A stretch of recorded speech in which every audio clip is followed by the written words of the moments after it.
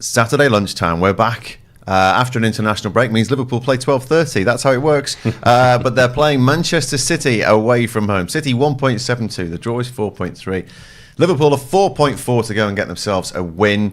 I will start with Neil Mellor on this one because he's been texting me about this. But Neil, looking at this, I know you're positive about this, but there is just this feeling now. Well, you look at the table, it's City and Liverpool, and it's just like old times. First v second, absolutely, yeah. Liverpool are back this season, no doubt about that. City are aware of that. Liverpool, I think, they've got 12 more points, 11, since this time last season. So Liverpool are certainly back. The 12:30 kickoff doesn't help Liverpool. I don't think it helps Man City either. I feel as though player welfare isn't taken into consideration after an international duty. Now we're kicking off about the 12:30. PSG and Bayern Munich have to play on a Friday night, and you're thinking, why is that allowed? Who's looking after these players? They're travelling all around the world, and yet coming back for big games. This is the biggest game of the season, the Premier League. The top two teams, and they are. Arsenal will argue they're in it, they're not, and we're chucking it at 12:30. Will we get to see the spectacle, the quality, which we know these teams can provide? I'm not sure at 12:30 we will. Liverpool can go there and get a result without a doubt. From a Liverpool point of view, I'd snap your hand off for a point right now because City are just so good at home. They really are.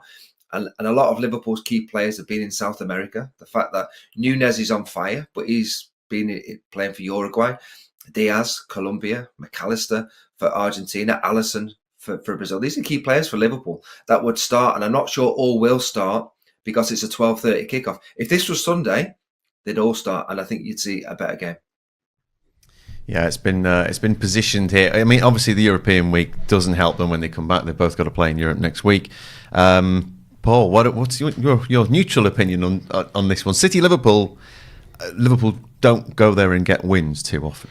No, it's a tough place to go. City are a fantastic outfit, and they're the title holders for a reason. But I've got sympathy with the 12:30 kickoff as well. But I understand why. There's two sides to that. The TV rights holders, they bid for weekends, so they have certain weekends who gets first pick. And when you look at this weekend's fixture list, there's not much that jumps off the page. If you've got a Man City Liverpool, you're going to pick that. If you've got first pick, basically they take it in turns to pick which game they want for their slots at the weekend.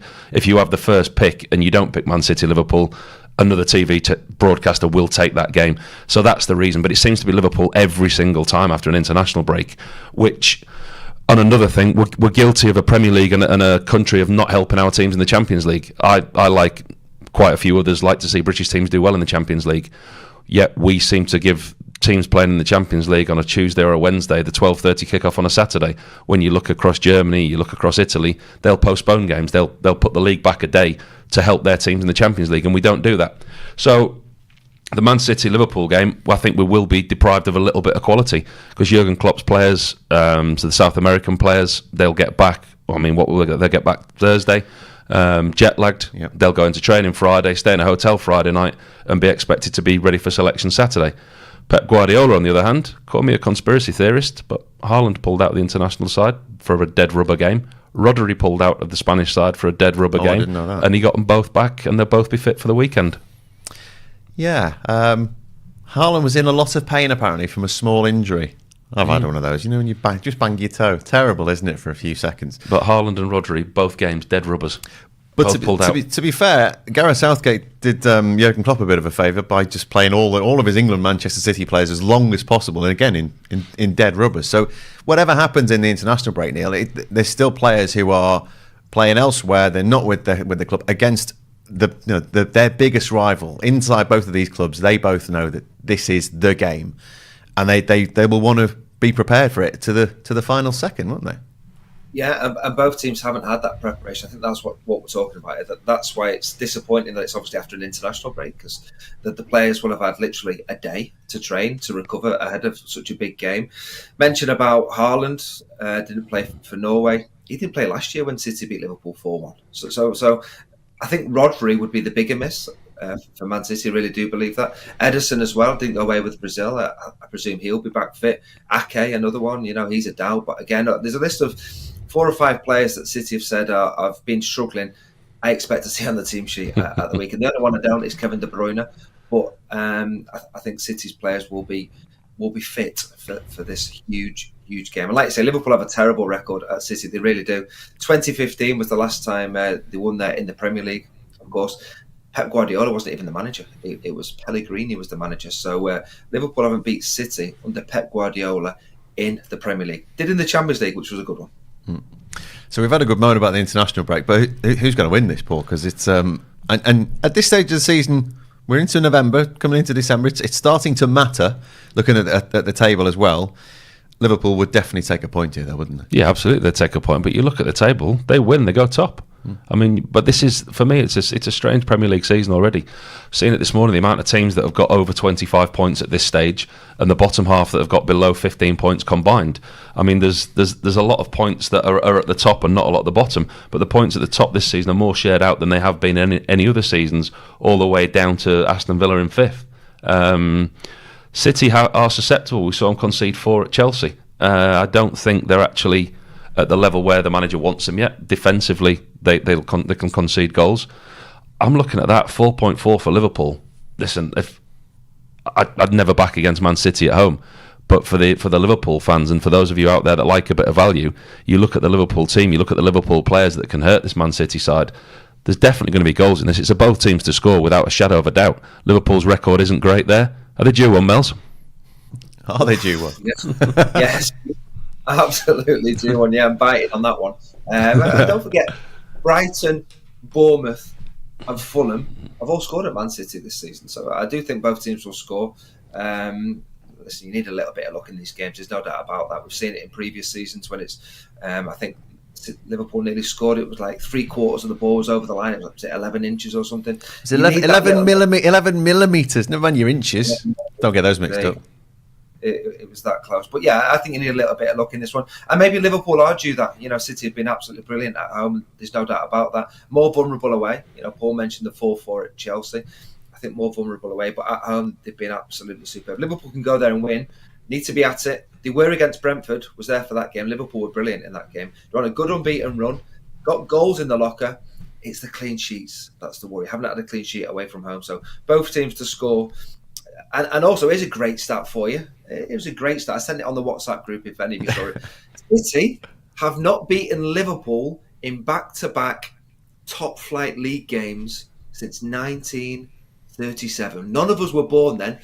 I have to say top flight because obviously the Premier League's come in. They have not won back-to-back league games against Liverpool since 1937. That is a long time. City have been dominating for a while in English football, but there you go. They did beat Liverpool 4-1 last time out, which was a comfortable win. City played very well that day. In fact, that was Liverpool's last proper defeat, because we got cheated out of it against Spurs and the one in the Europa League as well. So I'm saying that was Liverpool's last defeat against City. See, that fact was so good. I put it on the little ticker underneath here. I do listen to it. I do read your message. You know, I do. Man City against Liverpool. Then, Paul, let's get cards on the table here. What are we thinking? Goals. Yeah, I think there's goals. Both obviously saw with City with a 4-4 at Chelsea. Liverpool going forward. Liverpool seem to get 3 most games, especially at Anfield. Got 3 last time out against Brentford, and they've got the firepower to do so. This is the game of the weekend, ruined by the kickoff time. Because I don't know about Mel's, but I used to hate playing at this time on a Saturday, and you very, very rarely get a good kickoff. The atmosphere is, the fans have just rolled out of bed. The atmosphere is not great, and you put a game like this on at this time.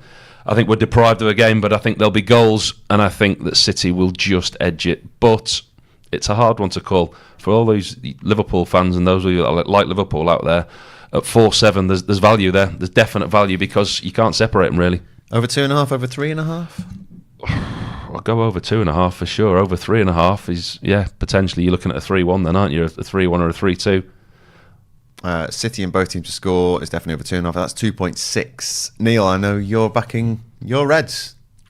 Due one, absolutely, and capable. It's not like this is. Liverpool are capable of going there and getting the result. I think both teams to score is a safe bet. Goal scorer wise, Salah's been on fire and has been against City. He's got 16 goal involvements in his last 17 games against City, 11 goals, 5 assists. So Salah would be a good bet. He came back a little bit earlier from international duty. His Egypt game was at the weekend rather than early on in the week. So yeah, Salah to be involved in the goal in some way. I just hope Liverpool can nick it and can nick it. I don't think City will win the game. Yeah, I don't believe that. I know they are very strong. I think Liverpool will get something. Okay, yeah. Salah to score in a Liverpool win, and both teams to score is 9, if you like that. But Liverpool at a very decent price going to Manchester City. They've crept up on things, really, and if things had gone differently at Tottenham, they might already be top. But it is first against second in the Premier League. Watch it in the Clubhouse with sportsbet.io.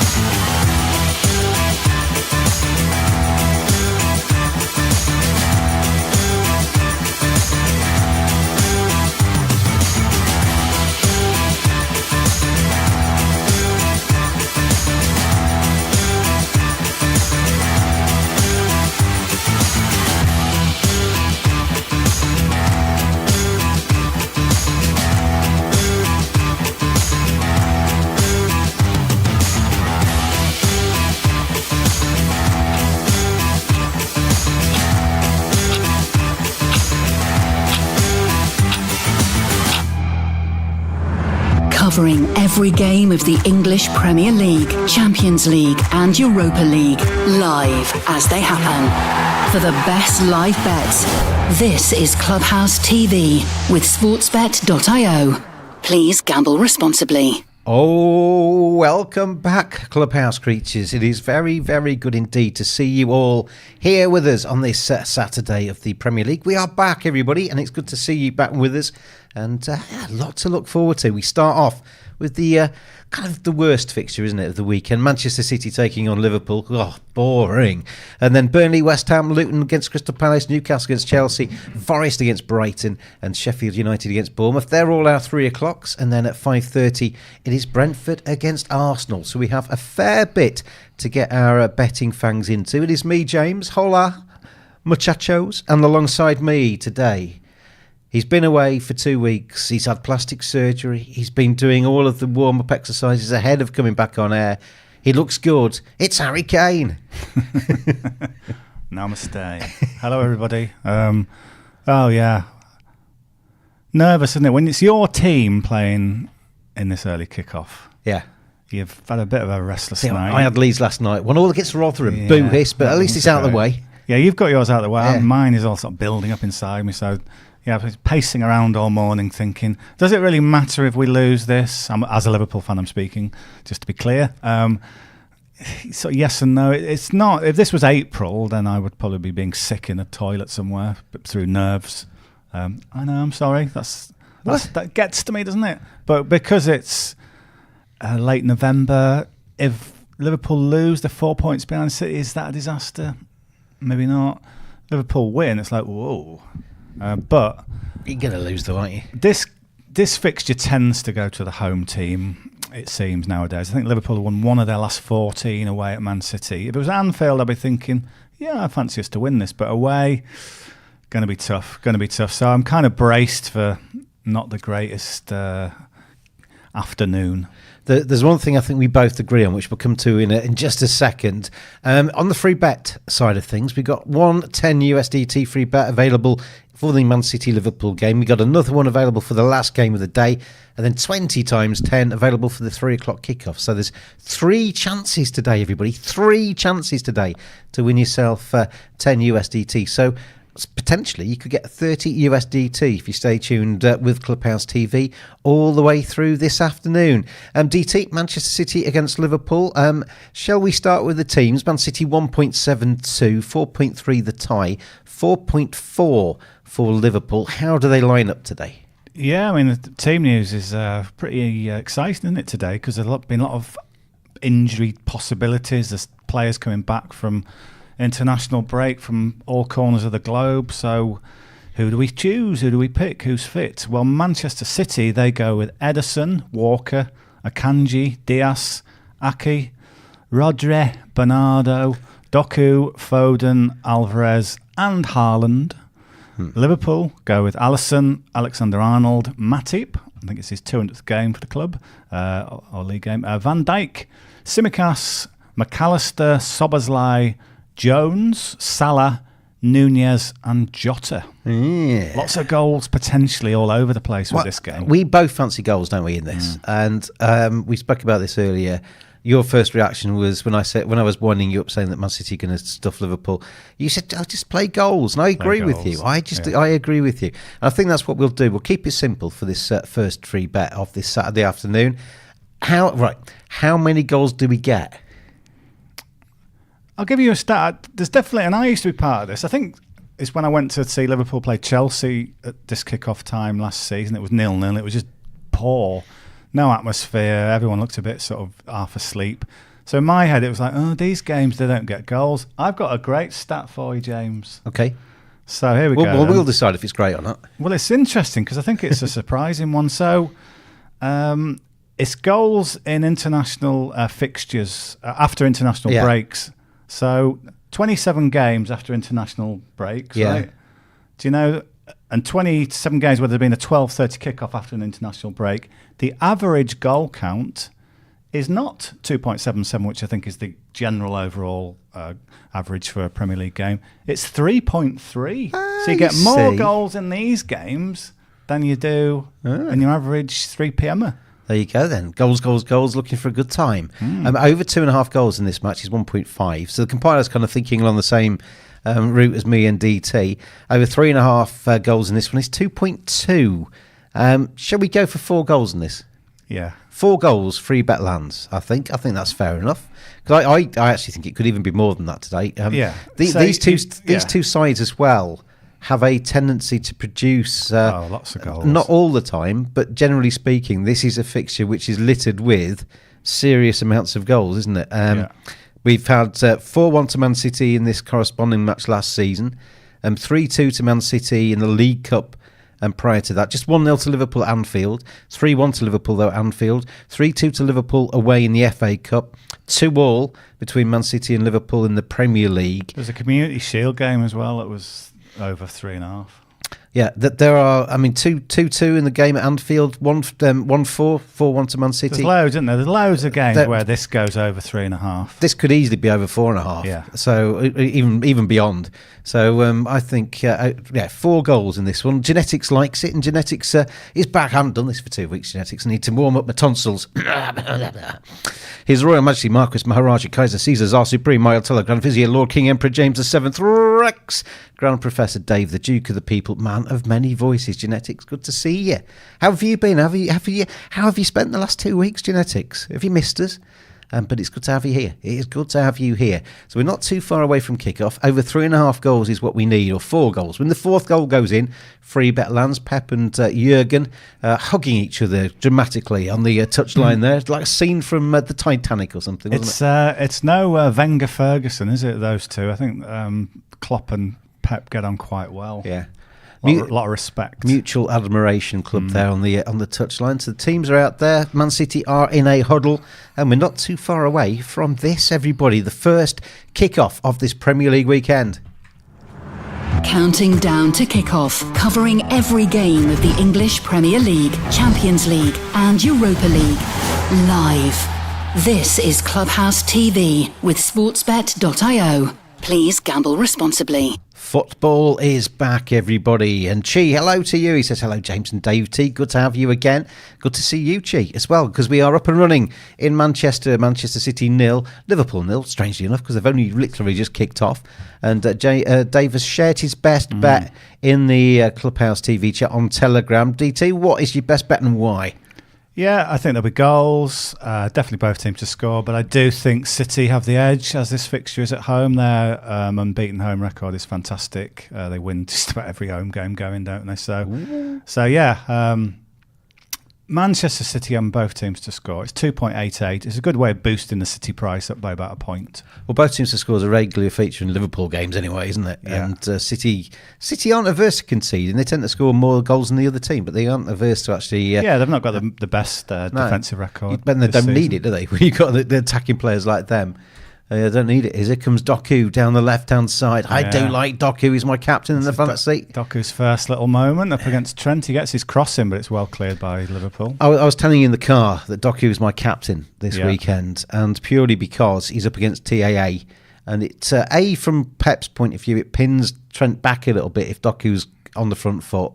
And Trent isn't as good defending as he's going forward. So that's probably where Doku's going to get his most joy, isn't it? Yeah, well, it's significant. They're already trying to find that ball out to Doku down the left, and he's twice got a cross in. Not necessarily beat Trent, but he just decided that, Trent was standing back a bit so we could get the cross in. So it's an area of concern for Liverpool, definitely. And Black Dog, Le Chien Noir is back with us. Hello, Black Dog. King Austin says hi. Hello, King Austin.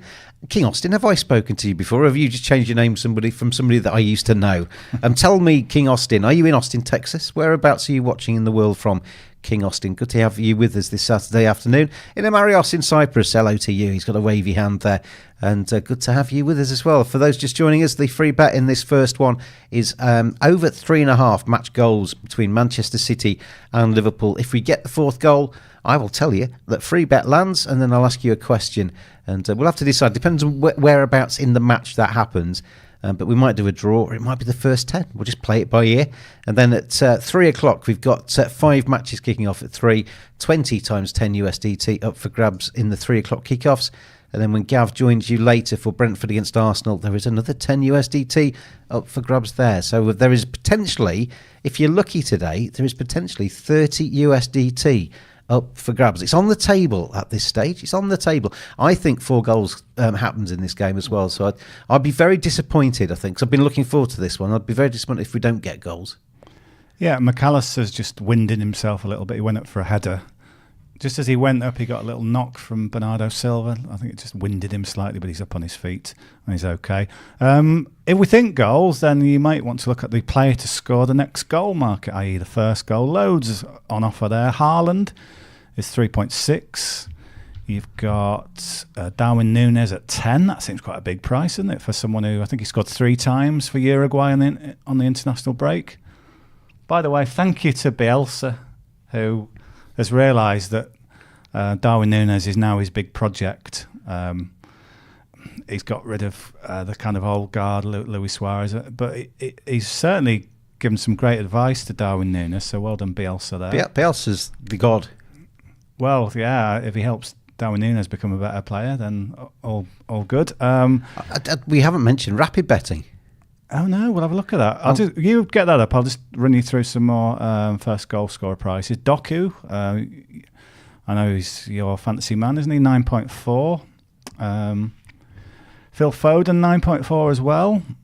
For some reason, I can't see Mo Salah on that list. Yes, I can. 7.7. Again, if you think Liverpool scored the first goal, when Liverpool score so many of their goals just are scored by the front players, it seems quite an obvious thing to say, but other teams, they spread them out throughout the team. But Liverpool, so many goals go to their attackers. So if you're looking for a Liverpool bet, there's some good prices there. Salah 7.7 first goal.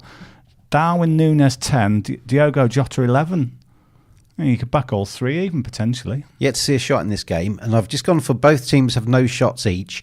Who will reach 2 first? Liverpool were 2.7 or something. Man City were about 1.3. It's just any shot on or off. Who to get to 2 first? So basically, I've gone for Liverpool purely because it's the better price.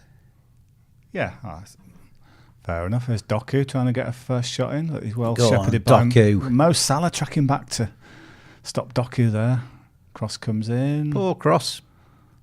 That's retrieved by Haaland, who might try and work space for a shot. But He's been a bit poorly, hasn't he? Bless him. Has he had an ankle Oh, knock? I've got a poorly ankle. You've no sympathy, have you, for footballers? Well, I was listening to Paul and Neil on the previews there. Oh, darling. Oh, it's 12:30. Oh, You see? got to get out of bed a bit earlier. Oh. You see, this season, how many injuries are we getting? Loads. Why do you think that might be? Because we had a World Cup in the middle of last season. It takes a toll. You just think these people are machines. Just get out of bed. I was up at 6 this morning. You're not playing in this, though, are you? Highly tuned athlete as I am. Yeah. So I mean, Had to be lifted into my car. I'm not playing in this, but that's not my fault. That's because Jurgen and Pep have failed to see my talent. I'm so lost with your line of reasoning that I can't respond. Do you honestly have no it doesn't register that this is being played at this time and there's loads of injuries, and it might be because the overload on them. Warm up a bit better. You see, it's sort of like man in the pub nonsense. Right, tell me why there's more likely to be an injury at 12:30 than 3. No, I'm just saying overall this season there's... No, but I'm talking about the 12:30 kickoff. This one, all right, because they've been away on the international breaks. They're coming back from all over the world. You know, a lot of them have taken long flights. The body just doesn't recover as quick. You see? Honestly. Yeah, but they can get on the sauce straight away after this is finished while everybody else is still getting ready. They can get on the what? On the sauce, straight down the pub after this. Right. Welcome to the 1970s, everybody. James Butler. They should just all have a drink and play. Yeah.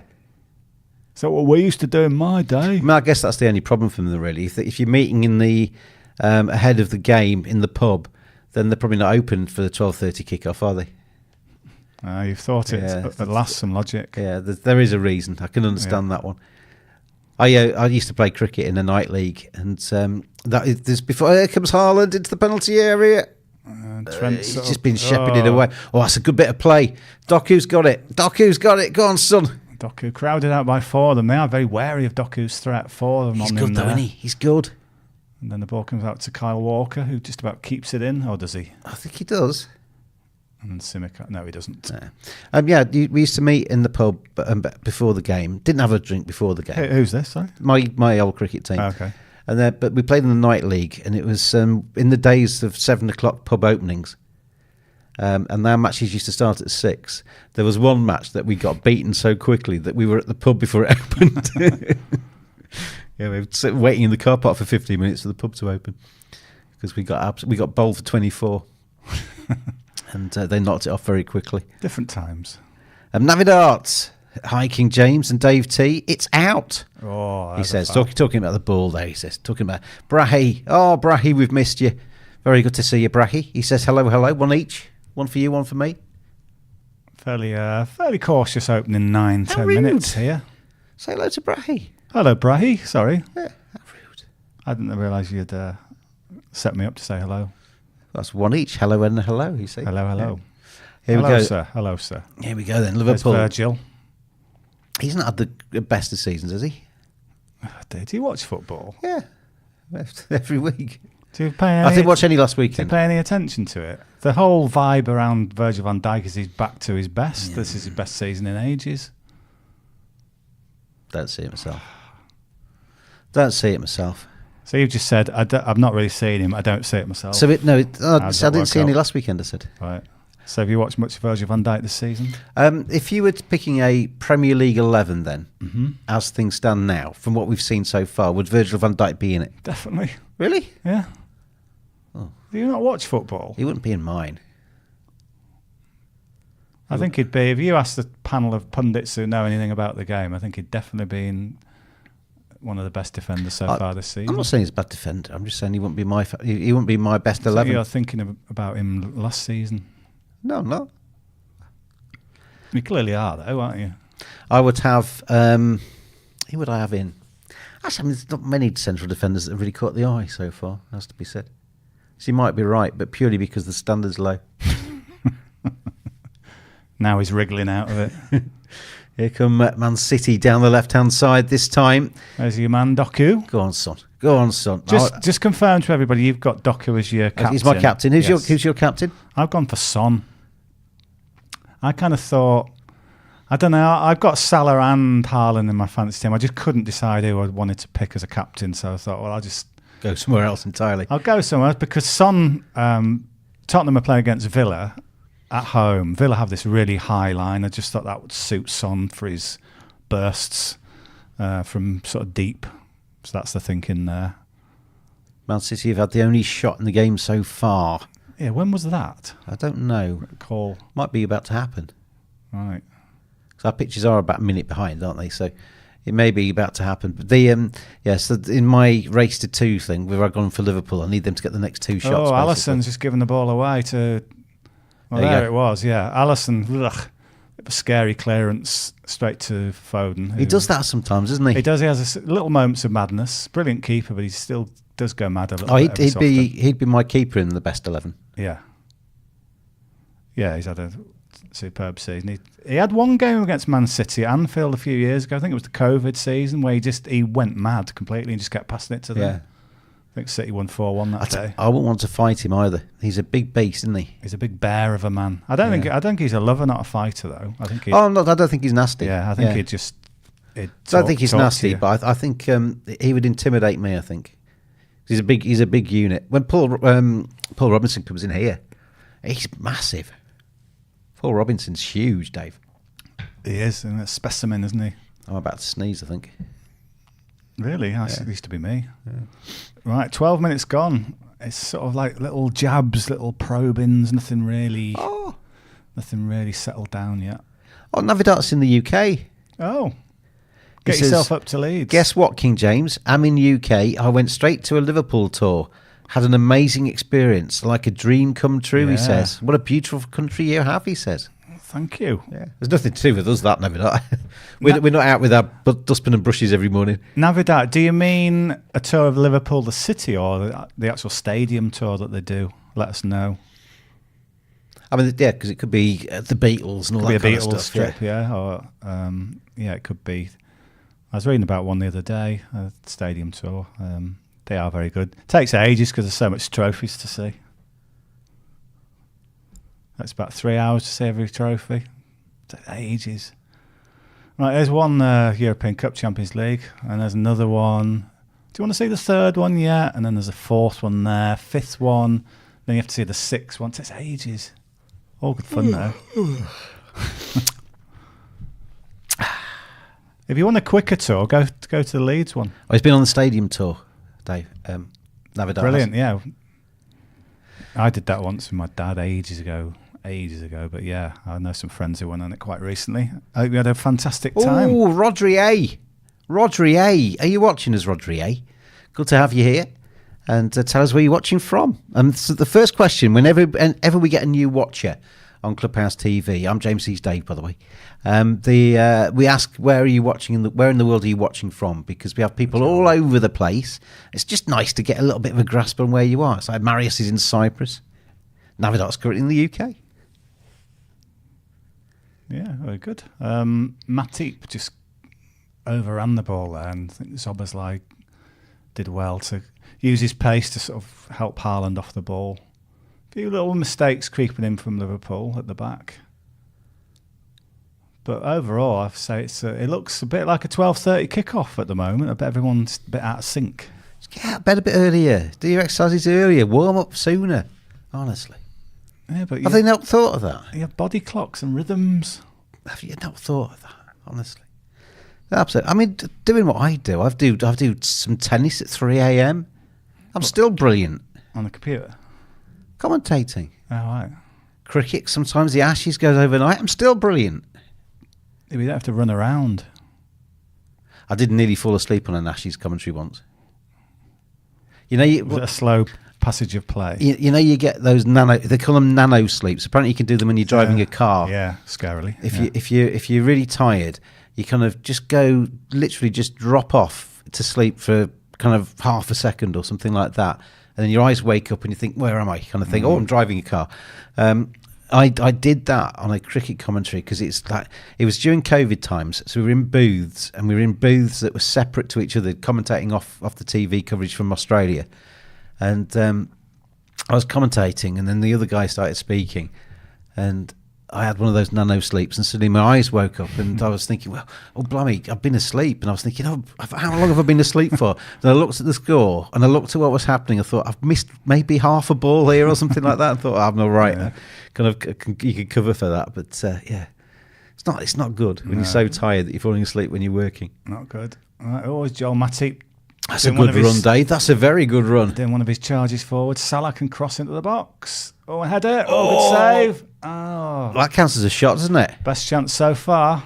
That counts as a shot. Yeah, that was nicely. It was Matip who does what he does best.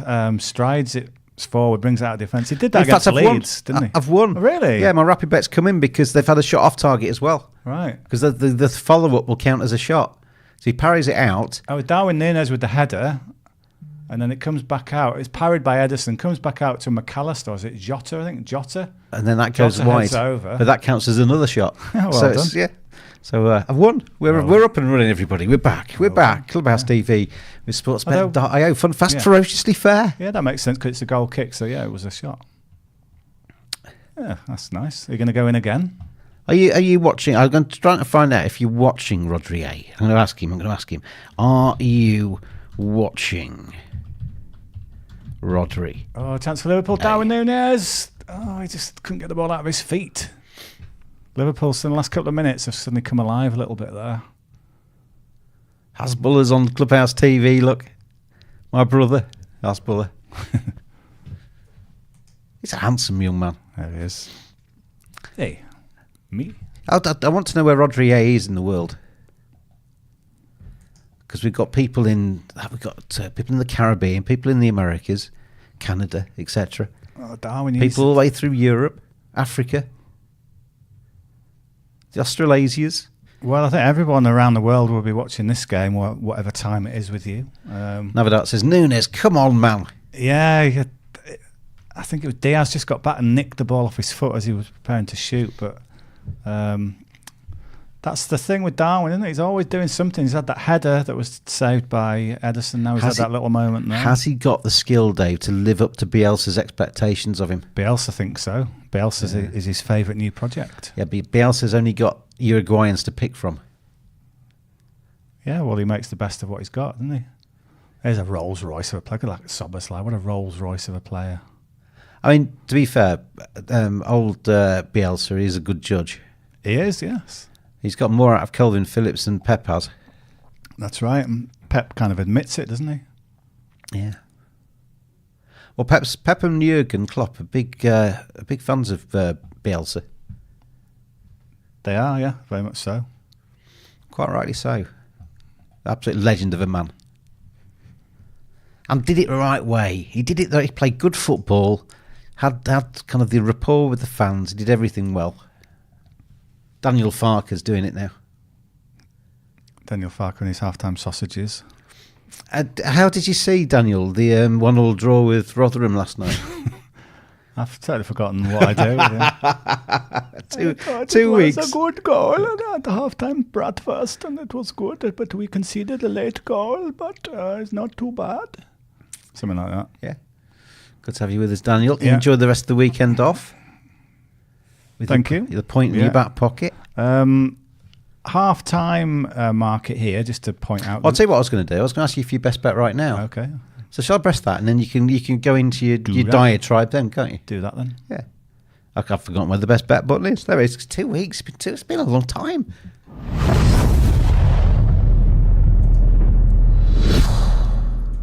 Rodri A says, by the way, he says, I'm watching the City and Liverpool game. But where in the world are you? Where in the world are you watching it, Rodri A? Are you in England? Are you in Jamaica? Where are you? Which country? And are you called Rodri A because you're a fan of Rodri? Is Soboslai into the box shoots? Oh.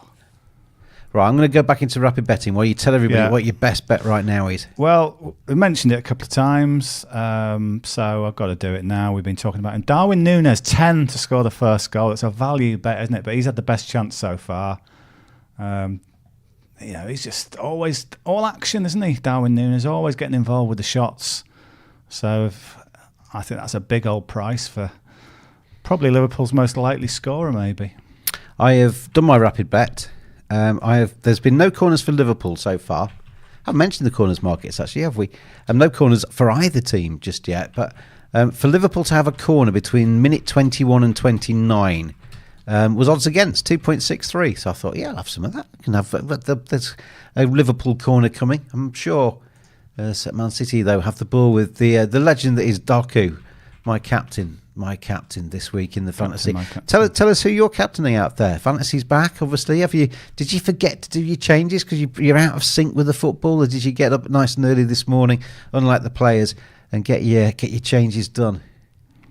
I did mine last night. I didn't really make many changes. I think I bought in a very low-key change. I bought in Tyrick Mitchell of Palace. Because For Matty Cash, because Matty Cash seems to have one of those sort of yellow warning signs that he might be injured. As I say, it was a low-key change. I just thought I'd get a Palace defender in. I think Palace under Roy keep quite a lot of clean sheets under my watch. So it was either him or wacky Joachim Anderson. So but I went for Mitchell, who's a bit cheaper. Matty Cash is still in my setup. He's on the bench. He's on the bench, it has to be said. Mario says Haaland for me, Vice on Sonny. I've gone for captain Son today. Haaland, there was the little doubts about his fitness, and he doesn't score many against Liverpool. Probably now cue him to get a hat-trick. He doesn't score many against the big sides. Well, possibly, yeah. Are you saying flat-track bully? He is a flat-track bully. Though, I mean, I haven't mentioned him today, which is very rude of me. Our producer Matteo behind the glass there, he did a little thing earlier a few weeks ago about who Haaland has scored his goals against, and that does kind of lead you towards the flat-track bully kind of... With Doku into the box. Oof, that was... Luton at home. I'll score 5 against them, but then you get Liverpool and Arsenal or something. Maybe not quite as prolific. It's Doku Trent. This is the matchup I don't want to see. Doku just does him for pace. Crosses. Alisson gets a hand to it. It comes off Haaland. And he beat him so easily there. He can beat anyone, can't he? He's just got, from a standing start, he's electric, isn't he, Doku? Half the play without De Bruyne. I said what I said. I said what I said. Yeah. You go and have some of that, he said. Well, he definitely... You got some of that, son. He definitely enjoyed De Bruyne's through balls. No one can set him up like De Bruyne can. And he's still leading score in the Premier League this season, isn't he? But Liverpool chance for Liverpool to break. Salah. He's got it. He's done well there. He's done well there, Mo, because he just started to lose control of the ball and should be a booking and went down, didn't he? Alvarez. Don't book Alvarez. Is he in your team still? He's another one that's got 2 names, isn't he? Alvarez. Yeah. Is he in your team? Fantasy he team? is. Yes. So Salah cuts back inside, and then Alvarez just sort of grabs him. Who have you actually got playing in this game? Me. Yeah. Salah, Haaland, and Darwin Nunez. So quite loaded, really, in this game. So your attack is very much on this game, isn't it? So 0-0, not ideal. So I've got Doku and Alvarez and Salah. So you're quite loaded as well. Yeah. I've got Tsimikas, actually, but I think I've benched him today. I did fear the Liverpool letting a few in, but we shall see. Tsimikas hasn't been at his best, has he? Must be very difficult for a player to come in and out like he does. There he is now, almost charging down the goalkeeper. Yeah, because he basically knows while Andy Robertson is still at the club, he's always going to be like this bits and pieces player. So you'd imagine he's picking up some games in the reserves, but that doesn't really prepare you for Man City away, does it? No. He's had a little bit of a run because Andy Robertson's been out for a while now, so he's had maybe 4 games. Yeah. He hasn't. When I've seen him before, he's really impressed me. He hasn't quite impressed me as much in this incarnation in the Liverpool first team. Yeah, he's got a mistake in him. He did well against Brentford. He got 2 assists, but he's.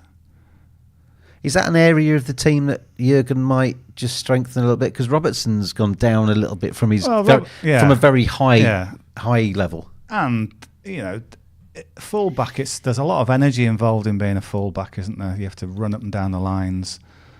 Robertson's got a lot of mileage in the tank, so it's an area I think Klopp will be aware of.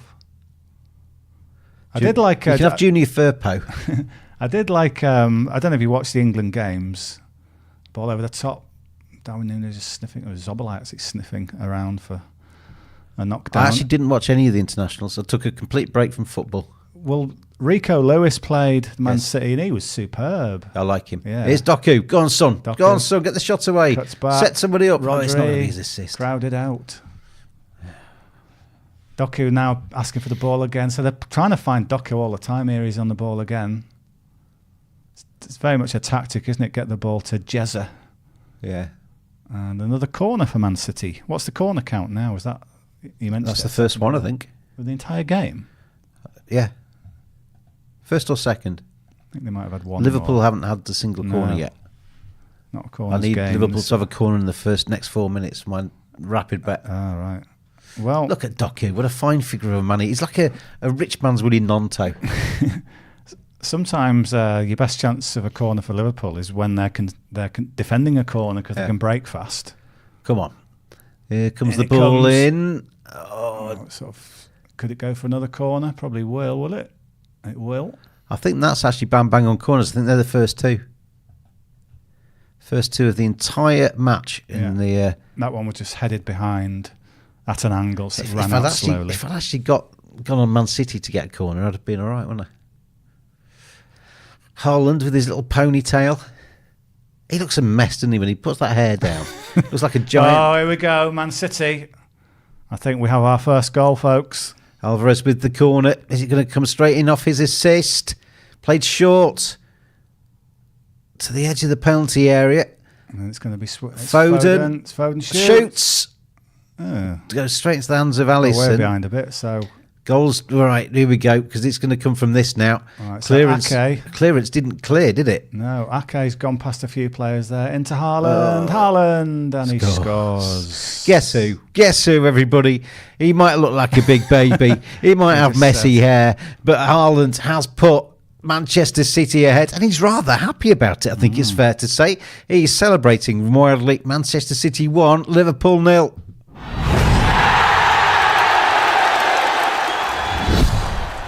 So did you captain Haaland? Because if you did, as who was it said? Was it Navidad? Marios. Marios has got Haaland as his captain. There's a goal for you, Marios, because Man City have taken the lead. 28th minute goal, and it was a really poor clearance. It's a funny clearance by Alisson. Alisson fell over as he cleared It that. sort of slices it, Yeah. and then Ake sort of drifts past two into Haaland. And then Alisson gets I don't know. Alisson's done himself much credit with all that. I thought he should have said, well, he got his hand to it, didn't he? Yeah, he's got a little fingertip to It was it. really good play by Nathan Ake. Yeah, but Haaland's in too much space. Yeah, it's just fair. It's a good shot, isn't it? Yeah, but it was the clearance that did it, because he's basically gone to clear that out of his weird, hands. isn't it? Yeah, and he's and he's literally slipped and Yeah. fallen over as he's kicked it. And it's just sort of sliced. It's gone high rather than long, hasn't it? And Pep is happy. Man City 1, Liverpool 0. We got the first goal of this Premier League weekend, everybody. And Manchester City now go to 1.26, 6.2 for the tie. Liverpool out to 12.5, DT. Would you be interested with Liverpool at 12.5? Yeah, well, let's have a think about some sort of past things that I can recall Liverpool winning from 1-0 down. They did it at Newcastle with 10 men, and Darwin scored twice. They did it in this fixture. I think it was a Champions League game. They were 1-0 down and absolutely getting battered, and then they won 2-1. I think Salah and Firmino scored. Here come Liverpool. Edge of the area, ball played in from the right. Hopefully liven them up a bit. Oh, if that just deflected for a corner, that wouldn't Yeah. have been too late for my rapid bet. Do you know how many goals? Don't look at the Telegram. How many goals has Haaland scored in the Premier League now? This season. No, altogether. What did he get last season? 48. He's the fastest player ever to 50 Premier League 50. goals, thanks to Matteo for that stat. 50 goals in 48 games. There's Jota trying to run through, but he runs into traffic. 50 goals in 48 matches. That's good, isn't it? That's not bad, is it? It's That's not pretty bad. good. That is pretty good. 'Cause usually when you're looking at a striker, you're thinking 1 in 2 or 1 in 3 maybe even. Oh, ball in from Trent. Jota couldn't quite tame it. But he's done a little bit better than 1 in 3. He's better than 1 in 1. He's if you There are not many players who do better than a goal a game. That's kind of Messi and Ronaldo levels, isn't it? yeah, and Harry Kane in the Bundesliga. Yeah, that's 2 in 1, isn't it? When are Bayern playing? Are they in your ACCA today? I haven't even mentioned that yet. I've been so excited to be back. But yeah, the usual Bundesliga bet will be up later. We've got 1 to 5 games at 2:30, and they do not include Bayern, who are playing, I think, tomorrow, are they? We've got Bremen against Leverkusen, Dortmund against Mönchengladbach, Freiburg against Darmstadt, Union Berlin against Augsburg, and Wolfsburg against RB Leipzig. So there we go. Oh, it said last night, Kane played last night for Bayern. Did he score? 1-0, apparently it was, says Clubhouse TV. Did he score, Matteo? I've not thought about football at all. You were too busy watching Leeds last night to be I worried was about actually. Harry. Is water wet? So that's a yes. It depends where you get your water. it's a Sahara Desert, then the answer would be no, wouldn't it? Because it would disappear straight away. Would it be water, though? No. True, good point, Dave. Good point. If Once it it's doesn't- gone, it's not water Yeah, anymore. but it Is doesn't it? exist. It can't be the thing. Here come Man that it City was- again, was. looking for another goal. Another goal in the first half, maybe. Could I tempt you? Can we get both teams to score in the first half? Or you fancy Liverpool to score in the first half? why do you? not? Why not? There's just a few little moments where they've had City penned back. Liverpool to score in both halves, that's 6.6. City to score in both halves is 2.78. Both of them might be worth a look. Man City clean sheet 2.5. Why have we got that market? Batty is suggesting that we shouldn't be presenting a science programme. Because there's not sure science is our strong point. That's fair. I was useless at science. I at hated school. science. My worst subject, Yeah. easily. I liked geography, history, the English kind of language, reading books, stuff that actually meant something. Whereas science is just a different language, isn't it? I didn't understand it. I did not understand it. We had to do a science for kind of when the exams that you take in England when you're 16. You take about 8 of them, 9 maybe. But at my school you had to take a science, so I took chemistry and I failed it. So I just did not get it. I can empathise with that. We've just had a fourth corner for Man City, so the corner count 4 to City, none to Liverpool. I was a bit like that with maths actually. I was good at maths. When I was in primary school and in the first sort of year or so at secondary school. That's kind of like 11 or 12. When it was all about adding, subtracting, and quick mental arithmetic and stuff, I was really good at that. 12 had 10, I'm all over that. Yeah. 7 had 3, I all could over do that. kind of like the basic maths really well. I was top of the class. When all the way up to then they started bringing in all this kind of like x's and y's and kind of all these equations and stuff. Did that throw you? And I was like, what on earth does that mean? I've got no idea. And then I just gradually sunk. I managed to pass my exam in the end, but not with a very good grade. Handball, ref, handball. Oh, He's let it go. He's play let on. it go. With Darwin, go and have a shot, son. Oh, he's passed. That's handball, Passed isn't to it? Salah. Salah stood on it. We're doing all of this to then really. Oh, Darwin, why didn't you shoot? We're doing all of that though to just reel it back for the handball VAR, though, aren't we? Probably, yeah. I thought it was handball. Liverpool still got it with Trent. Can they get a first corner, maybe? And I think they have got a first corner. Too late for Too me, late for though. your bet, though. Too late for me. I don't know why he didn't shoot there. Did he handle this? Can't really tell. Sort of Can't tell from that angle, can you? VAR, as you say, would have looked at it for about 20 minutes. Yeah. We haven't actually mentioned I don't know VAR why he yet. passed that. I don't know why he passed to Salah there. Realise we got 33 minutes through this game before we even mentioned VAR. Yeah, well, that's good then. Yeah, no Hopefully- controversy so far. Hopefully it's one of those kind of weekends, everybody. Although, like when you say Haaland's having a poor game and he scores 3, VAR could yet rear its ugly head in this one. Somebody get a shot in. Come on, I need a Liverpool shot for my next rapid bet. Oh, by a certain time. Who's going to get the first shot after 32? Well, of course, Man City haven't had one, have they? So if Liverpool get the next shot, rapid bet lands, Dave. They've had plenty of opportunities. They have. Darwin should have shot then. They're on the ball now. Here come Liverpool. Just kind of grown a little bit since. Oh, Salah. Oh, he got shoved then, ref. Well, he's appealing. It's a bit of a half shove, I think. He was looking for the shove as well, wasn't he? Well, Do you know what really annoys me with strikers these days? Obviously, if you get fouled in the box, it's a penalty, full stop. But it's when a striker goes through with his little legs like this, and then the defender comes across with his little legs like this, and then the striker just leaves his leg trailing, hoping he gets a little bit of contact. And as soon as the contact's there, he flings himself down. Son, have a shot. That's a shot. Darwin Núñez shoots into the side. And it's a winning rapid bet. Well Straight done. away. Yeah. Bang, bang. Thank you very much. So that's 3 rapid bets had, 2 have won. On one of the last programmes we did before the break, DT, your record still stands, by the way, of 9. But I got to 8. Oh.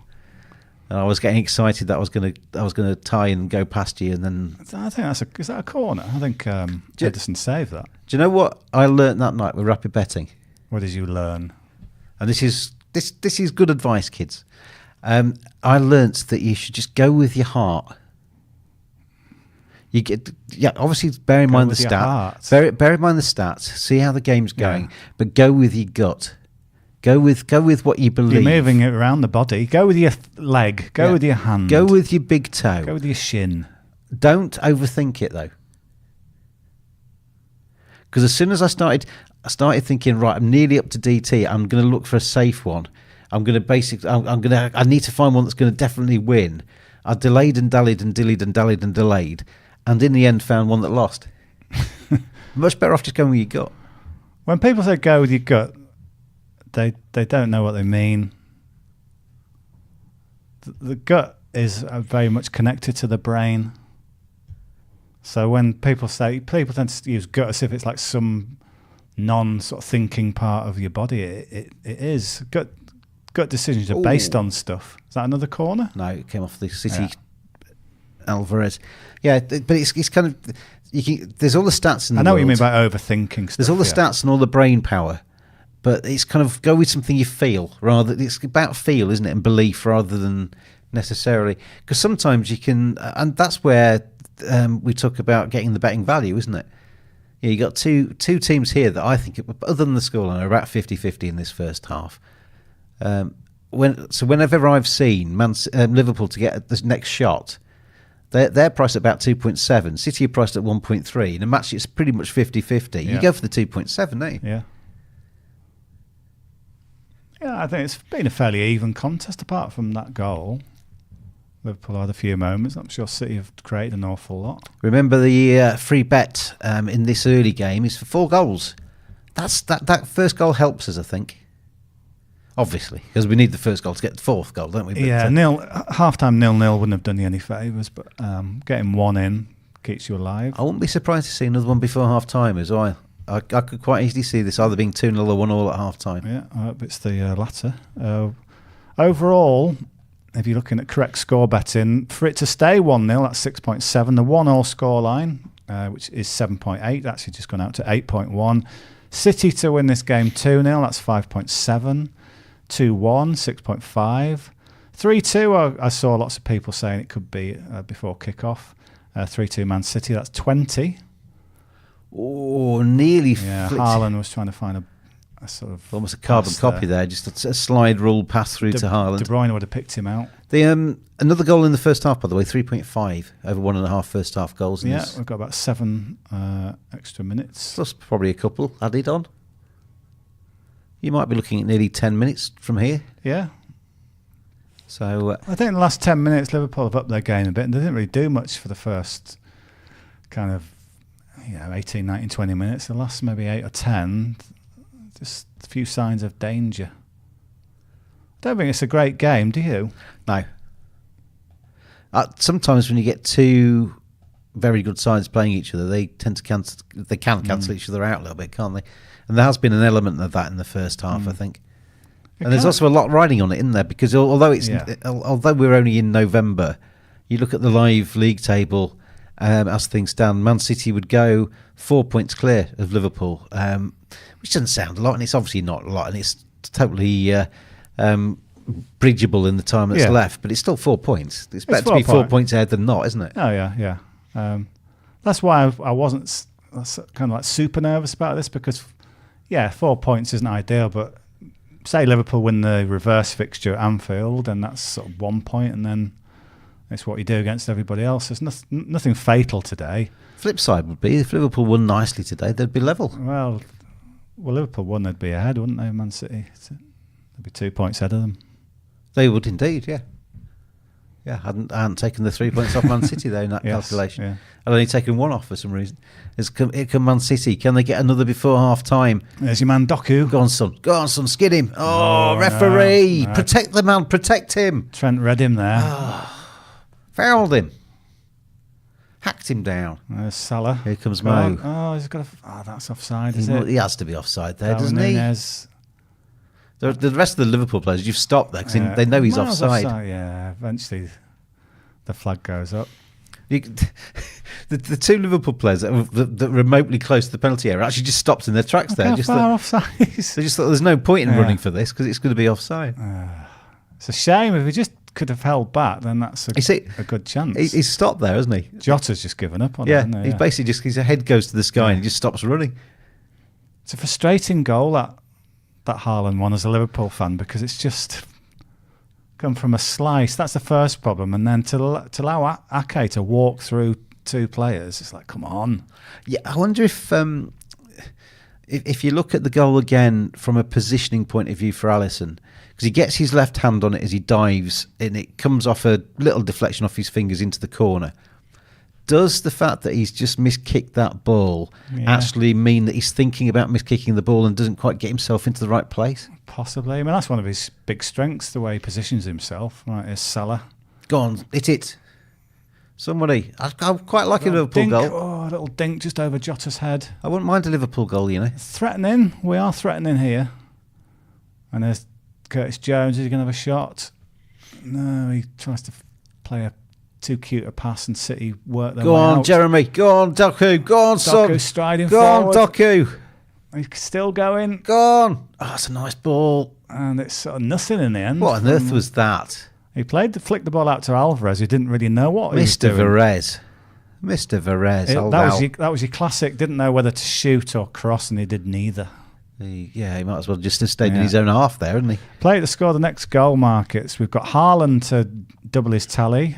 Is 4.3. Darwin Núñez is 9.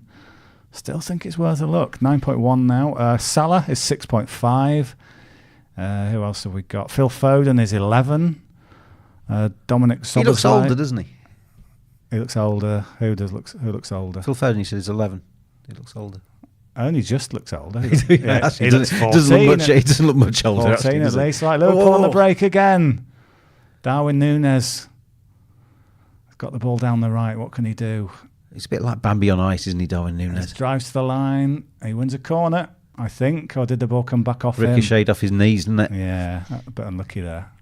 So just looking ahead at what can play you at half time. I reckon we'll look ahead to Sunday's 2 o'clock kickoffs. When we get to the break, because we got which of the games? Some good matches tomorrow. Well, it's actually Spurs against Villa. It's the only 2 o'clock kickoff. Then there's Everton against Manchester United, which I've seen a lot of previews on that game, and there's a lot of people fancying Everton in that. I'm not totally convinced, I have to say. Well, I think the theory is that Man United are struggling, but Everton, the atmosphere will be pretty pumped up after their points deduction. Did you see the overlap with Gary Neville and Roy Keane and co? I've seen some clips from it, yeah. I quite like Roy Keane's response there, because there's Jamie Carragher and Gary Neville saying, oh yeah, Everton are going to be really up for this and blah, blah, blah. And Roy Keane just has listened for about 2 minutes and just goes, well, it doesn't make them Barcelona. They can't do that. I mean, and he's quite right. It doesn't make them any better. There's Phil Foden with a shot. Oh, that's not far away. That is not far away at all. The 11-year-old Phil Foden with his left foot. Was that a save? Or did it hit the outside of the post? Look at that ball from Ederson. Just takes out 2 Liverpool players. I have a needle job. Slightly difference in quality from the keepers so far, isn't there? In that bit. Foden, does this get saved? Oh, it's a great save, actually, from Alisson. Fingertips, isn't it? Yeah. That's creeping inside the far post. Excellent save. Yeah, that was good keeping. That was very good keeping. There's McAllister's got a bit of a knock. Looks a bit groggy. Have you seen his start with Liverpool? Have I? How have you seen his start with Liverpool? McAllister? Yeah. Mixed. He's playing in this number 6 role that isn't really his role. And he's having to learn it a bit. Corner's played in. Oh, nearly. I thought there was going to be a blue shirt get on the end of that. But in the Nathan end, Ake. I think they jumped a bit too early, didn't they, if anything? I do sometimes worry about his athleticism, McAllister. He's not quite got that zip that maybe the very, very, very best players have. I thought his quality for Brighton was in the final third. Yeah. And I think Jurgen's playing him deep. Jurgen wants to... Well, Endo is kind of a bit of a stopgap, useful as a squad player for sort of, European and League Cup games, but they need a proper number 6 in, I think. Little moment. Little moment there. Ederson sort of hooked it out, almost hooked it back to a Liverpool player. That was a very strange piece of keeping. It was. He should have tipped it round for a corner. We've got 2 of the best keepers in the world actually giving a bit of a class of how not to keep at the moment. Well, they're a bit sort of odd, aren't there? Some good bits and some sort of ropey bits. I mean, these are the 2 best keepers in the Premier League for me. Yeah. And at the moment, they're having a bit of a... It's not a disaster, but it's not great, is it? It's some funny moments, both of them. Yeah. Some funny moments. Yeah, in McAllister, I prefer to see him playing further forward. just behind the attackers rather than as a defensive midfielder. He's intelligent. I've got a couple of places I sit at Anfield, depending which ticket I get, but I've got a view, it's like up in the gods. And when I was watching one game, he's very clever where his positioning. He's always got space for a pass. I like that view when you go to a live game. But just sometimes when you have to be a bit more physical, he gets knocked off the ball a bit easily. That is half time. There wasn't much added time there, was there then? So 1-0 to Manchester City. Haaland and Bernardo Silva having a little hug there, I think. Bernardo Silva didn't look too enamoured. I don't know what Erling Haaland said to him, but he's hugging Alvarez as well. Haaland's on a mission today. He looks really up for it as he hugs Rodri too. He's going around everybody. So Man City 1.33, 5.1 the tie, 11 for Liverpool. 11 for Liverpool. A team like Liverpool, I know they're at Man City, and I know Man City at home are very, very good, but 11's quite big, isn't it? It's quite big. I think the draw's big as well at 5.1. If you want to hedge your bets, you could do double chance Liverpool or draw 3.4. Yeah. I think the second goal's massive. I think if City get the second goal, I'd be thinking that's probably it. But as it stands, I think it's still open, this game. Yeah, don't give up, everybody, on the free bet for this one. We went for 4 goals in this first match, which you might think's a big ask, but you look back at the history between these two sides, there is both teams to score over 3.5, over 4.5, even over 5.5. Litters the recent pass between these two sides. 1-0 at half-time is not how this match finishes, I don't think. So have a look at more goals in the second half. And certainly double chance on Liverpool isn't the worst way in at all. So good luck with that. And tell us how you're betting. I'm watching now on YouTube, says Rodri A. I finally found you. Hello, Rodri A. Rodri A, tell us where in the world you're watching from. It's very good to see you. I'm James East Dave. And we are here on Clubhouse TV for every Premier League, every Champions League, every Europa League, probably more besides as we go through the rest of this season for sportsbet.io. Clubhouse TV, fun, fast and fair. Where in the world, Rodri A, are you watching from? It's very good to have you with us. Let's have a quick look ahead then. Till Sunday, I'm back with you. I think I'm back with you and Simon Barlow with me tomorrow. But we are looking ahead now till Sunday with Neil Mellor and Paul Robinson. And me and DT will be back for the second half soon.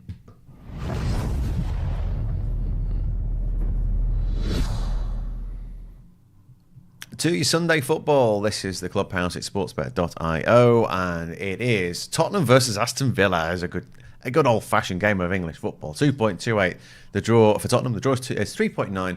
Villa 2.86. We'll go. Well, why not? Paul Robinson, first of all, on your old side. Tottenham 2.28 at home. It's not that bad, is it? I mean, Villa are good, but they're not very good away. No, they're not very good away. I mean, 13 wins in a row at home. They've been absolutely outstanding at home, Villa. And there's only Manchester City in the Premier League that have scored more goals than Aston Villa. So they're a real goal threat with Watkins and Diaby up there. At home, they're different. Away from home, they have struggled. I mean, they were convincing last time out against Fulham. Really like what they're doing, like what Unai Emery's doing there. Tottenham, on the flip side, I was pessimistic about how they would approach the Wolves game because he's had to dig into his reserves. He's had to go to players that he hasn't been picking, and his man management skills. How would Eric Dyer react? How would Emerson Royal react? How would these players coming into the side? How would Højbjerg react to not playing and then being needed?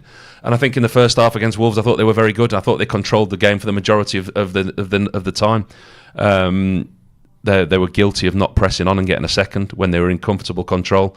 And I saw enough in that performance from these players to say that they'll be able to turn out the results. Listen, they're going to miss Maddison. He's a huge miss. They're going to miss Romero. But how many times do I tell you every single week, it's coming, his red card, and it did. And they're going to miss him. But I think Udogie comes back into the side. I think his suspension was probably only one game. Maddison will be a huge miss. Romero will be a huge miss. But I think there's enough there to get a result. I know you're not big on international football, Neil, but Ollie Watkins wasn't great for England in the week. He'll be disappointed with that. But they're a threat, aren't they, Villa? Still. Didn't even watch England. Here's a question for you both: How many more points? How many more points have Spurs got this season compared to last season after 12 games? The season of their lives this season. How many more points have they got so far this season compared to 12 months? They're on the same. Are they on the same points? One more. No.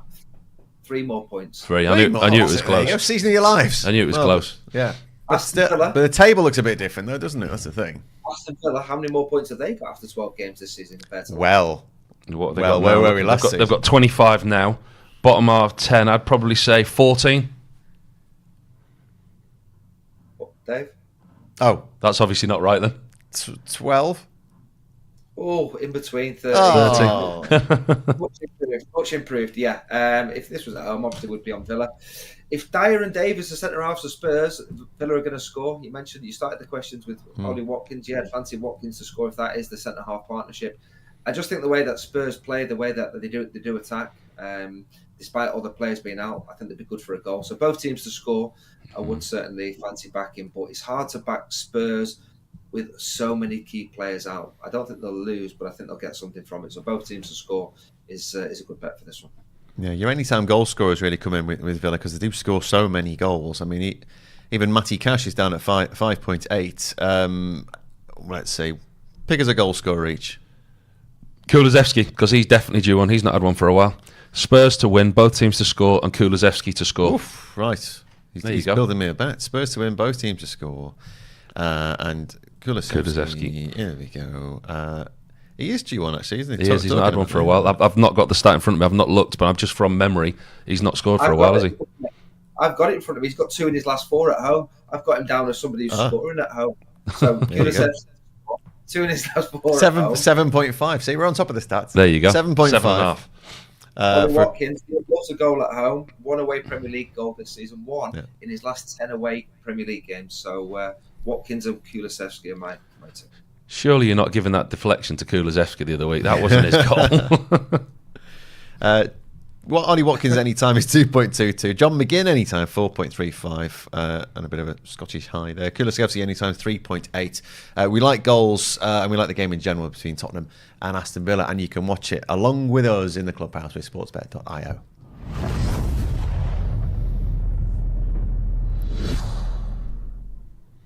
Should be a bit of an atmosphere, I think, for this one.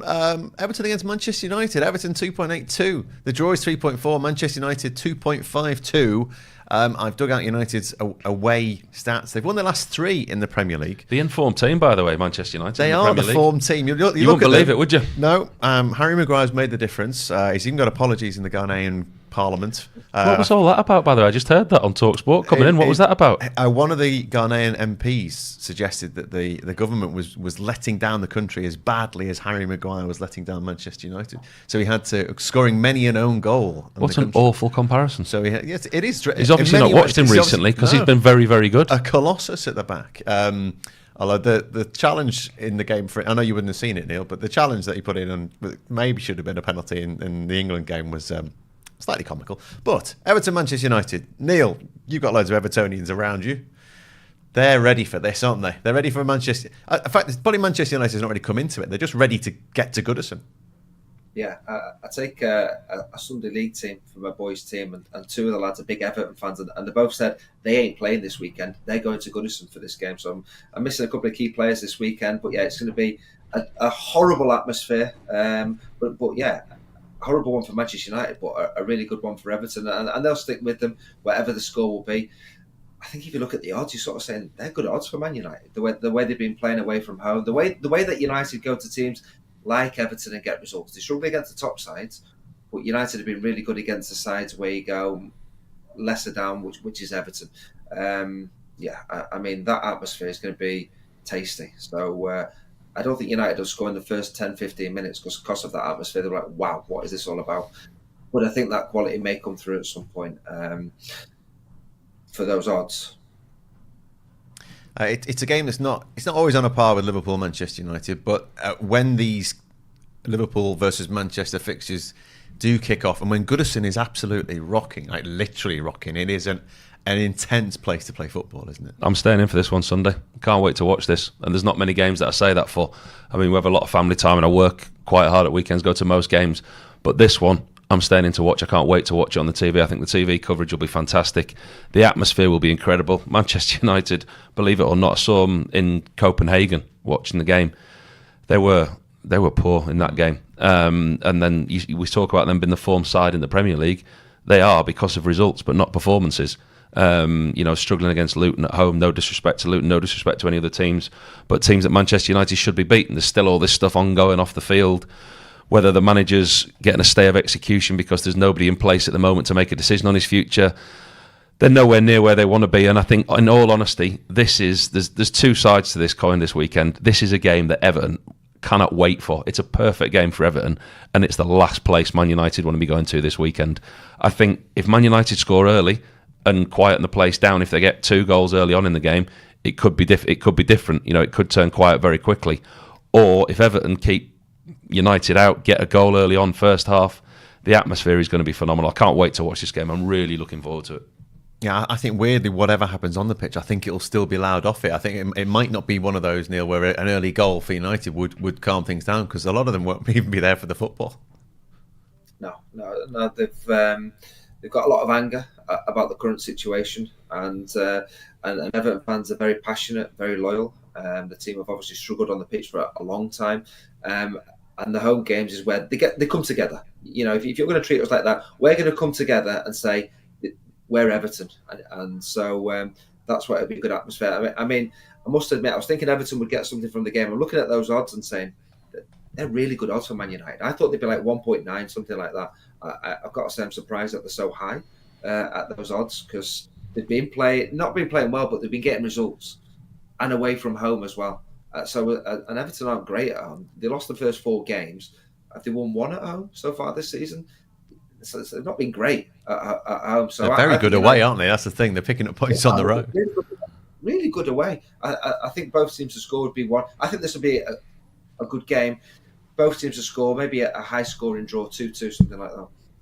Okay, both teams to score is 1.62. You can build your bet, of course. What are you thinking on this, Paul? Jack Harrison's made a difference, hasn't he? He has. He's been excellent since he's been in there. Said that to you when he gets fit at the start of the season. He's really made a difference. I'm going to listen. I think the Toffees will get it, but I'm slightly biased. I've got a soft spot for Everton because Neville Southall was my hero. So they're always a team that I look on fondly. No kind of affiliation, no kind of die-hard supportership coming from me, but it's always a team that I've looked upon fondly because of Neville. Did you like playing there? I used to love playing there, yeah. It's a proper old football ground, yeah. I don't like going there in the commentary box. It's an old wooden pigeon loft. Not with your knees. 6'4", the box is about that big. But listen, co-founders of the Football League, co-founders of the Premier League, they are a traditional, solid English football club. And, they're up against it yet again. It just seems to be one thing after another for them. And I can see them getting something this weekend because of the atmosphere, because of everything they're up against. And it would just sum Everton up if they got something. And Everton win, both teams to score, and Jack Harrison. Oof, there he's gone in. The high scoring draw, Neil, is, well, the 2-2 is 13, 3-3 is 40. You can have over 2.5 goals. You can mix those two for 7.5 if you want that. Go Everton to win and Jack Harrison to score. I'm going, okay, all right. Good. How many goals has he scored for Everton? Less than games he's played. He's only just started, pal. Let's find him. There you we go. go. Harrison on the back of his shirt. Have you got Harrison on the back of his shirt? Check. He loves him. Both teams to score as well. No, just Everton win. Just Everton win 7. There you go. Harrison to score anytime in an Everton victory. We're looking forward to this. Everton looking forward to this. Not sure Manchester United will be looking forward to this. Everton might well take the Copenhagen route and maybe try and copy what they did in the Champions League, as United fell there in the last minute to a Rooney goal. That's nice bit of poetic symmetry there. That's Everton against Manchester United, your 4:30 kickoff UK time in the Premier League.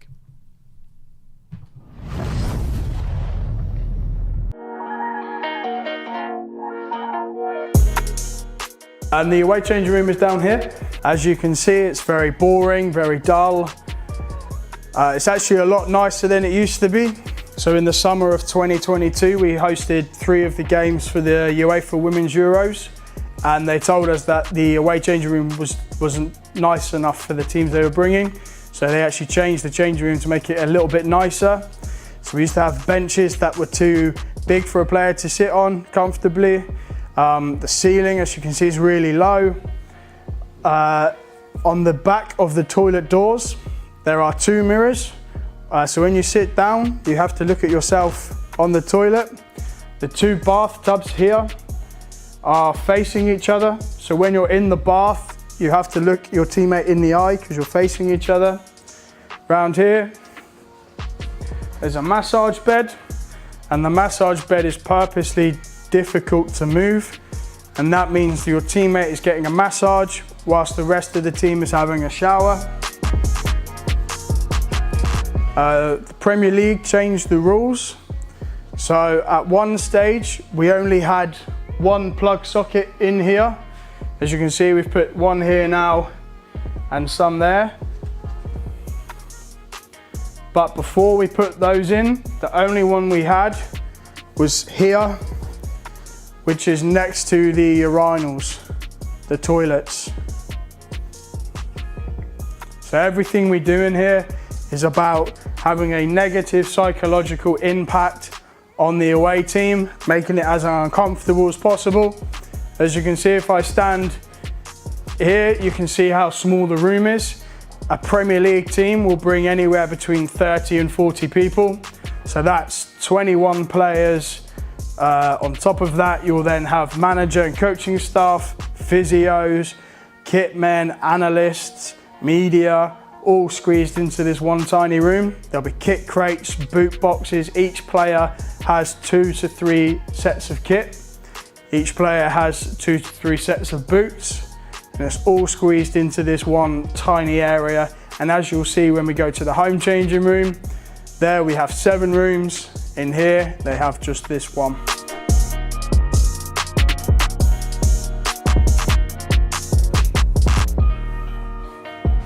It's all set up for tomorrow's game.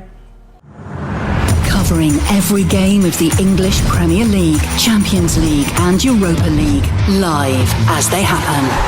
This is Clubhouse TV. Bonjour, bonjour, bonjour, Rodri, etc., etc. Oh, it is wonderful to have you all here. French. In France, Rodri, eh? Dave T? Oui, bonjour. Yeah. Comment ça va? Je m'appelle James. Il appelle Dave. Dave.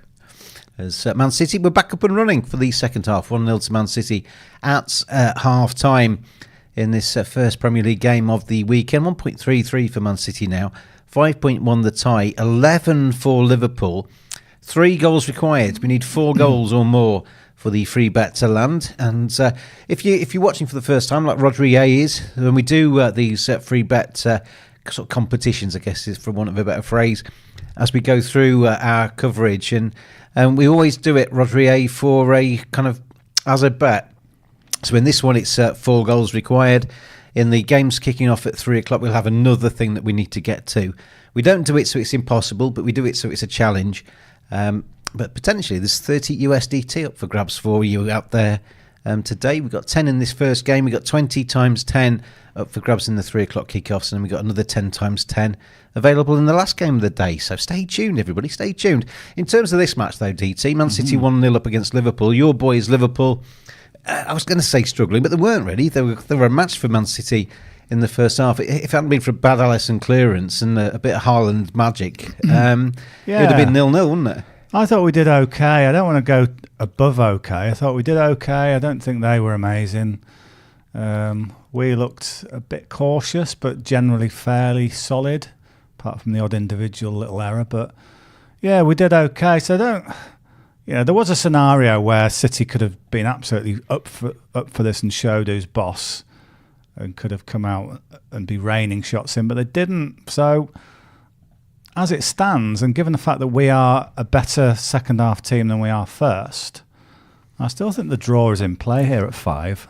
Man City, I'm going to put it up as a bet. I don't know what the stats are on Man City being a better first half or second half team, but I often get the impression with Man City they often get 3-0 up at half time and then go through the motions in the second half a little bit. They don't necessarily always go 100 miles an hour, so sometimes the stats can be a bit misleading in terms of that, can't they? But I mean, we both, I think if we're honest, DT, and I've got no allegiance to either of these sides, we both fancied Man City to be just a little bit too strong for Liverpool today. Yeah, that was the feeling pre-match. And they've been the better team slightly, but not by a lot so far. So I think this game is drawable. I just think the price is quite big on the draw at 5. I just had another rapid bet. We've got foul or a shot to be the first thing to happen after 49. And I've gone for a shot. No, I've gone for a foul, I think. Yeah, I went for a foul. Yeah, good. You were really committed to that bet. Which was slightly longer than the other one. So that was the reason. Yeah. I reckon that's a toss of a coin job, that. Yeah, we one thing we just discussed at half time, not a single booking in that first half. Yeah, it's not been nasty, has it? No, apart from the odd sort of like pull of a shirt back during an attacking moment, there's been nothing that merits a yellow card so far. It's interesting to see as the players came back out the tunnel on the coverage we were watching. Jurgen Klopp was just kind of lurking, wasn't he? He just wasn't really doing anything, just lurking. If anything, he was shaking hands with more Man City players and giving Liverpool players advice. But, he was sort of waving and saying hello to a few of the Man City substitutes. I know. Yeah, would you like to come to Anfield, perhaps? There's a little smile between him and Calvin Phillips. Yeah, you don't play there. You could come and play for me, Calvin. Well, it's been talked about. Liverpool need a number 6, a defensive midfielder. He's doing nothing sat there. And he's a good player, Calvin Phillips. I mean, it's not... Man City are the best team in the world. They're the best club side in the world. There are others that are close behind, but Man City are the best. So if you can't quite break into the 11 at Man City, it's not necessarily meaning you're a bad player, is it? Yeah. And especially when you've got the likes of Rodri and co. Salah having a bit of a run. Oh, to the byline. Oh. Defender comes across and in the end it comes off Salah, that, doesn't it? Goal kick. So, yeah. Yeah, the fact that you can't quite break into a Man City team doesn't mean you're a bad player. But I think when he went there for what, 40 odd million, was it 50 million? Yeah, something in that region, wasn't it?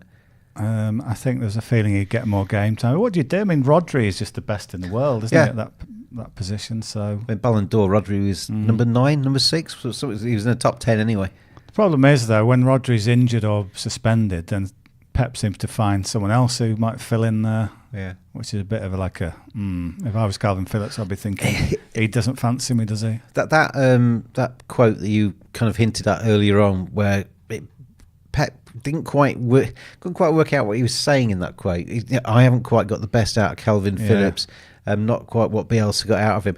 You could read that one or two ways. You could either say, well, he's taking that on the chin, saying that I'm not doing Calvin justice. Or you could say, well, Calvin's not quite working here. Yeah.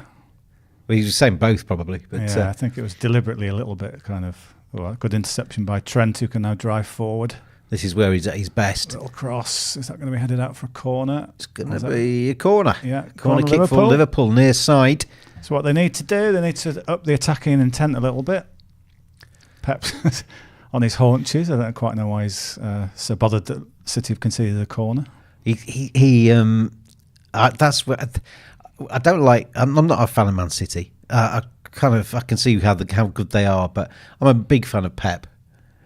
He's just so intense. He's just he's a bit mad, isn't he? Yeah, I quite like that in somebody, but that on his haunches stuff, that's very much Bielsa. That's sitting on your bucket kind of angle. Tsimikas with the corner. Ederson plucks it out of the air. Yeah. And he goes for the big throw, but that's poor, isn't it? Yeah, he was trying to get Foden up and running there, but it was at the defender rather than at Foden. And now Liverpool coming again down the left-hand side. Good play. Jota trying to cut inside into the area, but City did well to defend that.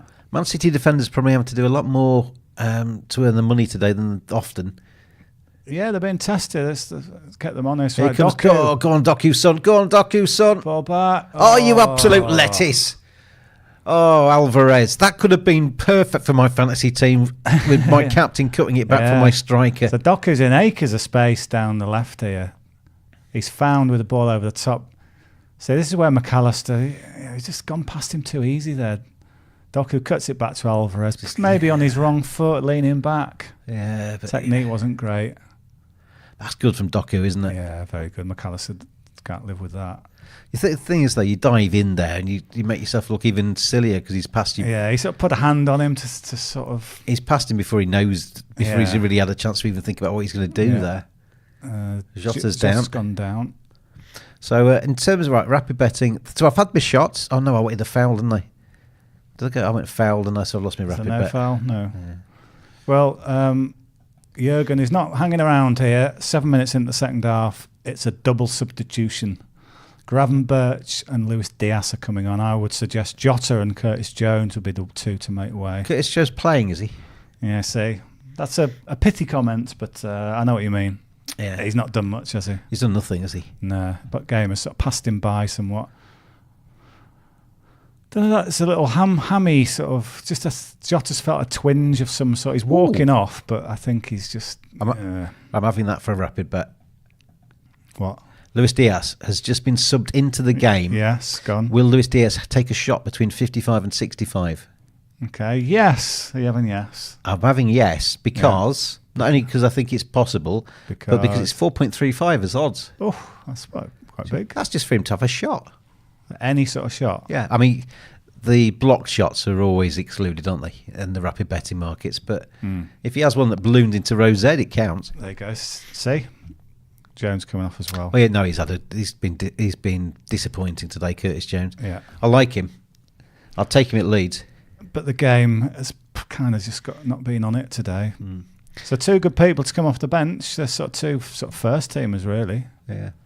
No, I'll take him at Leeds, but he's just not been at the races today, is he? No. Here comes City then down the right. Can they into the shadows? It's that time of the year where you get the shadows on the pitch. Ball's played in. Oh, he just couldn't quite get up, and then Haaland makes an absolute horlicks of that. Left-footed shot. Tried to get it on the volley. It bounced a bit too high for him. Yeah, it's a funny one. Trent headed it down.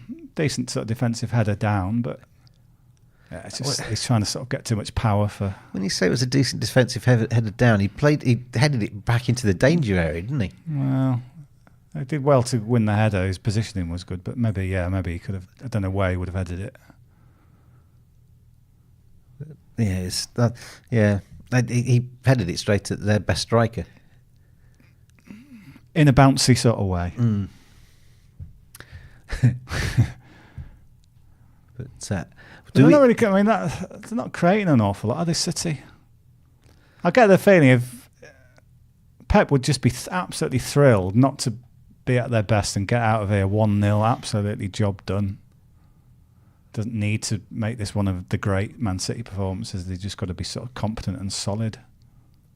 Do you think, take your Liverpool shirt off for a second, and do you think Liverpool are Man City's biggest rivals for the title? No, not necessarily, no. Because I think Liverpool are showing good flashes, but I think Arsenal, to general agreement, Arsenal haven't been as good as last season, and yet their points tally is really good. Yeah. So if Arsenal do hit their best form, I don't quite know why we've been elevated above Arsenal as it seems to be because we once were like 4 years ago. Yeah.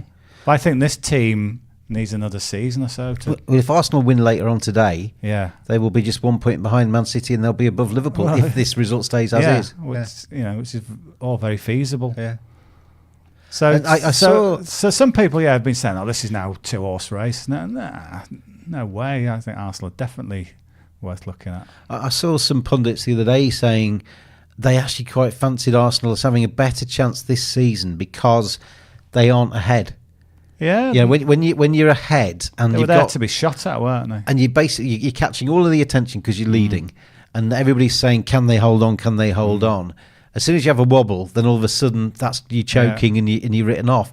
Whereas coming from behind, even if it's just 1 point behind Man City at the end of this weekend, you're still not quite getting the glare of the attention that you were getting last time. Yeah, and people are saying, "Oh, Arsenal were bottlers last season" and all this sort of stuff, and they'll bottle it again. Well, last season they might come on from that. That experience might serve them well if they're in position again. Look at that from Doku. The way he's held the ball up there, that was really good from him. Tricky little feet. Now Man City coming forward down the left-hand side with Alvarez. Just gets shepherded away by Trent Alexander-Arnold, and Man City kind of recycle the ball back towards their midfield. Yeah. But Doku is just, I really cannot speak more highly of him. I think he's come in, you have some players come into the Premier League and they don't quite get the pace of it. They don't quite get going at the start. Yes. Maybe it takes them a season to really find their feet. He's just hit the ground literally running, hasn't he? Yeah, really good. Must have been really good scouting to get him because, for all that he looked a promising player, they've obviously thought, well, in our side, he can really make a massive impact. Kyle Walker gets on the back. Chance. Oh, it's Foden with a left-footed shot that's blocked off. Foden has had a number of shots, hasn't he? I'm going to look at him to score the next goal. And they've been good shots as well. That was on target. He just hit the defender. The one just before the break would have gone in. Tip round the post by Alisson. There's another one that was straight at Alisson. Foden to score the second goal is 12.5. Some other prices. Haaland 4.8. Mo Salah 6.7, Darwin Núñez 8.7, Dominic, as it just says. I think the compiler can't bring himself to spell Szoboszlai. 18.5, Alvarez 8.1, Doku, your man, 12.5. Here come Liverpool, Gravenberch in the middle. Very silky in possession, Gravenberch. That's a nice little play down the right for Liverpool. Haven't quite got the ball into the middle just yet, and that's going to be a corner, I think, for Liverpool. Winning lots of corners at the minute. Well, Nathan Ake is basically convinced he's hit that back off Darwin Núñez's legs, but I think that's Liverpool's fourth corner, and I think they've all come in maybe the last. Yeah, they weren't getting them when I was betting on them in the rapid betting, were they? Yeah. Oh, he's right, I think, isn't he? Okay. Yeah. How often does something like that lead to a goal? I know. And you're looking back on it, and you kind of all this VAR stuff, and then that goes. Yeah. And it could quite easily lead to a goal here. That should be VAR be better off doing that. Look, we've seen an obvious replay. No, it's a goal. I don't understand why they can't just get in the ref's ear and just say cancel this corner because it's not it wasn't right. It's headed up into the air, still bouncing. Salah's going to hook it back in. Just a little bit of head tennis. Foden eventually hoiks it to safety, and Liverpool have to build again from. We can waste halfway line. We can waste 20 minutes looking at an offside decision, but they can't just very quickly, because it would only take 5 seconds, that wouldn't it? Yeah. Yeah. You're refereeing. I'm in the VAR room. Dave, that wasn't a corner. Can you reset that as a goal kick? Yeah. Darwin Núñez shoots. Blow the whistle. Yeah. It's a goal kick, lads. Made a mistake. Darwin Núñez's shot was blocked, and now Joel Matip gets just hurled off the ball by Haaland like a sort of wrestling move. They're so quick to get forward here. Doku with the pace, tried to get it over the top to him. Couldn't quite get on the end of it that time. But Szoboszlai worked it well. So you want Luis Diaz to have a shot, don't you, at some point fairly soon? What was the timescale for that? I can't remember. It was between 55 and 65. Yeah. Foul on Salah. Next 5 minutes, if Luis Diaz can get a shot away, it'd be much appreciated. Is it whether it comes in or not? That was the right bet to have, because that was just too big. On the basis that most of them are kind of like evens. This is evens. Here's Szoboszlai, little ball in. Oh, that's another Liverpool corner. Really, have we got a race to corners market here? Yeah, you will have. Is that 5 each now? I think it might be. Corners. Race to 7. Liverpool 2.2. Man City 2.4. Yeah, Liverpool getting them all. They certainly are at the minute. Yeah, it's 5-5. Yeah, and it comes. Oh, header from was that Luis Diaz? Joel Matip, I think, straight at, or Virgil maybe, straight at Ederson, catching practice really. But yeah, Liverpool really turning on the corner count here, really upping it. Just got City penned back slightly. Marios is asking, will Jared Bowen start? And Genetics answers with, he's doubtful. We'll start feeding you through the teams for the 3 o'clock kickoffs in probably around about sort of 15, 20 minutes time. But they will be announced, if you look on the Twitter feeds, etc., they'll be announced very shortly, about 12 minutes from now. That draw price, we put it up at 5, is just starting to nudge down. It's 4.7 now, Man City 1.32. Oh, that's a good ball out on the right-hand side. There's Foden again out on the right. He's got men in the middle here. But he's offside. Was he offside there? That looked a bit harsh. That didn't scream. Yeah, sometimes you look at it and you think, oh, yeah, he's miles offside. But that didn't scream offside to me. No, he didn't really contest it. Liverpool 14 now to win the game. Isa Elf with a chicken with big red cheeks. Hello, Isa Elf. Who are you? How are you? Where are you? Where are you? And thank you for watching Clubhouse TV with sportsbet.io. Fun, fast and fair. We need 3 more goals, everybody, for a free bet to land in this one. I thought when we said 4 goals, absolutely not even 50-50. I thought it was in your favour, but at the moment we need a little bit to happen. We need a second goal, obviously, fairly soon to lead to a 3rd and 4th, hopefully. Right, here's Gravenberch. Nice little feet. Just couldn't quite find the ball. Out to Salah out on the right. It's becoming a little bit more stretched, the game. Go on, Doku. Oh, look at him. Look at him. Just dribbles past a couple of players. He's so good, isn't he? He's so good. If I was you could. I'm going to give you the opportunity, Dave, to jump into the body of a Premier League footballer, live their life, and play a game as them. Who would you pick?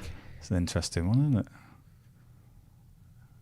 Oh, across from City, just near no City heads at all. Who would I pick just to have fun? Yeah, just to be them. Just to be them for 24 hours. You can have their girlfriend, you can have their nightclub, you can have their night out, you can have their dietary requirements, you can have their car to drive around in, and you can also play 90 minutes as them. Well, I'd have to see what all the girlfriends look like. I knew that was the only part of that sentence you actually heard. You offer them the full experience. Yeah, you pick a really good player and then the girlfriend walks in.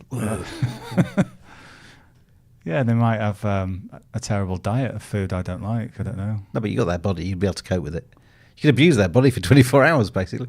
Okay. No, in terms of just playability, yes, and enjoying myself on the pitch, Doku would be right up there, wouldn't he? He just seems to it'd be good fun, wouldn't it? Jump around and have fun. Yeah, it'd be quite good fun being Jeremy Doku, have his speed and his close control, etc. Yeah, you just think you'd enjoy yourself. I mean, I guess a lot of people would pick Salah or Haaland, wouldn't they? Because they want to be banging the goals in. Yeah. But here he is, look, Jeremy Doku as Dave Tyndall down the left-hand side. Tyndall does well, crosses it in. Skins Trent again. And Liverpool just about get it clear. Shot from deflected. Ooh. That's good. Rodri's saying handball. He's convinced, isn't he, Rodri? He's absolutely convinced this should be a penalty for Manchester City. He's gone charging up to the referee. I'm sure they'll look at it. Gone charging up to the referee. We didn't really see it. We just saw it get deflected. Let's have a look then. Is it McAllister? No, not really, was it? There's a player, Gravenberch, I think, is jumping. Well, how can he? Nah, that's not a penalty for me. I mean, if it is a penalty, it's stupid, isn't it? But I don't think it is. No, I'm appealing for it, but because I think it probably did touch his hand. But, but he's sort of jumping and swiveling his back. Alvarez then with the corner. So quite a game for corners. I think there was only one in about the first 30 minutes, but that's certainly gone up the corner count. That's going to be a goal kick though this time as it's headed behind. So we're 2/3 into this game now. Yes, let me press this, Dave. Let me press this. As things stand, Clubhouse creatures around the world, 1.27 on Manchester City, 5 for the tie, 18.5 for Liverpool. If you fancy more goals, over 2.5 goals is now 2.8. If you fancy a bang in this one, 2.8 isn't the worst price in the world, but where would you take me, DT, for your best bet right now? I still like the draw. It's 4.8. Tell you what, though,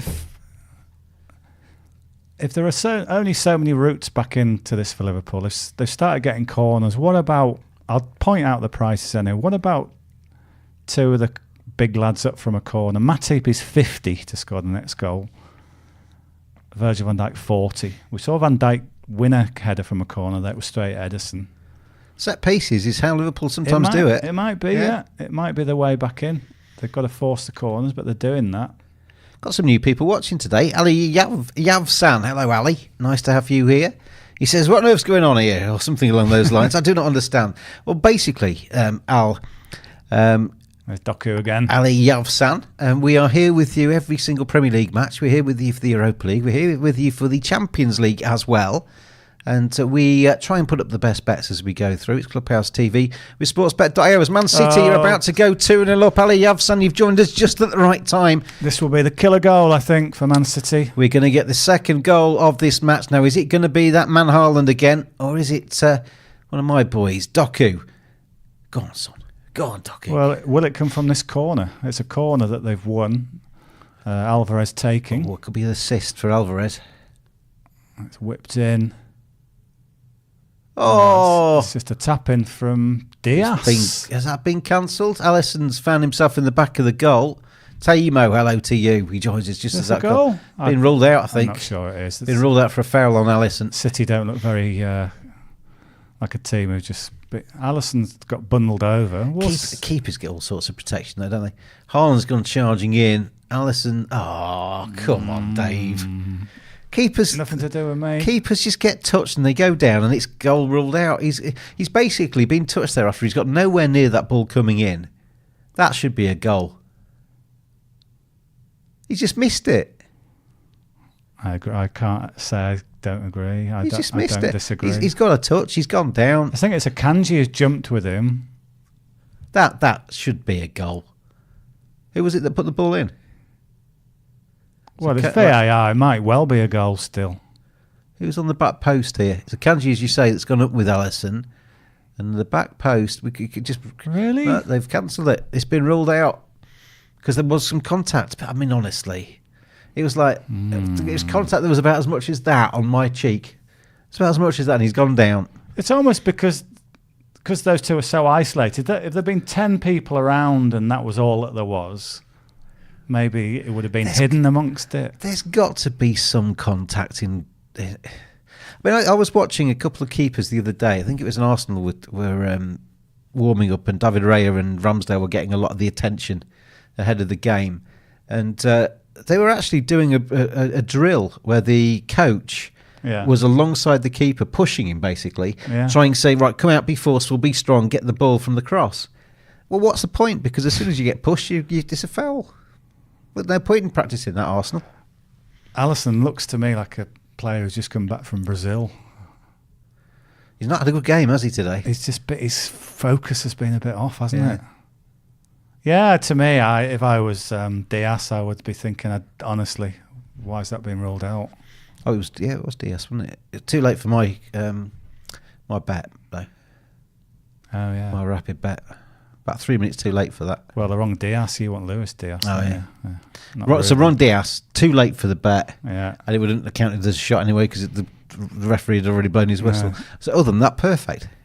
What do the creatures think? Do you think that was harsh to be ruled out? I mean, I do, and I'm a Liverpool fan. I thought. What does Matteo think? Behind our producer Matteo, behind the window there. City with another chance. This time it's Rodri with a header over the bar. Should that have been a goal, Matteo, or should that not have been a goal? You can just signal us.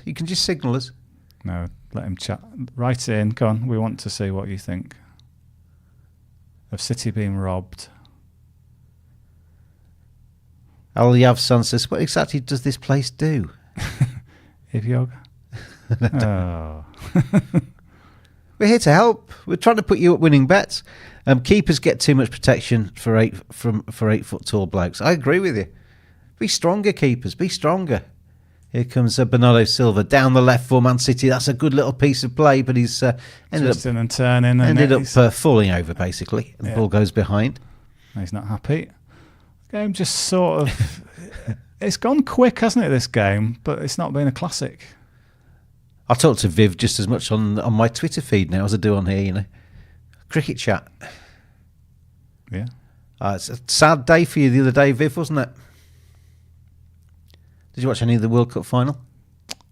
Well, bits of it, yeah. Who would have thought? Well, I was wondering what price Australia touched to win the tournament in running. Oh, Darwin with a shot there. Ederson makes a save. I'd have been interested to know what price they were after they lost their first 2 games of the competition. Exactly. They won every match after that. And that mad game against Afghanistan as well. When Maxwell was dropped on 20. That's his Darwin onside here. He is.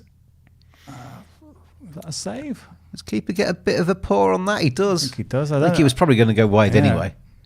The keeper doesn't know that. So Liverpool still in this. 19 minutes to go. They're still in this somehow. With that Matteo. Second goal being ruled out. Matteo, do not encourage Viv with all this Hasbulla stuff.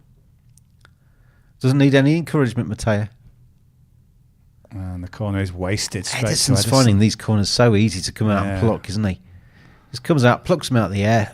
Danger is gone. Well, Cody Gakpo is going to come on for Liverpool. Will they just add another attacker, maybe take a midfielder off, really go for this? You may as well go for it.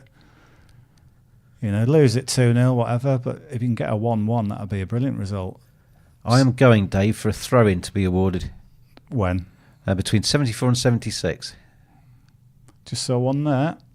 Just one throw-in in that 2-minute period. Rapid betting, everybody. It's Dominic Soboslai. He's not very happy coming off, but I guess he was fairly busy for Hungary in midweek. If you haven't seen the rapid betting, I'll share the link here.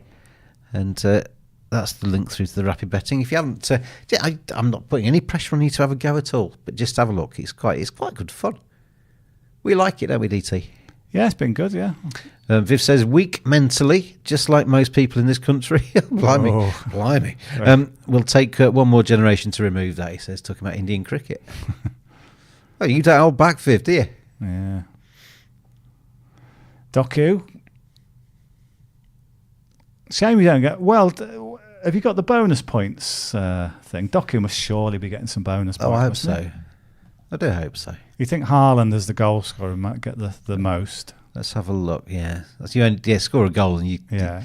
Haaland's on 29. Ake with the assists on 23. Yeah. Bernardo Silva 17. Doku's not even mentioned. Really? Yeah, I mean the trouble is with fantasy stuff. I know. If you were voting for man of the match now, Doku would be right up there, wouldn't he? You can't actually quantify everything, can you? It's like the other day there was somebody in the cricket, because I did the fantasy cricket as well for the World Cup, and somebody did almost like a match-winning 30. Yes. Never actually threatened any of the high score markets or anything like that. But it was crucial. It was crucial, but hardly got anything for it at all in terms of points in the fantasy. But you got to set your perimeters somehow and make them easily understandable. Yeah. Who did you say was third? Bernardo Silva. Yeah. He's done all right, but he's not done as well as Doku. He's not been quite as. No. I mean, it has to be said. A lot of Doku's stuff has been in fairly inoffensive places, but he has gone to the byline a few times. With Darwin with a foul. Oh, the first yellow of the game. Darwin Núñez is in the book. That's the first yellow card. After the 75th minute. He hacks Phil Foden down. Yeah. How are you betting them out there, everybody? Can Liverpool get a draw at 6? Have you had a bet on this yourselves out there? And if so, what do you need to happen? Were you just purely on Manchester City? Did you need Man City and the handicaps? Have you gone goals? Have you gone the tie? Have you actually got pro-Liverpool bets? What do you need to happen out there? Let us know on the Clubhouse TV Telegram service. Will we get a second goal? Over 1.5 is 1.72. Or is this going to be one of these tight Man City Liverpool games where one goal decides it? It did at Anfield last season with Salah. It's almost the exact reverse, isn't it? 1-0 this time, but with their main man. Get on and take this free kick. I can't get a throw in when you're not taking the free kick, can I? You can't. Get on taking it. Get on taking it and take it now. Anyway, we are plenty of more matches to come on this wonderful Saturday. Burnley, West Ham, Luton against Palace, Newcastle against Chelsea, Forest against Brighton, and Sheffield United coming up against Bournemouth. They all kick off. 5 matches kick off at 3 p.m. UK time. And then the last game of the day sees Brentford taking on Arsenal. So there's a 10 USDT free bet available in this first game.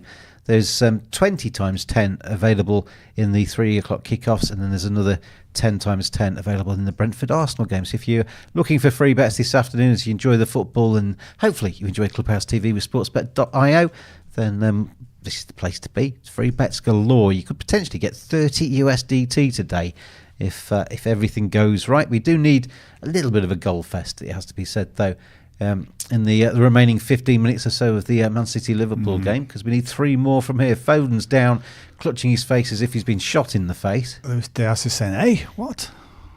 What's the problem? Don't really see a lot there. Lewis Diaz, what's he done here? He just sort of tried to... Oh, come on, Phil.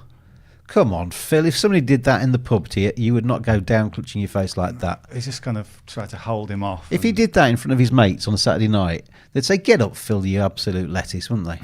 But he's rolling around trying to get a free kick because he's on a football pitch. What? Yeah.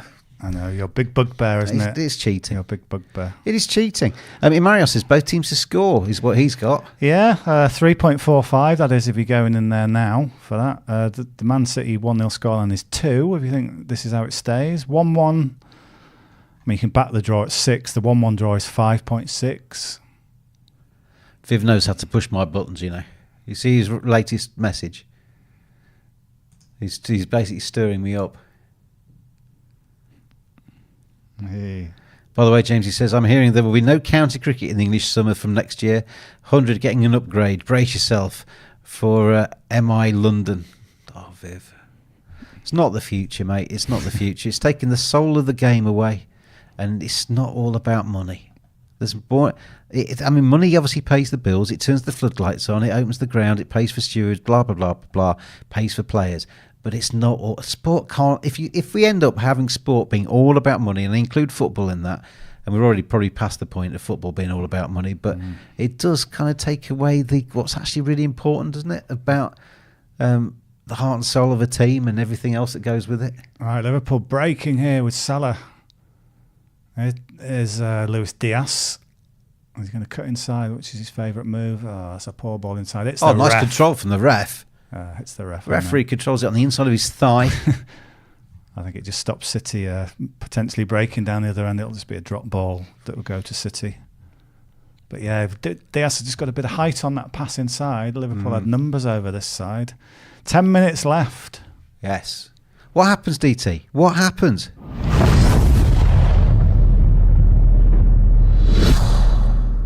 Does Doku get me any fantasy points? Oh, he nearly does there. He gets to the byline, and Haaland tried to stab it home, but couldn't quite get his foot around it. Yeah. What's your best bet for the last 10? Oh, hello. Hello. Hi. What's up? Liverpool. Now then. Salah's now then. Right. Yeah. Luis Diaz. Both teams to score. Luis Diaz. Across to Salah. Inside. Trent. Trent. Pick that out. 1-1. Why would he want to pick it out? What a lovely strike. And does the old shush to the crowd.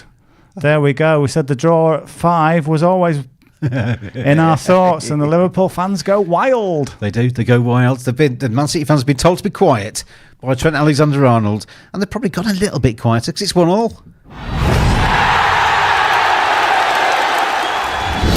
Now then, DT, I was about to ask you for your best bet. Yeah. Your best bet was obviously going to be Trent to score in the next minute. Yes. But now we got past that moment. Yeah, Where's your next best bet from here? Yeah, well, Imarios has landed his both teams to nicely score. done, Imarios.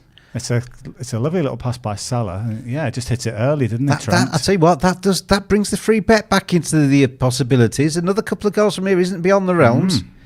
I asked you at 11 whether Liverpool could win. Yeah. Well, if this is a repeat of the Newcastle game, City now will be thinking, oh, hello, we're a bit wary about this 6.2 Liverpool right now. It's there, and I would have a little go on that. Jurgen's done a little jiggered delight. 3.65 for Man City, 1.63 for the tie, 6.2 for Liverpool to score. Over 2.5 goals, so one more goal in the match. That could go either way. 2.16 if you fancy over 3, 4.8. There are markets there for you, Clubhouse creatures, if you so wish to indulge. Gamble responsibly, though, of course. Look at Pep. Doesn't like that. Yeah, I don't know. Was City going through the motions a bit at 1-0 where we're thinking we've always got Liverpool just at arm's length? Will City suddenly pour it on strong here, or will they be a little bit wary of Liverpool doing their Newcastle act and turning it around in the last 10 minutes? 9 minutes to go, plus stoppage time, and it's one apiece. Do you think it's a fair reflection? I'll tell you what it does do, DT. If it stays like this, I do actually think it's quite a fair reflection of the game so far. I don't think either team have done enough to say we justify winning it. I agree. Man City would be on 29 points with a 1-1 draw. Liverpool would be on 28 points with a 1-1 draw. Arsenal are on 27. Could go top of the league with a win later on, should this stay as 1 point apiece. City have won a free kick about 25 yards out, a foul from Gakpo on a Kanji. Back to cricket. Viv says, T20 is the future. How else can anyone explain a packed house stadium 3 days after you lose the World Cup final? Embarrassing, seriously. T20 is very important to cricket. I would not say that it isn't, Viv, but it's not the be-all and end-all. We don't want 365 days of T20 cricket. The thing that's good about T20 cricket, or indeed any sport, is when you have it, when it's not overkill. When you watch your match and there's something resting on it and it's interesting and exciting because you haven't seen it for the last 380 days. You've got to do it sparingly, otherwise you kill it. You could just milk it, that you're kind of straggling that golden goose. So free kick, Man City, Alvarez and Bernardo Silva stood over this. Come on, Alvarez. Yeah, Stick it in the top corner. If you think Man City can come back from that leveller, they're 3.65 to go on and win this game. Viv, as long as Salah's not scoring, I'm happy. Right, well, he'll get an assist, won't he? He got an assist there. Oh, did he? Yeah, he passed to Trent. Yeah, That's good. He's on your team. Yeah. Yes. Yeah. Alvarez shoots into the wall. It's a poor free kick, that, isn't it? And then Trent will just let. You're a professional footballer, and you can't get it to actually get it over the wall. Yeah. Which is worse, hitting the wall or it ballooning into the stands? Neither's good, is it? Really? No. Surely it's within the wheelhock of a professional footballer to actually get it on target, isn't it? From there. Yeah. I guess they're trying to hit it with a lot of pace. You know, it's one thing getting Here on comes target. Doku down the left, DT. Yeah, Doku. This isn't done and dusted just yet, this match, you know. He tries a shot. Yeah, I've got a sneaky suspicion there could be a winner. I don't think this stays 1-1. And we've only got 6 minutes or so left. But this could... well, yeah, if you don't think that, if you're not sure who wins it, you could back just over 2.5 at 2.44 goals. There's worse bets to have, I'd say. Another 2 changes here for... Liverpool bringing on Jürgen. Endo and Harvey Elliott. It's the Endo, the world as we know it. It's Darwin coming off. He's had a poor game, He's on hasn't the he? booking. But No, that's too simplistic. I think he's stretched them. He's had a poor game. No, he can't read a game. He's done absolutely nothing with the ball. He stretched them. He's had a few shots that were saved. He's run around. He's had shots on target, as I say. Always a threat in behind his pace. I'm not a big fan. You're not? Nah. So McAllister coming off for Endo and then Elliott coming on. I put Darwin Núñez in my fantasy team for a while. Oh, that'll be why then. And I couldn't keep him in there for very long, so I didn't like cheering him on. Why? I prefer to cheer on a player in my fantasy team that I like. I much prefer to cheer on a Doku than Darwin Núñez. That's fair enough, isn't it? I don't really like Darwin Núñez. I sometimes put players in that I like too much to my sort of detriment, and I think I'm just being a bit biased and silly here. I mean, Kante was one of the best players in the Premier League for several seasons. Yeah. Never used to get a single fantasy point. No. Yeah, but he was absolutely brilliant. Yeah. So the fantasy doesn't quite give full weight to a defensive midfield maestro. No. But, so into the last 5 minutes. Let's just have a look at the stats overall just to see. Tell us out there, Clubhouse Creatures. Tell us out there right now. With the Liverpool Man City, if anybody's going to win this, who wins this? Let us know on the Telegram chat right now. Oh, another free kick for City right on the edge of the area. Doku again. Go on, Alvarez. Stick this one in. I wasn't sure about that one. City have had 60%. Oh, yellow card for Trent. Okay. Probably for his reaction rather than the actual foul. Yeah, maybe. Let's have a look. Doku, I mean, he's done this all game, hasn't he? It's actually Matip, wasn't it, that got the foot in? Does he catch him? It's Matip that catches him. Yeah, he does catch him on the ankle, to be fair. That's quite actually not a very good tackle at all, is it? No. City have had 60% possession. Goal attempts 13-8. 5 shots on goal to 3. Corner counts 7-6 in favour of City. Koki says he thinks it stays as a draw. Yeah. Yellow cards, just 2 to Liverpool quite recently, so no yellow cards for Man City in this game so far. But what they don't really care about that. They care about trying to get the win. There won't be a shot from here. It's going to be crossed in, slightly to Have you got a close rapid to the byline on at all? I'm not sure. Oh, Man City! Man City are going to nick this, DT. It could still be 2-2 though, Dave. It could still be 2-2, but it looks like Man City are going to score and go 2-1 up in this game. So, corner for Alvarez is going to take it on the far side. From the free kick, it was Endo headed it over for a corner. In it comes. Oh no! What's that about? Nothing has happened. Alisson gets fouled again. Well, what was that? I mean, to be fair, he's just been knocked over the line, hasn't he? To be fair, he's as weak as anything, isn't he? I mean, has this been checked? I don't know. He's as weak as anything. As soon as anybody touches him, he's in the back of his own net. He's as strong as an ox. Look at the size of the bloke. Akanji's gone up with him there, but then look at the size of him. I don't know. That one was about being off balance, I think, more than being not strength. It's anyway, it's not a second goal for Man City. It's a contact sport. So I'm happy. It's a contact sport. I was hoping the creatures were going to get closer to a free bet myself. Oh, right, okay. But it's a contact sport, and he just goes over every time anybody even touches him. I don't know about that one. The other one, I'll completely give you that something was wrong with that other one. Man City, another player down. Akanji has been in our conversation of late with all those jumping for corners. I think they're complaining here that Akanji. Well, I don't know quite what they're playing. I think City were maybe on the break, and then it's come back for a free kick when they were thinking, play on, ref. Jared Bowen does not start. Another yellow card. Jared Bowen does not start for Is he West on the Ham. bench? I'll start going through the teams as DT watches the end of this match. Burnley line up with Trafford in goal. You've got Taylor, Bayer, O'Shea and Vitino on the in defence. Koleosho, Brownhill, Berger and Goodmanson in the midfield, with Rodriguez and Amdouni up front. For West Ham, it's Areola in goal, Kufal, Zuma, Aguerd and Emerson as the back four, Alvarez and Ward-Prowse in defensive midfield positions, Kudus, Soucek and Paqueta behind Danny Ings in attack. In terms of Jared Bowen being on the bench, he is not. He's nowhere near the West Ham team today. So that's the Burnley West Ham team news.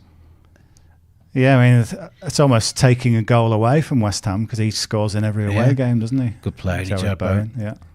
Kaminsky is in goal for Luton. Osha, Lockyer and Mengi is the back three, with Doughty on the left and Bell on the right. You've got Barkley and Mpanza in the defensive midfield positions, with Ogbene and Townsend behind Morris in attack. So they've just got the one up front now. They started off saying, we're going to have two up front every game. Just the one now, as they kind of the Premiership and Premier League realities kick in. But they're doing better than I thought they would do, it has to be said.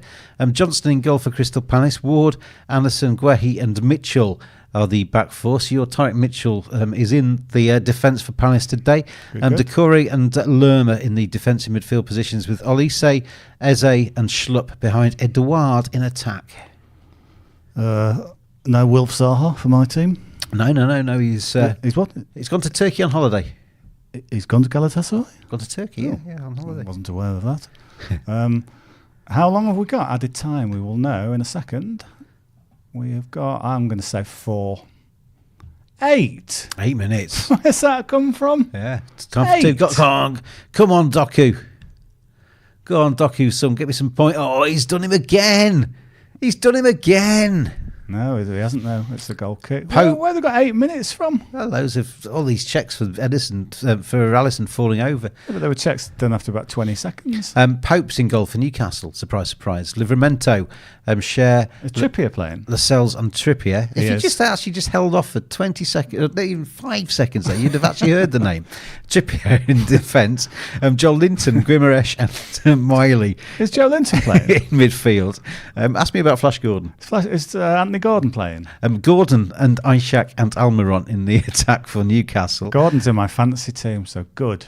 Good Gordon. For Chelsea, Sanchez is in goal. Reece James, Silva, Badiashile, Cucurella in defence. You've got what's his name?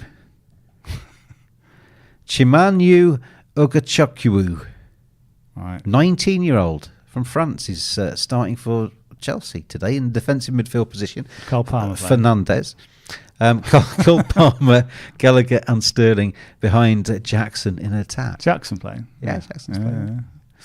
No, have you got bench news? Because Nkunku is meant to be sort of close to being fit for Chelsea, having signed for a lot of money but never started. Is he on the bench? Chelsea's bench sees no sign of him. No sign of Nkunku. I think he's close. Maybe watch out for next week. He's still down as being missing player with a knee injury. Oh, okay. So anyway, that's the. I think I saw that a lot of fantasy managers have bought in Cole Palmer, and I'm considering doing so, but maybe not away to Newcastle. He's another one I don't like. I'm not keen on Cole Palmer for some reason. I don't know why. Ask me if Nottingham Forest are playing. Forest playing? Forest are playing, Dave. And the team is, you've got Vlachodimos and Pliers in their goal. Toffolo, Murillo, Nikate and Aina in their defence. You've got Mangala in defensive midfield, Elanga, Dominguez, Danilo and Gibbs-White behind Chris Wood in attack. So no Awaniyi today. Was Awaniyi injured again? Groin injury for Awaniyi. Endo's picked up a yellow card there. For Brighton, it's Verbruggen in goal, Veltman, Van Heck, Dunk and Lamptey is the back four. You've got Gross and Gilmore behind Adingra, Lallana and Fati, who are behind Ferguson in attack. It's a bit rude. Ansu. Oh, okay. Ansu. It's just because they're feeding the big bloke, you don't have to be rude. Sheffield United, Gav's team. This will dictate whether Gav's crying when he comes on air or smiling when he comes on air. Doku. Go on, son. Go on, Doku. Go on, lad. Takes 3 of them to stop him. Oh, they nearly need to have some kind of chainsaw. He would be my man of the match, Doku. He's brilliant, isn't he? Yeah, he's been great. He deserves far more than 4 points from this game. Oh, it's given away there. He deserves far more than 4 points to this performance today, doesn't he? This is. I mean, I'm just robbed. Is that all he's got? Just that's be 2 times 2, won't it? I might get.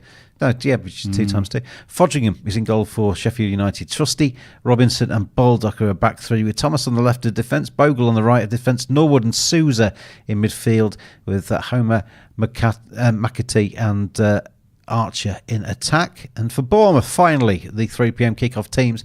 Neto is in goal for Bournemouth. They've got Smith, Zabani, Senesi and Kelly in defence. You've got Christie, Cook in midfield with Semenya, Kluivert, Tavernier and Solanke in attack. So they are the teams for the 3 p.m. games. 20 times 10 USDT up for grabs across all 5 of those games.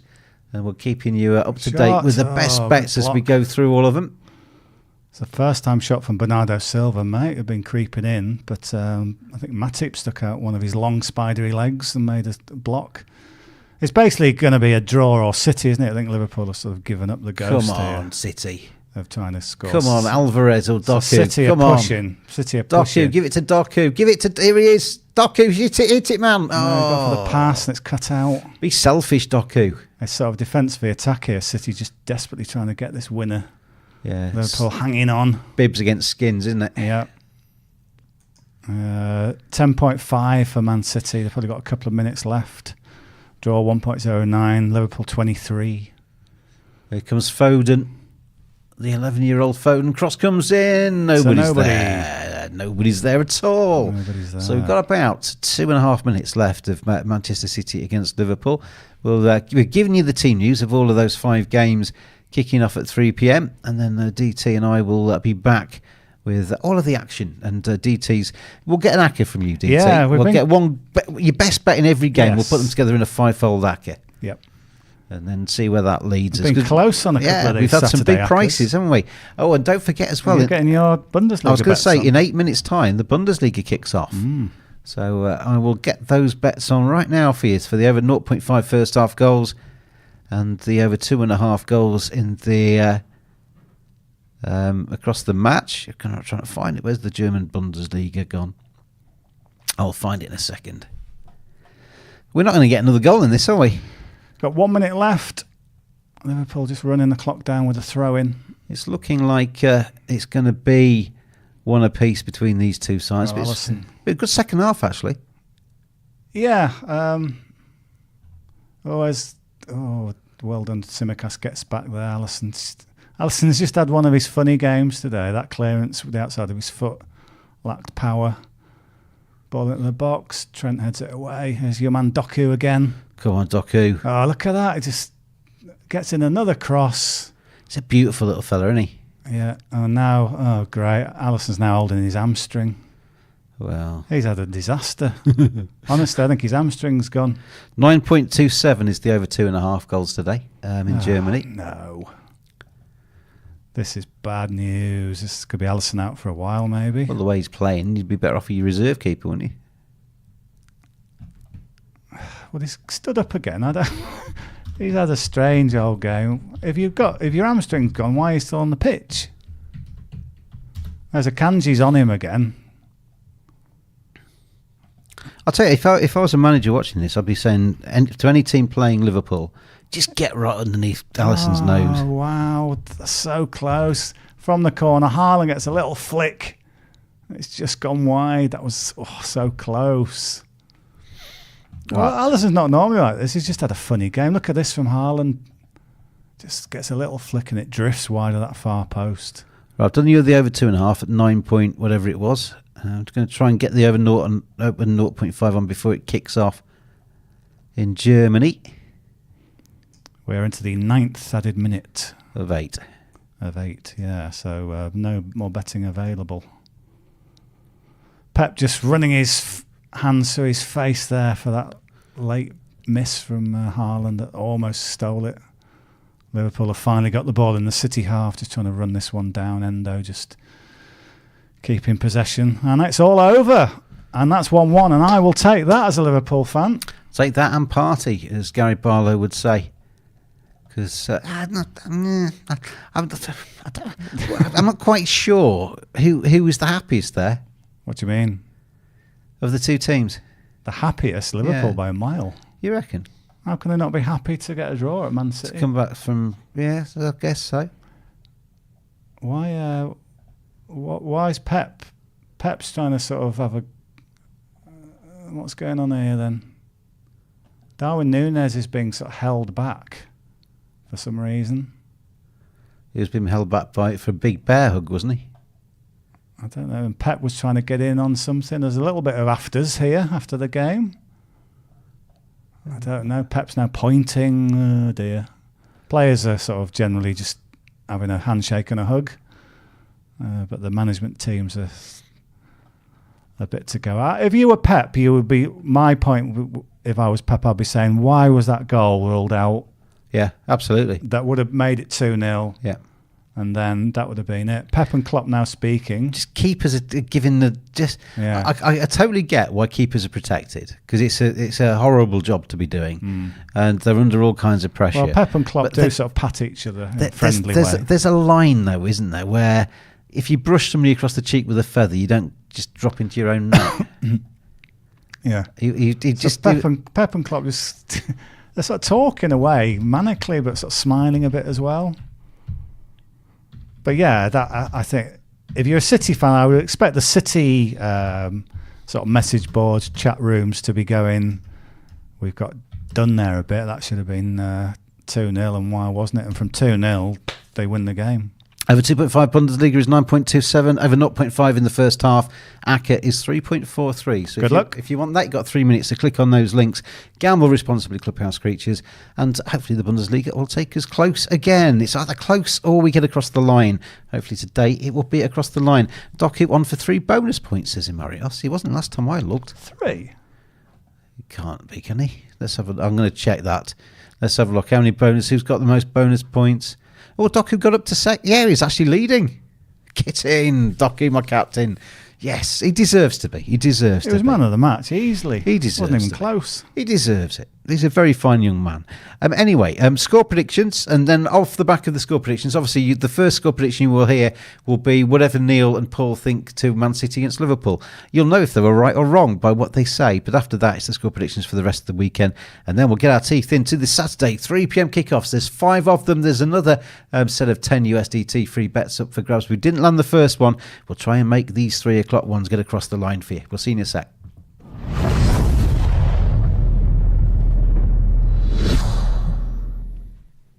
Here we go then. This is how it works. It is the score predictions for this week. This is we do this whole preview, and actually it's all just about this 5 or 6 minutes, isn't it? That's what it's all about. What's the score? What is the score? I don't know. It's international break. I don't know what the score is.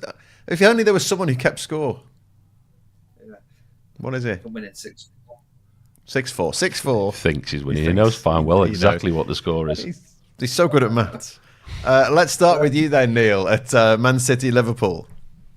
Come on, we can do it. Tough place to go. City have been brilliant at home. Both teams to score. And maybe Liverpool get that little bit of luck. They've not had away at City for a few years. So a 2-1 away win. A 2-1 win. There's the first points of the weekend. 2-1 home win. 2-1 City. Back to your old side, Burnley, West Ham. This isn't going to be a classic, but I think West Ham are going to be too strong for Burnley. Burnley struggling for goals. No Lyle Foster, Rodriguez and Amdouni. Not quite the firepower that they need. West Ham, 2-0. 2-0 West Ham, Neil. Burnley to get the first home point of the season. I'm going to go for a draw for this one. Oh, we're going opposites already today. Damn, mate, this is right. Stick with you, Neil, for Luton Palace. Not many goals. Luton to get the first home win of the season. 1-0. Like the idea of that. 1-0 Luton. Guaranteed worst game of the weekend. 0-0. 0-0. Oh, another valuable home point though. Newcastle against Chelsea. I can see goals in this. Newcastle got injury worries, but at home they won't sit back. They'll play open. Chelsea don't like playing against teams that sit defensively. Can't see Newcastle adapting to that. And I think it's a tough one to call because I think Newcastle are very good at home. They have one eye on PSG midweek. 2-2. 2-2. What do you think, Neil? Newcastle so good at home. There's only one player that scored against them in the Premier League, Darwin Nunez. 2 late goals. I think they'll get a clean sheet again. 1-0 home win. A 1-0 home win. Forest Brighton, Neil. I know Forest have been really good at home. I've just got a feeling Brighton are due a big result, a big performance. They haven't been performing like we know they can. I know they've had injuries, but Brighton to nick it 2-1. 2-1 to Brighton. I can't back against Forest at home. And I think, Brighton have been so unpredictable this season. They score and they concede. But there's one thing that you can predict is Forest are tough to beat at home. 2-0 Forest. 2-0 Forest. That'd be De Zerbi in trouble, wouldn't it? 7 without a win. Sheffield United Bournemouth. Not a classic. This will be a tale of two teams that don't want to lose rather than a team trying to win it. I think one goal separates them. 1-0 to the Blades. 1-0 to the Blades. We'll go down very well in offices near here. What do you think, Neil? Yeah, good run, Sheffield United. Unbeaten in 2. I think Bournemouth have been awful away from home, but I think they can get a point. 1-1. 1-1. Sticking with you for the evening game. Brentford Arsenal, Neil. Brentford can do it. Absolutely. Very good side. I think they can get a win. 2-1. 2-1 Brentford. That's what I've got written down. Oh, we're matching up. Yeah, we're in agreement there. I mean, we said it in the preview. I just think Brentford can hurt Arsenal with their unapologetic directness at times and set plays. Okay, sticking with you for your old side, Tottenham Villa. Goals, both teams to score. It's hard to back against Villa scoring because they're the second highest scorers in the Premier League behind Man City, but never back against this mighty Spurs. 2-1 Spurs. It should be a good Sunday to be watching football. Will it kick off with Tottenham Hotspur against Aston Villa, Neil? Yeah, Villa haven't been great away from home, not matched that home record. I think they can get something because of Spurs' injuries and the defensive lineup that Spurs will have. So 1-1. 1-1. I speak of someone who's going to a stately home craft fair for Christmas on Sunday. Such is family life. You are going to a stately home craft fair? It'll be lovely. It'll be all Christmassy. Don't ever talk to me again. I know. I'll be back for Everton Man United, though. I'll be back. Everton Man United. Will you? Will you be allowed? Will I be back? Will I be allowed? Will I retreat from underneath the thumb? Who knows? You'll still be at Downton Abbey looking at Christmas trees. What about this wreath? Lovely. Everton Man United. Oh, game of the weekend. Can't wait.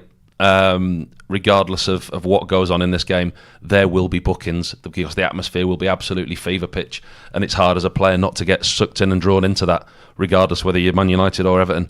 There's one thing in this game is cards. Get on the card markets. But I fancy the Toffees at home, I really do. 2-0.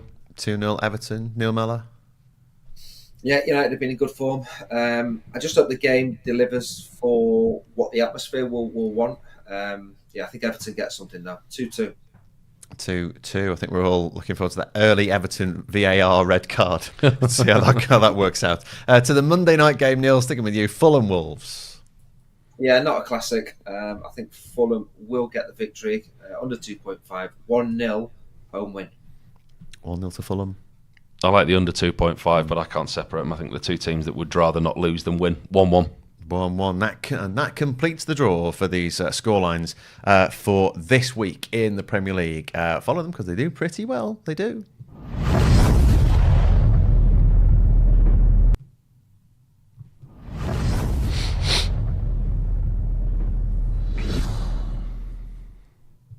We're looking at the 3 o'clock games in the Premier League then, and we're going to concentrate on one of them to start with, and that is Newcastle versus Chelsea. Newcastle 2.48.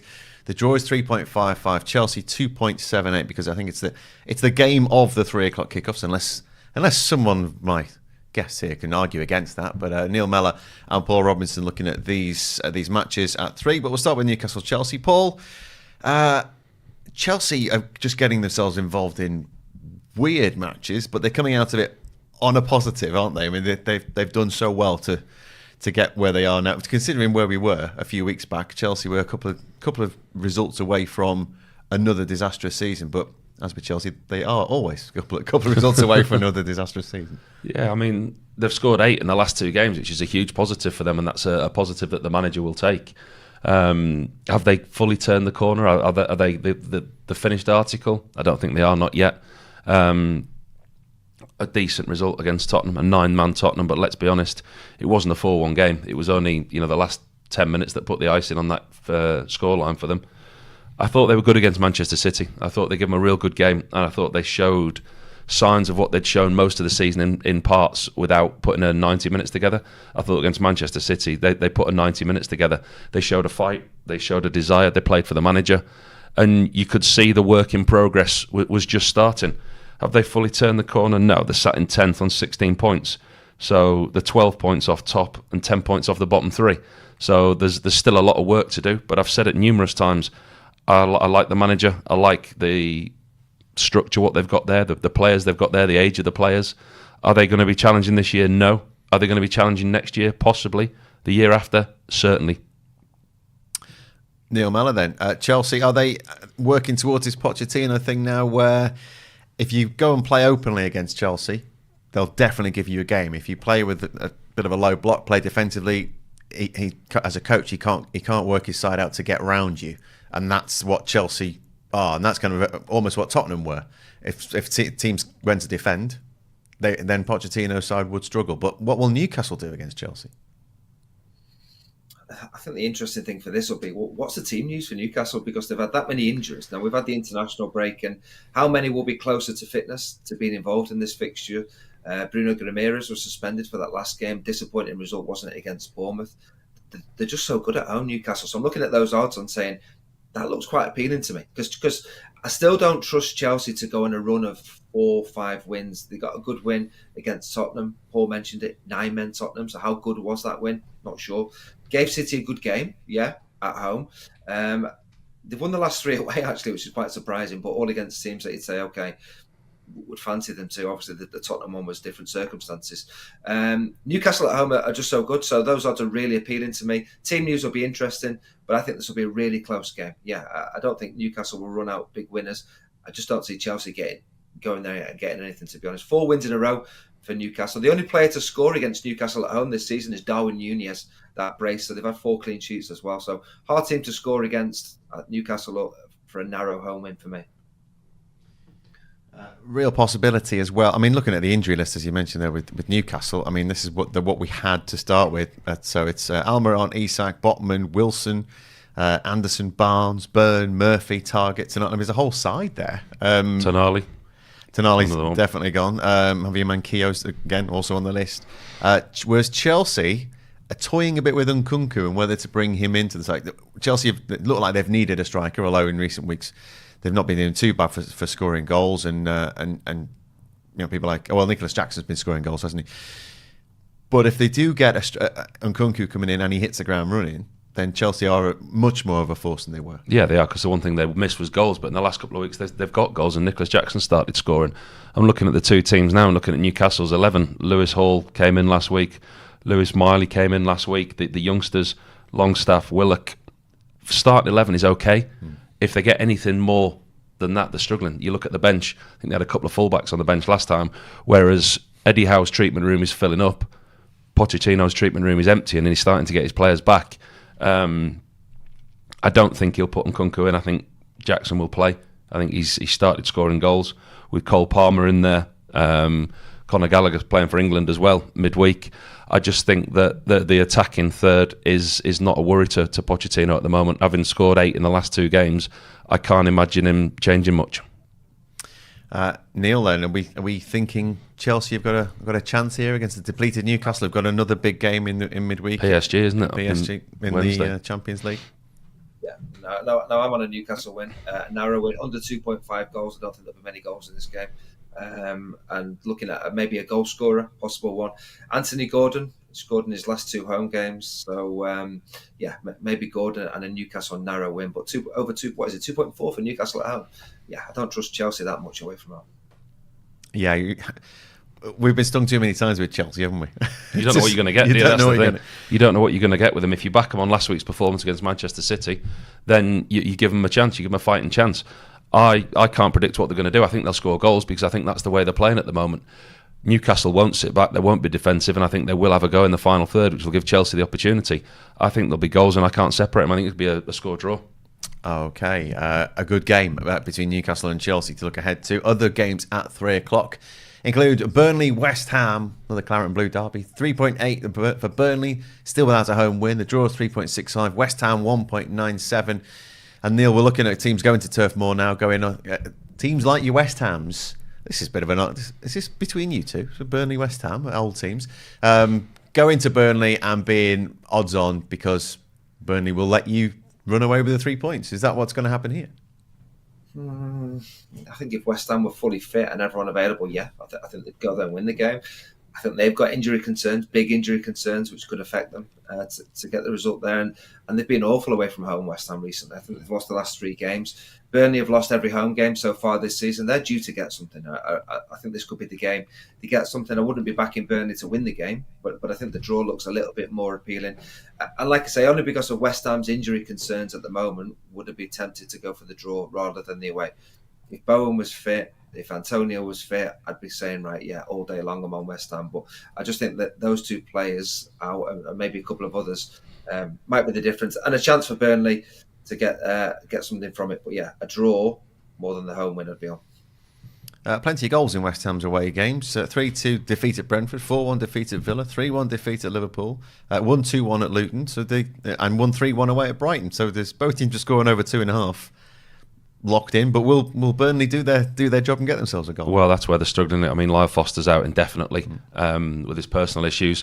With Amdouni and Rodriguez, have they got the firepower there to get the goals? Vincent Kompany's doubled down again on the club's style, the way that they play. He's quite adamant that he won't change in the way that he's going to play and the way that the team plays. Can see small shoots of improvement. They're on 4 points at the bottom of the league. That something's going to have to change. But Burnley and Turf Moor are not the force that they were previously. It's no longer a difficult place to go because of the way that they play. It's a nice style of football to watch. But we're in a results game. We're in a results business. And when you haven't got the players good enough to go toe-to-toe with other teams playing that way, then you have to adapt your style. You have to adapt your ethos and your methods to start getting points. West Ham have got injuries, but I think they've got squad depth now. I think the players that they've got in there, they cope with European football most weeks.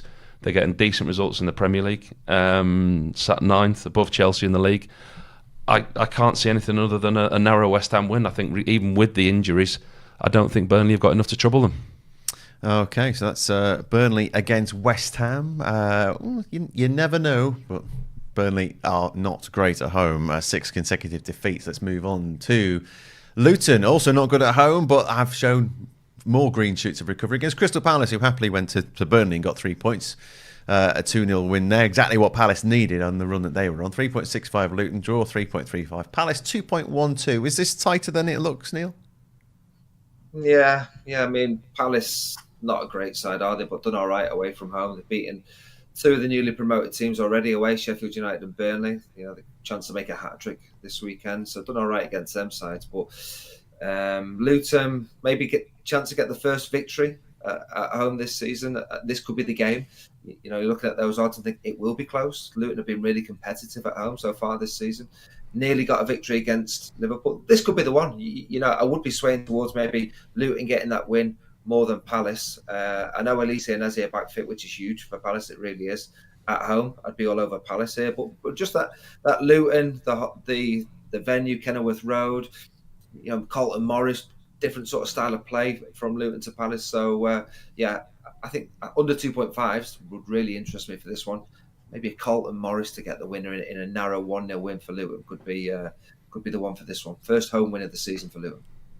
A bit like looking at horse racing form, this, isn't it? They took a draw against Liverpool, really good performance, good result, got a point. Went to Manchester United, only lost 1-0. It looks like it's turning. It does. They've not been soundly beaten at home either, have they? They've been in games, they've been very close.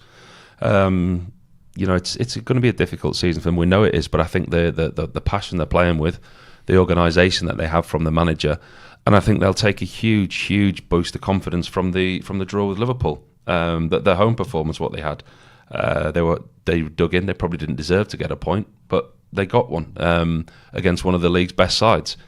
I think Rob Edwards he's galvanised the place. He's got them playing in a style where he knows that they have to be disruptive. He knows that they're not going to go toe to toe. For me, at the moment, they've got more chance than Burnley because of the way that they play. And you look at the way they played against Liverpool. You look at the way they went to Old Trafford, and they disrupt other teams. And I think because of that, they've given themselves a better chance than others down there. That's Luton against Crystal Palace. Moving on, we'll go to Forest against Brighton. Forest 3.2. In fact, both these final games we're talking about 3 o'clock are similarly priced for the home side. 3.25 for Forest. The draw is 3.65.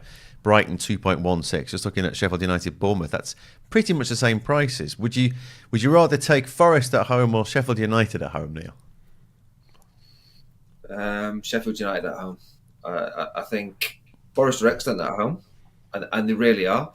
They've lost 2 of the last 20 Premier League games at home against Manchester United and Newcastle. That is a tough place to go to get the result. Brighton, they've been a little bit inconsistent, aren't they? Too many draws for Brighton lately. I think that's been an issue for them. Obviously, dealing with the Europa League football has been difficult. The injury list as well. I think for this one, you have to see the team sheet, because the amount of injuries Brighton have had, I wonder how many will be back fit for this one. You've had Welbeck out, you've had Ferguson out, you've had the left fullback out, you've had March out. Who else?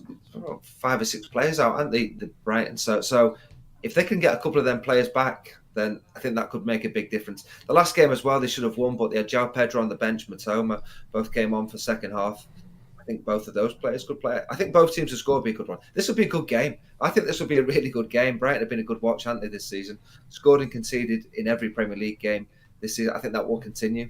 Just Forest. I don't think Forest will win. You know, I think Brighton could nick it, or maybe the draw. So it'd be swaying towards definitely Brighton getting something. Yeah, Brighton have scored in the last 28 matches, but they've conceded in the last 16. So a good game, we think, between Forest and Brighton. The final one we're talking about is Sheffield United Bournemouth. Sheffield United 3.25, the draw 3.55, Bournemouth 2.22, so very similar. And again, I'll ask you this, Paul. Would you take Sheffield United or Sheffield United at home against Bournemouth, or Forest at home against Brighton? Same price. I would take Forest at home. I think their home form is outstanding, and I think that's what kept them in the league last year. And I think it's a very difficult place to go to. Neil said there about the 2 teams that have come away with 3 points. Not many teams leave the City ground with 3 points. But Sheffield United, again, of only 5 points, but shoots of recovery, you would say, wouldn't you? That 90 whatever minute it was penalty against Wolves, whether it was right or wrong. I hate those penalties. Just kind of galvan, not as much as Gary O'Neill does. No, I know. It just doesn't seem right. Even, you have them given against Liverpool. Have had them given against them, and we've also had very, very important ones given for us and that kind of thing. But when you're clearing the ball, it's just like, well, imagine Gary O'Neill twice in a week, the space of a week. So he has the one against Newcastle. I think it was. Was it Newcastle at home?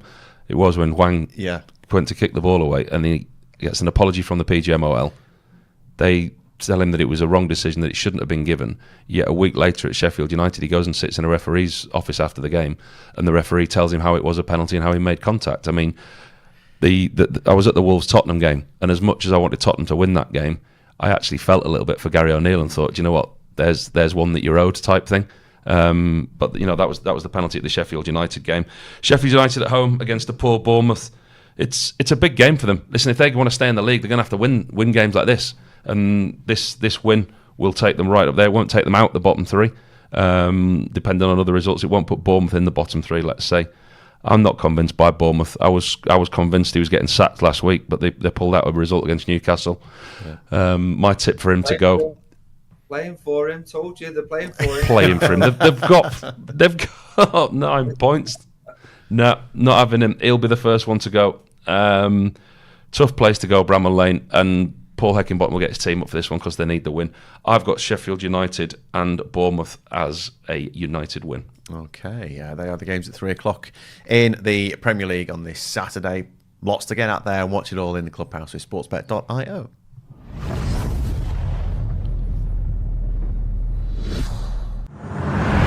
Covering every game of the English Premier League, Champions League and Europa League, live as they happen. This is Clubhouse TV.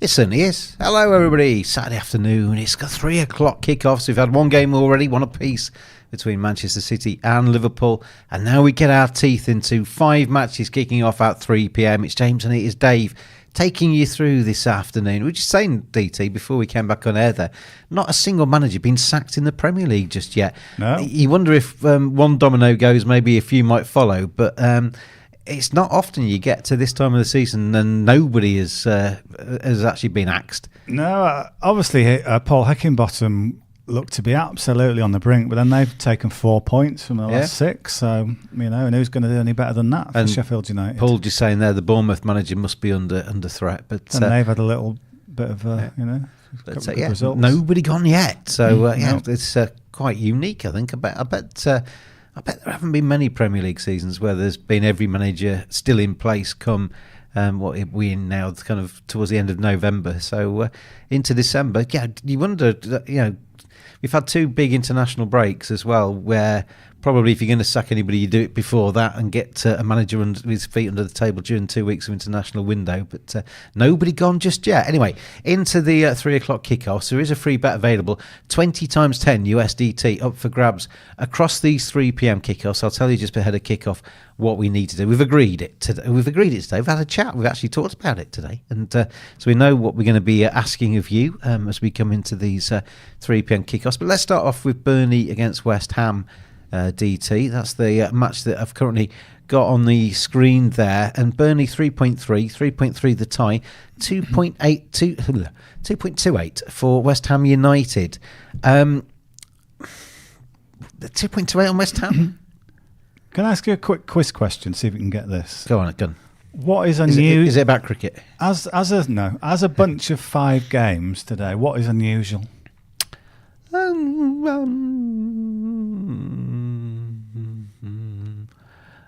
The 3 promoted sides are all at home?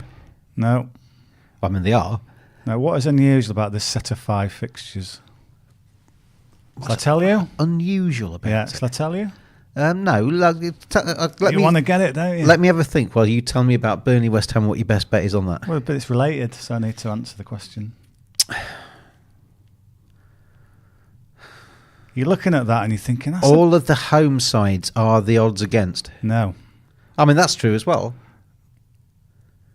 The higher prices are all on the home teams.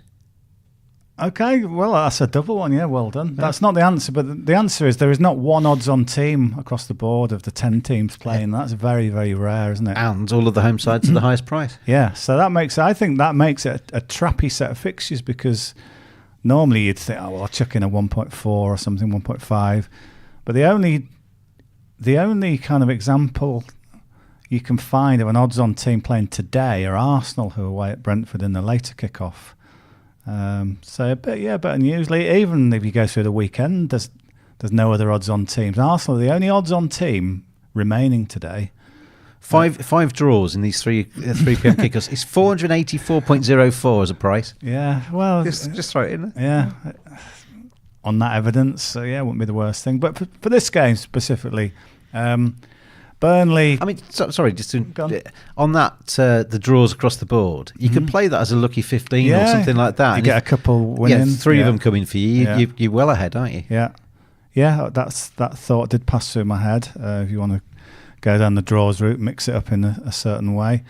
For this specific game, Burnley have just lost every home game so far. You think at some point they must, get a win or a draw or something.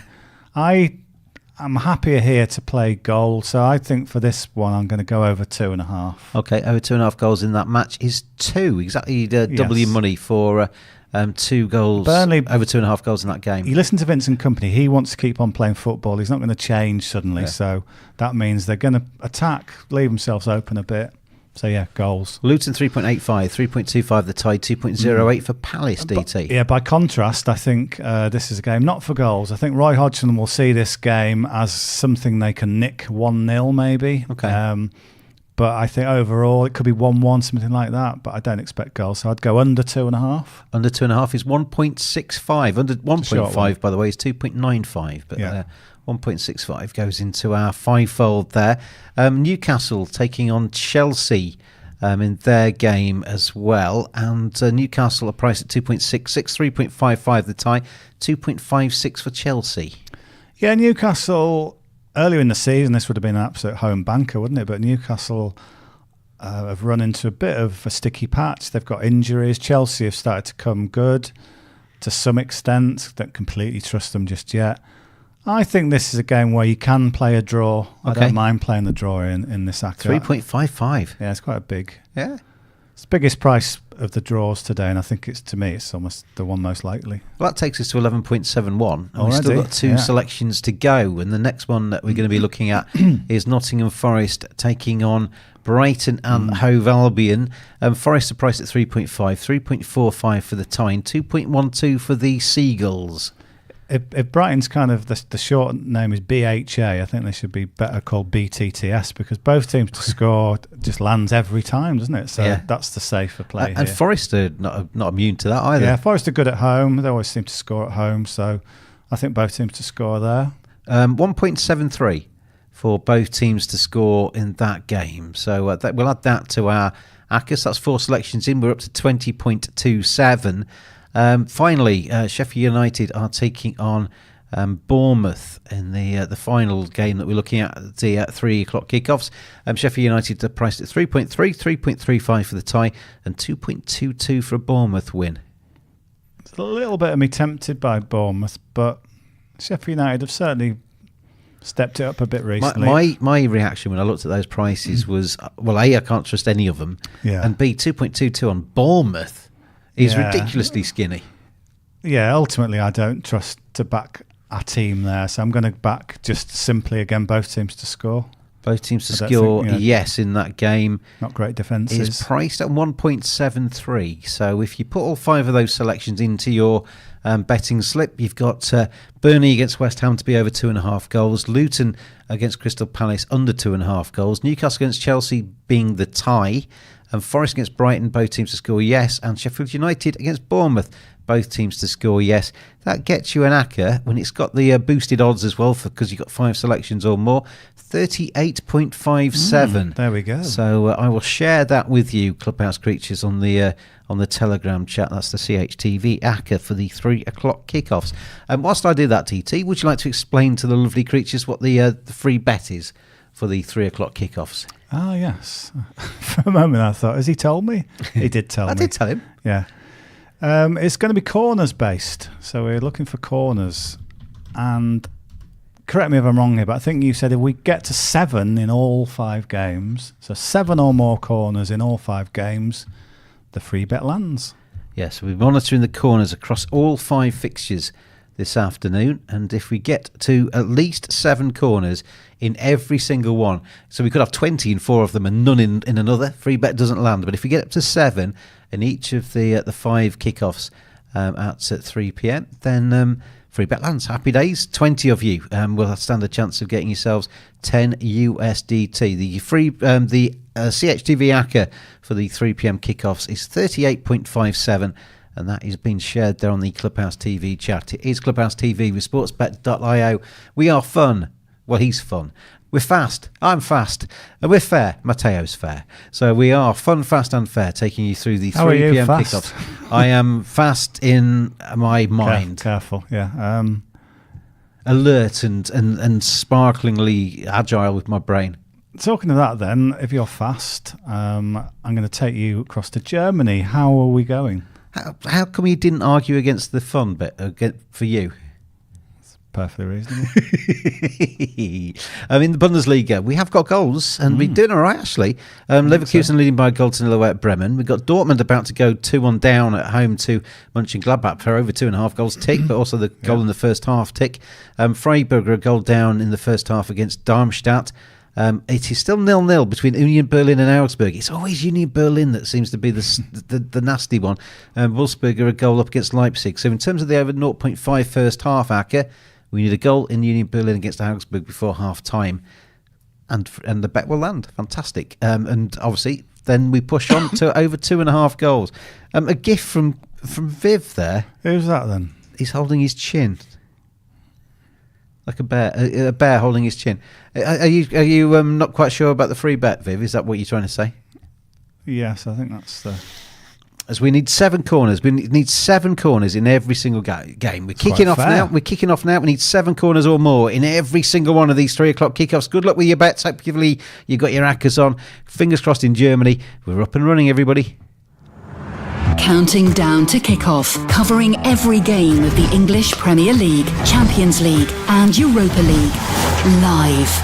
This is Clubhouse TV with sportsbet.io. Please gamble responsibly. Whoa, Clubhouse creatures, la la la la, and all that kind of stuff. So we are up and running in the Premier League. 5 games are underway. Well, Luton against Crystal Palace yet to get underway, but the other 4 are. We're also kicking off in the Championship. We've got League 1, we've got League 2. We've got games in the Bundesliga, which we've just mentioned. Union Berlin against Augsburg being the only one there that's refusing to play ball in terms of our Ackers. This afternoon we've got games kicking off later in Italy. Got Atalanta against Napoli at 5, AC Milan against Fiorentina later on as well. We've got games in the Scottish Prem as well, with 3 games kicking off right about now. And then at 3:15 in Spain, we're also looking at Valencia against Celta Vigo. 5:30 kickoff, Getafe against Almeria, and Atleti Madrid against Mallorca is an 8 p.m. kickoff. So it is wall-to-wall football this afternoon across the Prem, across the Bundesliga, across pretty much everywhere. So if there's anything else that you'd like to talk about in terms of where the best bets are, get in touch with us on the Telegram chat, and we will do our best to help you out. But we are looking for corners. They could all stay 0-0, but all have 7 corners in the Premier League. A penalty for Leipzig, by the way, against Wolfsburg. Another goal for Dortmund. They're going to get it back to 2-2 against Mönchengladbach. Still goalless between Union Berlin and Augsburg. So come on, you pesky Berliners. Get a goal for us and get that over 0.5 in the first half. Where do we get the goals in the Premier League then, everybody? Tell us what your bets are. Tell us who you fancy to score the first goal in the 5 games kicking off at 3 p.m. And tell us what you need to happen this afternoon for your bets to land. So we can cheer them on as well as DT's Acker, as well as my Bundesliga Ackers. And fingers crossed for everybody out there. Gamble responsibly with Clubhouse TV and sportsbet.io. And we got the first goal. And it's coming in the East Midlands, Forest. DT. Yeah, Forest back post header, 1-0. It's Anthony Elanga. Anthony Elanga has scored What the a opening start. goal for Forest there, 1-0 up against Brighton, and both teams to score. Well, that's a good start for that. Yep. And we got the first game with the first goal. Forest 1, Brighton 0.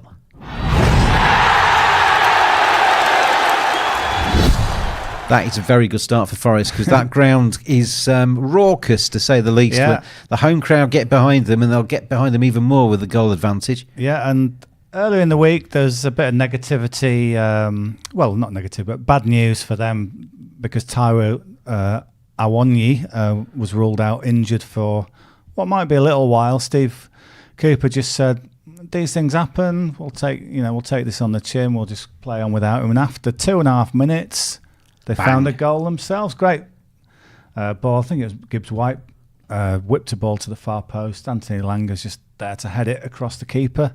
1-0. So Brighton have had a funny spell. I think I read today, I wasn't quite aware of this, they haven't won a league game since September. I think Europe's catching up with them. Yeah, it's the old classic, isn't it? Yeah. That, they've had fun beating Ajax home and away, but the sort of bread and butter of the league is suddenly, as you say, caught up with them. And they were early on in the season, they looked like, he's going to be a top 4 contender. Well, I think if they only had the Premier League to concentrate on, they might be. Yeah. But the fact that you've got a fairly small squad and you're having to kind of fight on 2 fronts and tie your legs out on 2 fronts, Europe has been maybe just a step too far for Brighton.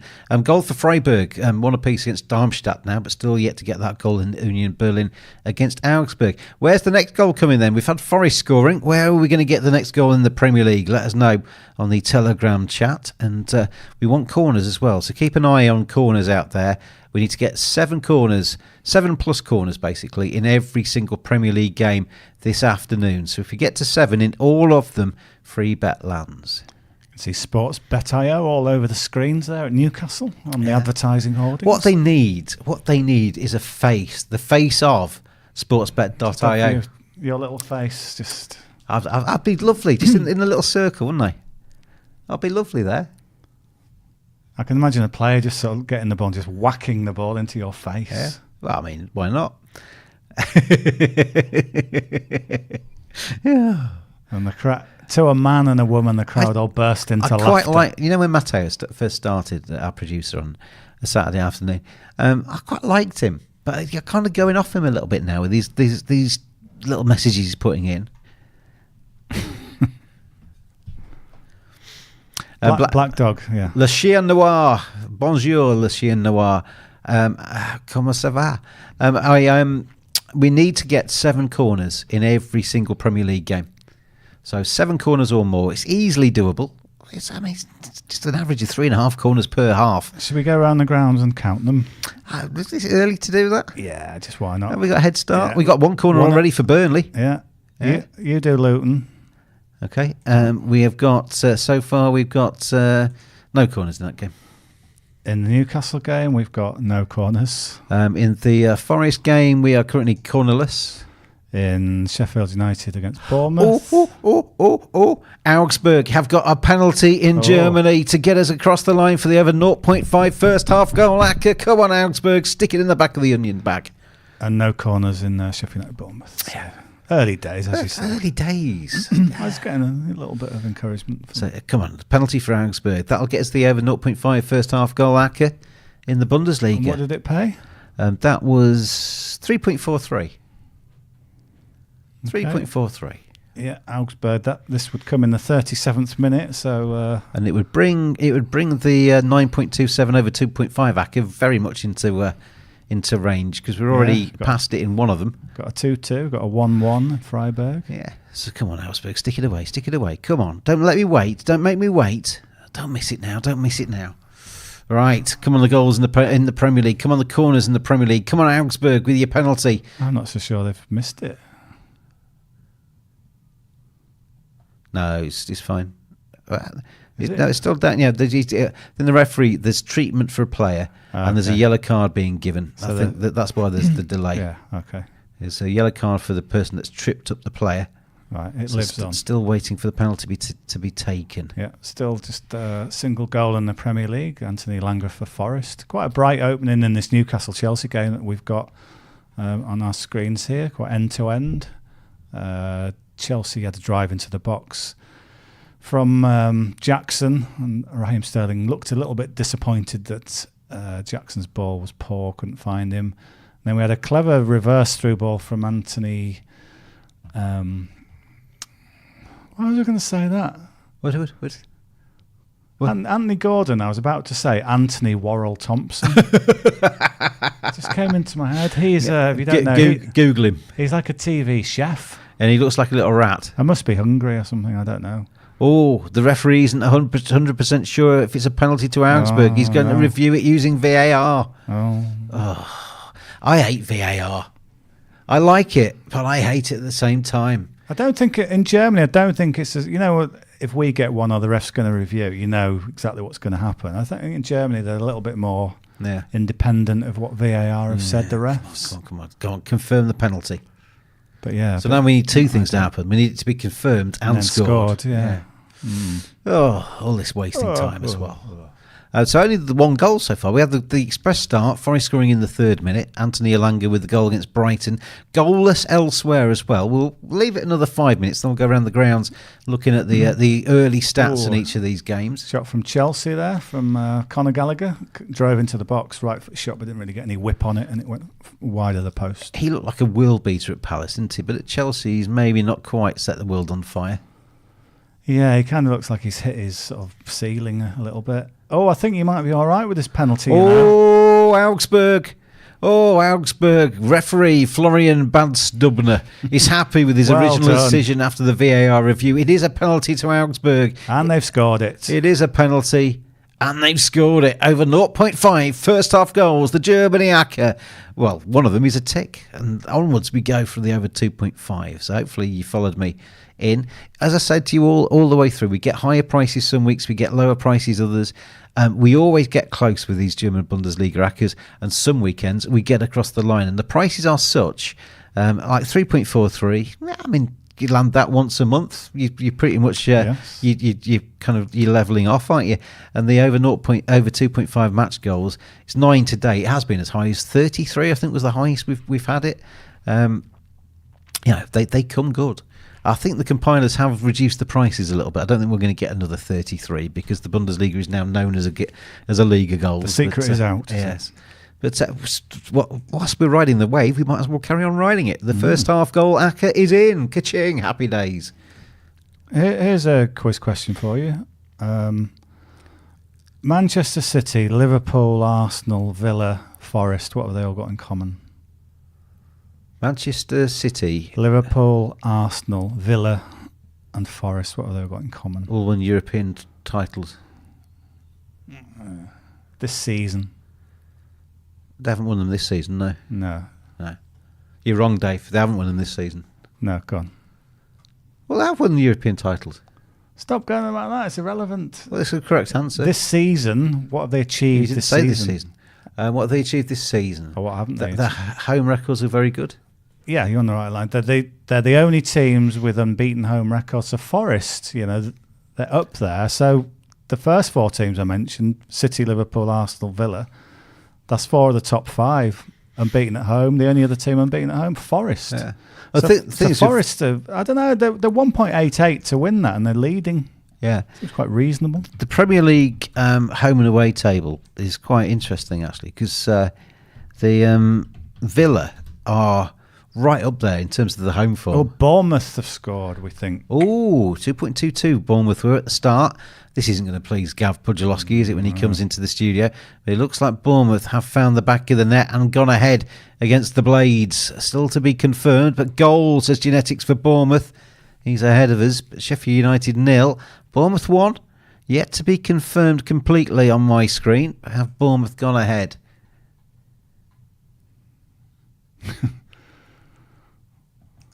There seems to be lots of TV channels showing Newcastle, Chelsea, and forgetting about Sheffield United. Leverkusen have gone 2-0. Bournemouth have scored. Yeah. Bournemouth have scored against Sheffield United. Who will it be? Will it be Solanke? He seems to be their main man. It's Tavernier. James Tavernier, is it? Tavernier has scored. It's not James, is it? It's Marcus. Marcus, yes. Yeah.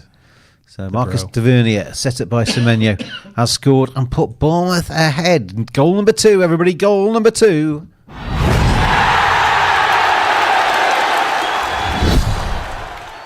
So we've got the second goal of this Premier League afternoon. Yet to get a corner there, though.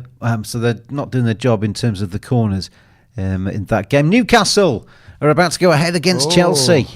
A lot of people fancy Chelsea today. Chelsea have been in very good form just of late.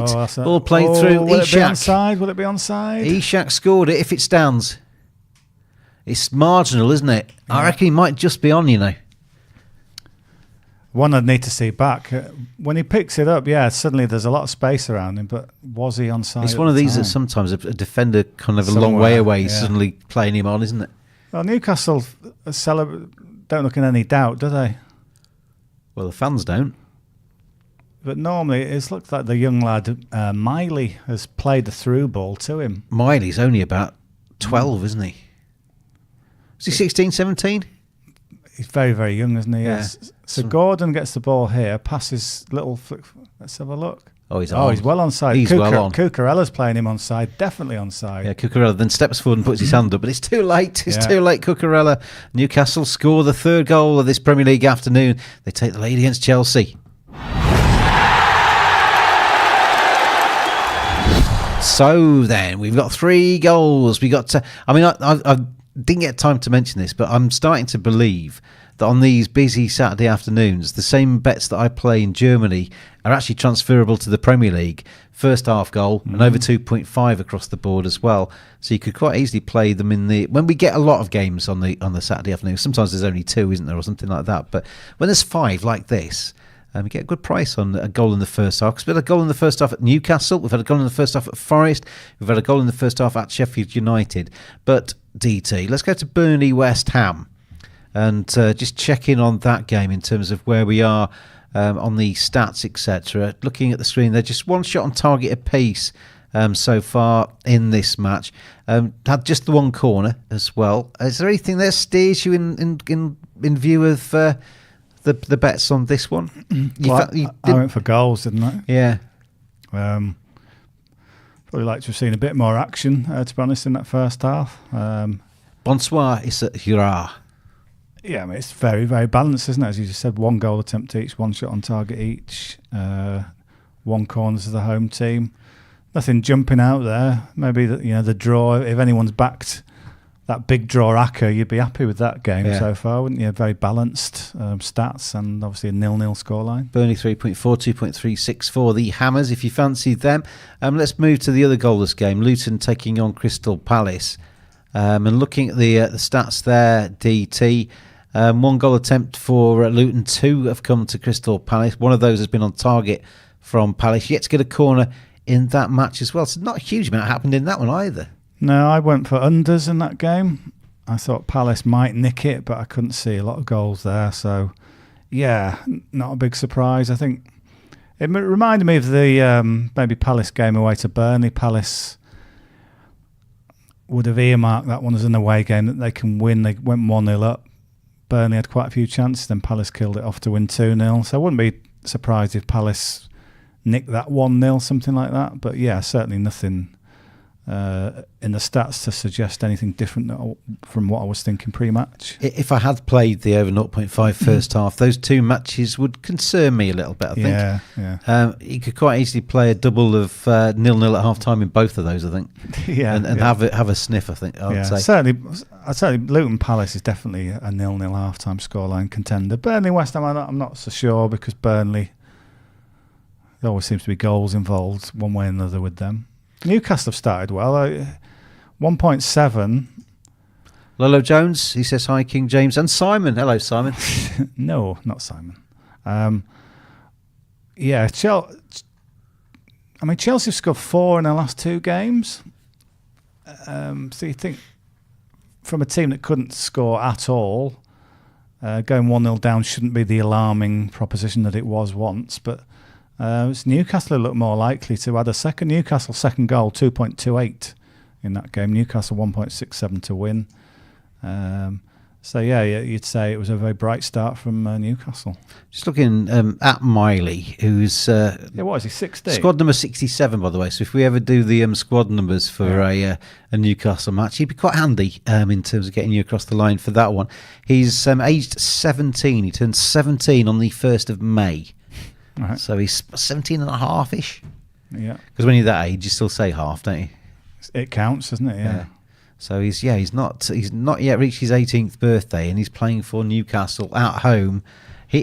Is he a local lad?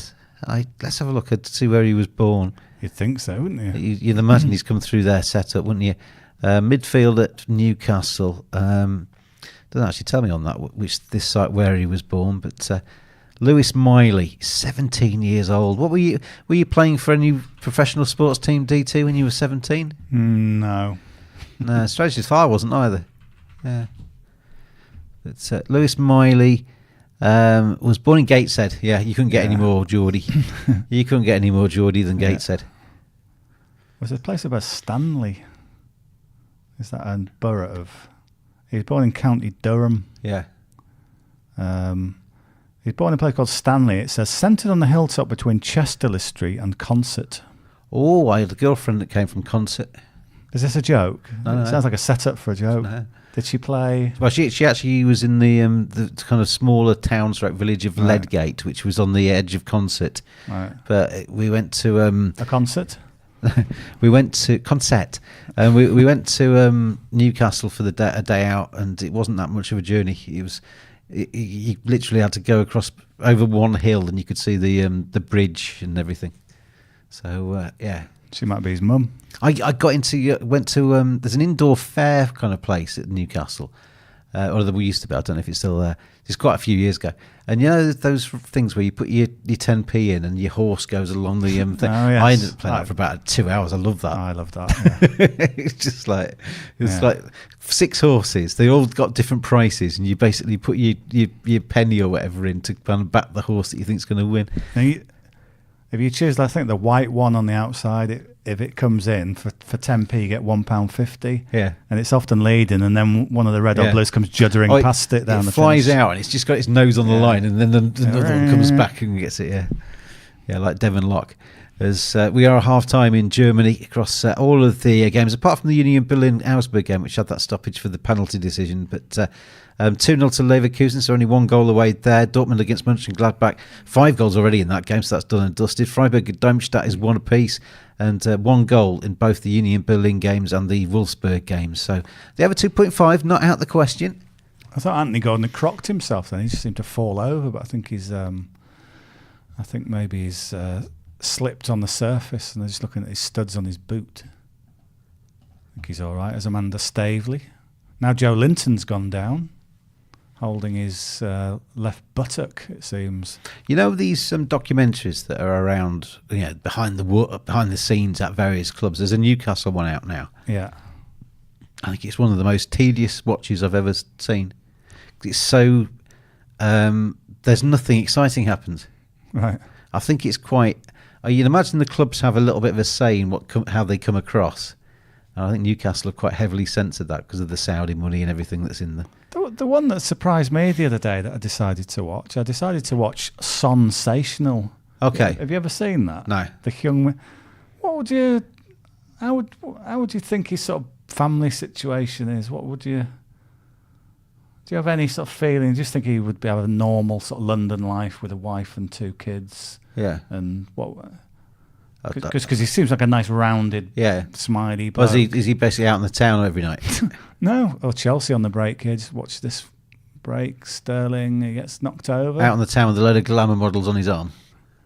The exact opposite. It basically, when he moved to England, his dad moved with him. Right. And in this documentary, his dad is like a very, very sort of dominant figure in his life. So his dad just sort of tells him what to do.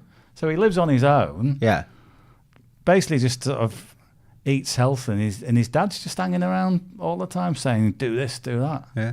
I guess you get that's probably the culture from that part of the world. Yeah, well, it is with, I know it's a very thing with Korean golfers, the very sort of dominant father figure.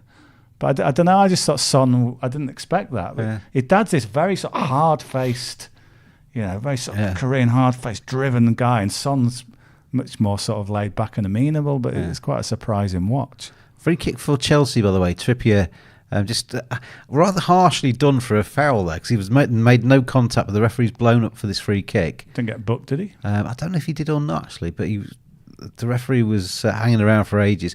Chi says Chelsea, you can't trust them. Taking from the rich and giving to the poor. Typical Robin Hood of our time, says Chi. Was that Chelsea? I don't think Chelsea and Robin Hood. Oh, from this free kick, Chelsea might have got a leveller. Oh, who's going to get this for him? Well, Reece James has stood over it, so I think he'll be favourite. He's a good player. If he could just stay fit, he's brilliant. Yeah. Is he going to take it? They've also got does someone else lined up? No, Reece James walks away. Who's this little dainty steps up? Oh, it's a beautiful free kick. That is an absolute corker. Into the top left-hand corner. It's Raheem. It's Raheem Sterling has scored. I didn't look like him from a distance. It looked too big to be Raheem, but he's growing in stature there. Newcastle 1, Chelsea 1.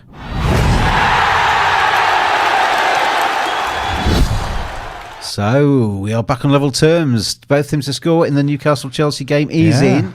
And it's back on the tie factory. You're back on the draw. It's one of those ones where he just sort of hits it with the front of his laces and it goes up and down quite quick. Yeah. Sort of funny, like Gareth Bale used to do. It maybe gets a bit of curl. A bit of instep, isn't it? A bit of the instep. But Raheem scores. Yeah, the way it sort of gets up. Because sometimes they say he's a bit too close there, but he's got it up and down quick. That's the thing, isn't it? Nick Pope just... It's easy to get it up. It's harder to get it down. And that applies to many things in life. Yes. Newcastle 1, Chelsea 1. Whilst I'm going to press this, I'm going to ask you for your best bet. Off the back of this, you're going to give me your best bet. And whilst you give me your best bet, I'm going to count the corners. It's time for DT's best bet. I think we're going to get a feast of goals in this Newcastle-Chelsea game. It looks like one of those where, well, maybe Chelsea, what, last 2 games, 4-1 and 4-4? From being a team that involved in no goals at all, they've gone to the sort of entertainment king. So I'm going to go, what shall I do? Tempted by the 2-2 at 6.3. I'm going to go over 3.5. That doesn't really get me high enough. Bear with me. I will find a bet that involves lots of Chelsea goals. Tell you what, another goal in the first half of that Chelsea game. That seems to be the one where a lot of action is happening.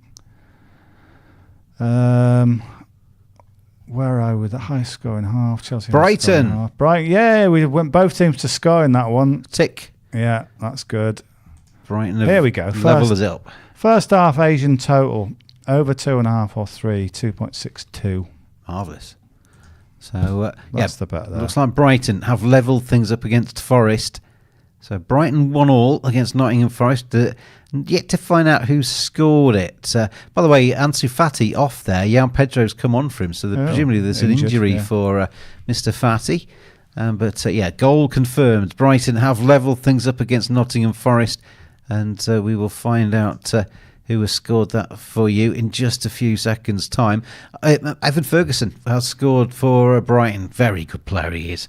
If I tell you what, if I was the owner of any one of the big 6 teams in the Premier League, I would write a check out for him right now before he gets ridiculously expensive. Why didn't Man United go for him? I don't know. He's going to be an absolute megastar, that kid. We've only had 3 corners across the entire Premier League. Really? Yeah. The one day that I do this for you, corners. Wow, that's bad. So we've had 1 corner in the Burnley game. We've had 2 corners in the Forest game. We've had none in Luton, none at Newcastle, and none at Sheffield United. Time for it to change. That is unusual, isn't it? Time for it to change. That is unusual. So if it doesn't land in these 3 o'clock kickers, and there's still plenty of time, we only need 7, so just get a little bit of a spurt in these games, and we're back on track. But I will have to pass the baton across to Gav and say, please, Gav, let them have a free bet. Yeah. Make sure that you kind of, the referee blows his whistle to kick the match off, and free bet lands, that kind of thing. Let's go through the games again, DT. Start with Burnley against West Ham to see if there's been any change in dynamic there. Just a VAR on that Brighton goal, just to let you know. Still just the 1 shot on target apiece in the Burnley West Ham game. Just that 1 corner as well. No cars. Absolutely nothing happening in that game. Let's just check this Brighton goal then. Well, it seems to be underway again, so I think it's fine, isn't it? Yeah, it's been given. Yeah. Yeah, nothing happening in Burnley West Ham. No, surprising. I said 10 minutes ago that could easily be 0-0 and a double with this other game in the Luton Palace game. I bet there's nothing happening in that one. The little shots on target 3 for Palace. So a little bit more, and it's coming from the away side, but still to get the goal there. So if you did go on the 0-0 double in those 2 games, still obviously very much in. Newcastle Chelsea, we've seen the 2 goals go in those games. Newcastle have had more of the ball. 3 shots to 2 though for Chelsea, 2 on target to 1 in favour of Chelsea. Just the 1 corner, as I say, in that game. Forest against Brighton, we just had the leveller there, 1 apiece in scoreline there. 2 shots on target to 1 in favour of Brighton. You mentioned the draw Acker. Yes, we've got 4 legs of it landing at the minute. Lucky 15. Yeah. If you don't know if you've never done the lucky 15s, I mean, when you place a bet and you place an Acker, obviously you can pick your 5. Say it's a 5-fold. You pick your 5 kind of contenders, your 5 factors to go into your Acker, and you put your 1 USDT, whatever your stake is, on that, and you can play it just as a simple Acker. But if there's slightly bigger prices, you can start to play some of the kind of permutations or whatever inside. If you play a lucky 15, you get the Acker as one of your 15 stake, and then you get all of the pairs and trebles inside of it as well. So it's four. Obviously, for 5 matches, you need to do something different. But lucky 15 is 4. Yeah. I see. It's 4 singles, 6 doubles, 4 trebles, and 1 Acker. So you can have one of your legs of your Acker fail and still make a profit. Yeah. You have to put maybe a little bit more on it. You're probably not far off with 2 landing at those prices. So, yes, there's kind of ways to do it, isn't there? We've got, oh, blimey, a kind of sheep with pink skin. What are you watching? On the Telegram chat. Oh, right. Oh, what does that mean? Genetics doesn't want to count its chickens before they hatch, he says. Okay. A sunglassed pink sheep. What does that mean? Is that a sheep? It's not a unicorn. It's got 2 horns. A duocorn. Yeah, more sheep than rabbit, I think. Do sheep have sunglasses? Do we get any? Do we get another goal anywhere else in the first half? We're kind of looking. I would say Newcastle, Chelsea. Yeah. If we are. We're looking at Burnley, West Ham, and Luton. Crystal Palace as maybe not contenders for that, but elsewhere, Sheffield United against Bournemouth. Let's have a look at the stats on that one as we approach half time. Excuse me. Bournemouth, who have obviously taken the lead, 73% possession. I'll tell you what, 73% possession for Bournemouth, 10 shots to none. 10 for shots Bournemouth. to none? 6 on target to none, 4 off target to none. They've had the only corner of the game as well, so we're up and running in that match in terms of the corner count too. Blimey. But they have got they've got the goal, and they're the only ones that are actually taking pot shots on goal. Well, what's the price on Bournemouth to score the second goal there then? Because that could be... I mean, a gift. 1.92 Bournemouth to score a second goal. It's nearly double your money on the only team that's taking shots. Yeah. It kind of just makes sense, doesn't it? While they're on top like this, that's got to be a play. I mean, it might well be that Sheffield United come back into it at some point. They have to, surely. But at the moment, that's amazingly one-sided. Well, on the basis that they're seemingly on the stats queuing up to score again. Chelsea with a shot not too far wide. Over 1.5/2 in the first half. Asian total is 3.64. This was a nice Chelsea move. Reece James down the right. Cut back, and then it's laid off back to James, and he lays it off to Fernandez, who... Is that a save by Nick Pope? He got his fingers to it, hasn't he? He's got his fingers to it. He's a good keeper, you know. Good shot stopper, yeah. I like him. So in that game as well, Chelsea to score the second goal, 2.12. The slight favourites to score the second goal there, actually. I didn't pay much attention to the international window because I was just basically trying to have a few days off football. Yeah. And who was in goal for England in the 2 games they played? Pickford. Okay. Ramsdale in the squad? I think Sam Johnson of Palace was in the squad. So that means that one of Ramsdale or Pope wasn't then, doesn't it? I don't think Pope was. Why is he not higher up in Southgate's estimations? Because his kicking is poor. Is that it? Basically. I think if he was good with his feet, it'd be first choice, wouldn't he? But he's simply not good with his feet. I really like him. What's the condition, guys, says Navidad? We need 7 corners or more in every one of the 5 Premier League games, and let's go through them. Let's go around the grounds again. 1 corner in the Burnley game. That's been the 1 corner for quite some time. Luton against Crystal Palace. Have we got off the mark yet? Yes, we have. We got 1 in that game now, so we're up and running at least in that game. In this Chelsea one, we've had 1 apiece. So that's two in the Chelsea game. Yeah. Forest Brighton. Yeah. We have had 2 last time I looked. 4. Oh, yeah, 3 from Brighton. So it can change quickly, the corners. Yeah, so they've and helped. Sheffield United. Bournemouth have had loads of shots in terms of corners. They've had just 1, so just 1 in that game. So we've got 3 matches with 1 corner, 1 with 2, and 1 with 4. To be honest, we're not asking for 10 or 11. So we're not asking for the earth. Even if that's stopped there now, to have 6 corners in a whole half, which is the most you need out of any of them, is very doable. Yeah.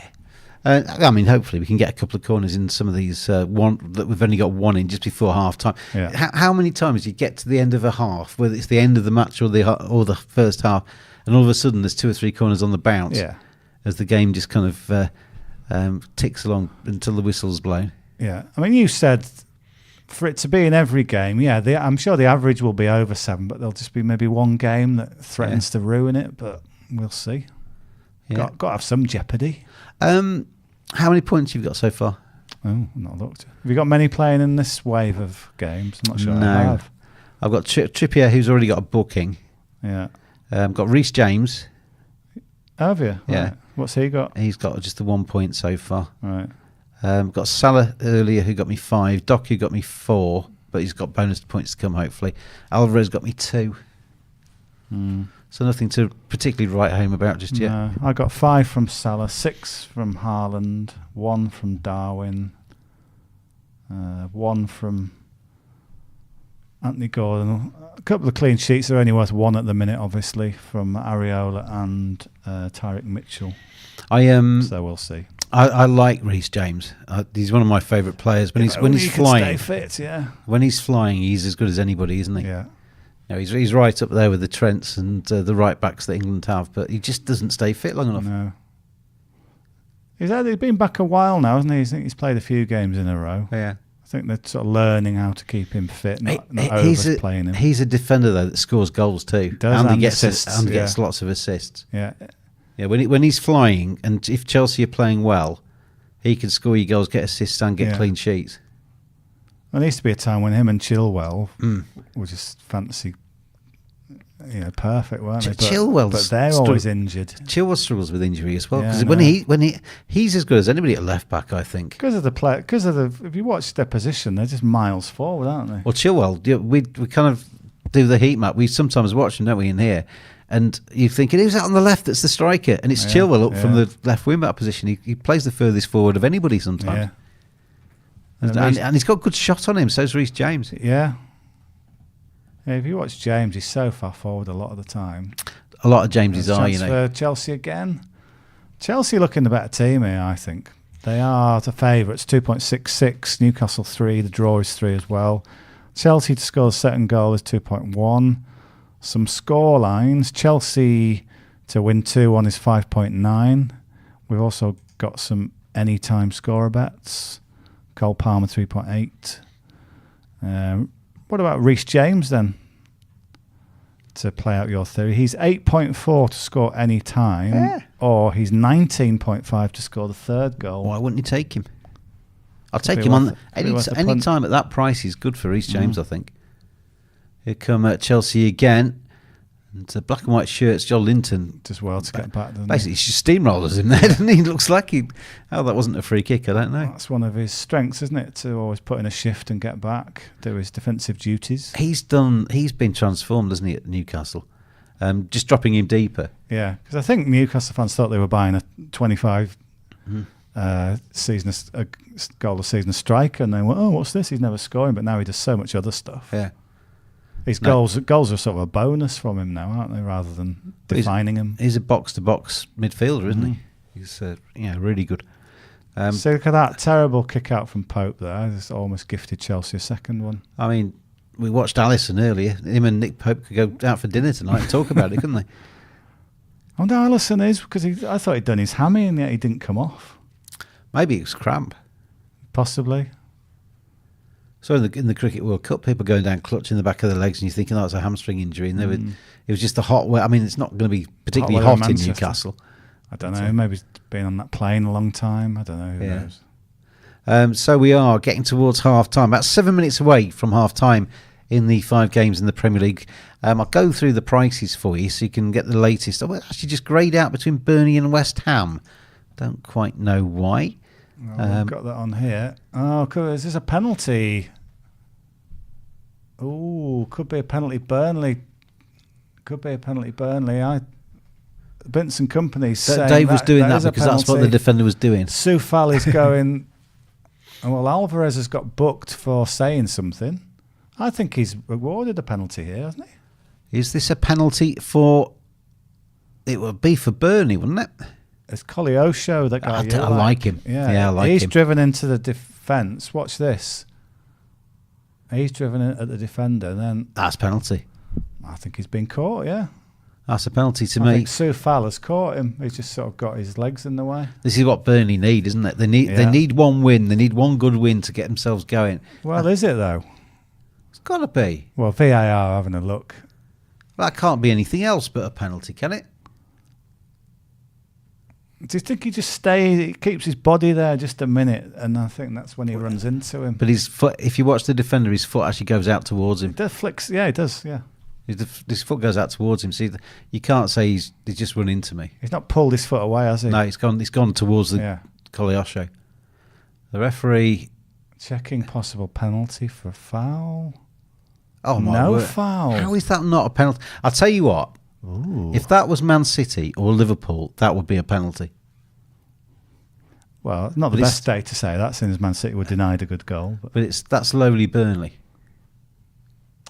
That's a penalty, David, every day of the week. I know. Well, you always rail against people who dive, but he's not dived there, has he? And the defender's foot goes towards him. It goes out to him, not away from him. So that is just wrong. It's just wrong. If you're Vincent Kompany thinking we need to get a decision, you're thinking, I don't understand now. Well, that is just wrong. That is a penalty all day long. And we need goals in that game, so that's not ideal either. I just don't understand how that's not been given. There's contact. Do you remember early today you said there's been no VAR controversy, and then we got one later in that game. Koleosho's got the ball there. He's a wily winger with fast feet, and he puts the ball past the defender. The defender's foot is out, and it takes him. That's a penalty. I can't see how you can say it any other way. But apparently not. Well, as we look at that Burnley game, we can see a corner being taken. So that's one to the count. So James Ward-Prowse, it's going to be a good delivery. So he's the type of corner kicker who could sort of win another if it's headed behind for... That's corner number 2 in that game, I think. Right. Well, it all helps. Thinking that's not many, but then you think, well, that only leaves 5 for the second half. That's doable. So two corners there. Luton game, we're up to 2 there.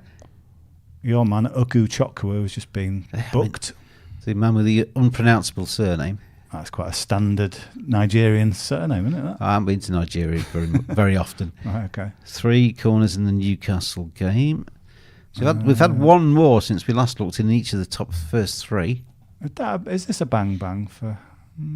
let's see this corner. It's whipped in. I think Souček heads it over. It's not a corner.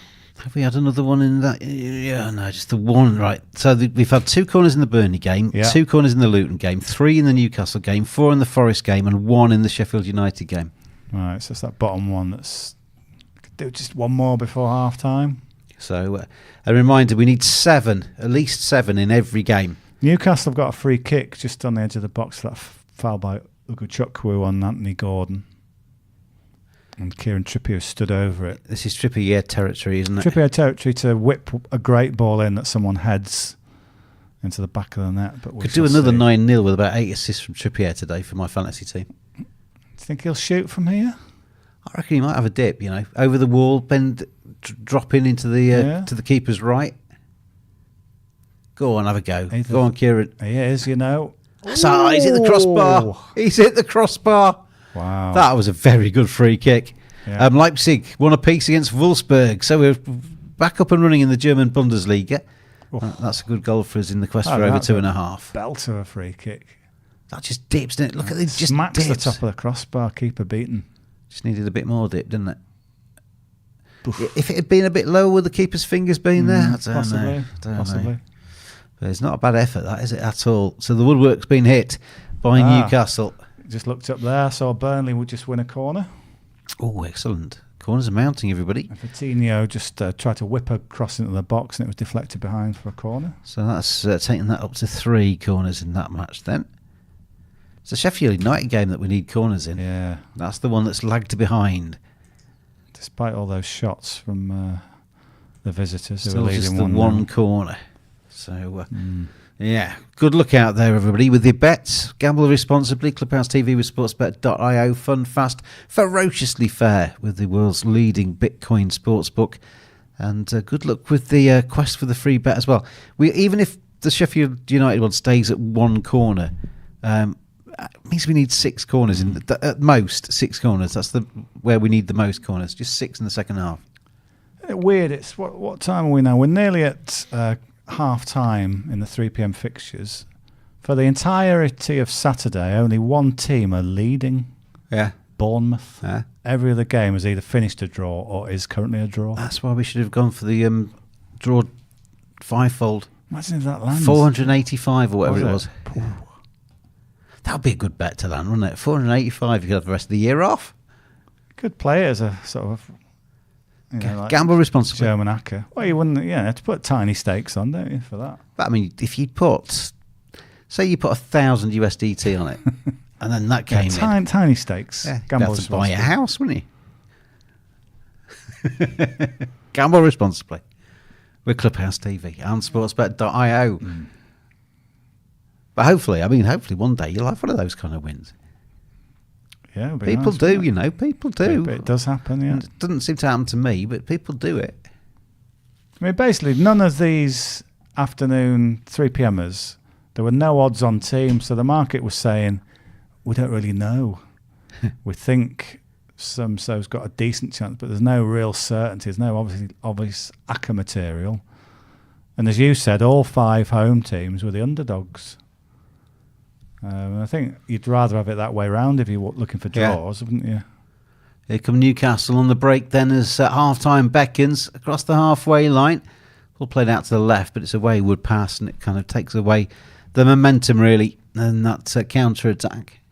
But they built, Excuse me. built out wide again. Are they going to work the ball in? It's just playing it crosswards and sideways. If you'd played the 0-0 double that I suggested after about 10 minutes, that's, only a very late goal at the end of the first half would scupper that. How are we doing with the actual ACCA then that I've put up? I don't know, Dave. How so are we doing? under 2.5 goals in Luton Crystal Palace. That's good. Both teams to score in Nottingham Forest Brighton. That's good. That's landed.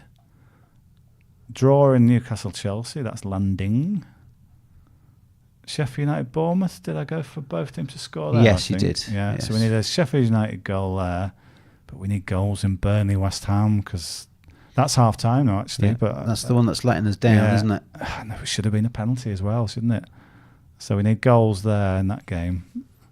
So get us back on track. half time Burnley West Ham. So that's 0-0 at half time. So that's half the double in. We've got into added time at the end of the first half of all of these games. Now got 3 minutes of added time at Newcastle. We're into that third minute of added time there. 6 minutes at Forest. 6 minutes. Yeah, 6 minutes of added time at the Forest game. Sheffield United's got 3 minutes. I think they had to check the Brighton goal a bit, maybe. Luton Crystal Palace has got 2 minutes of added time, and they're into that. So, it's the Forest game that we're about 3 minutes away from that half time there. In terms of how we're looking at these games second half wise, obviously we need corners for you guys out there for the free bet to land. Fingers crossed for that. But where would anything particularly stand out in terms of a good bet as we approach the break? I think if you'd asked me 5-10 minutes ago, I would have said, Chelsea look on this, but then Newcastle just come back into it a bit, so maybe the draw's still there. I don't know. Sheffield United, they can be a team that can maybe rescue a point there. You wouldn't want to be backing Bournemouth at 1.32. Bournemouth. Oh, you would want to be backing. You definitely would. Bournemouth because are going to be taking the lead, or 2-0 lead at Sheffield. At least we did say Bournemouth second goal, didn't we? That was beautifully done, Dave. Yeah, I mean, for you did that purely for theatre, didn't you? Yeah. Just to set that up. up. And Brighton as well. Oh, goals just before the break. Right, let's have a look at the Brighton one. Cross from the right. Oh, that was a great downward header. I think it's João Pedro, is it, who came on as a sub? Yeah. So Brighton have gone 2-1. Sudden little flurry of goals.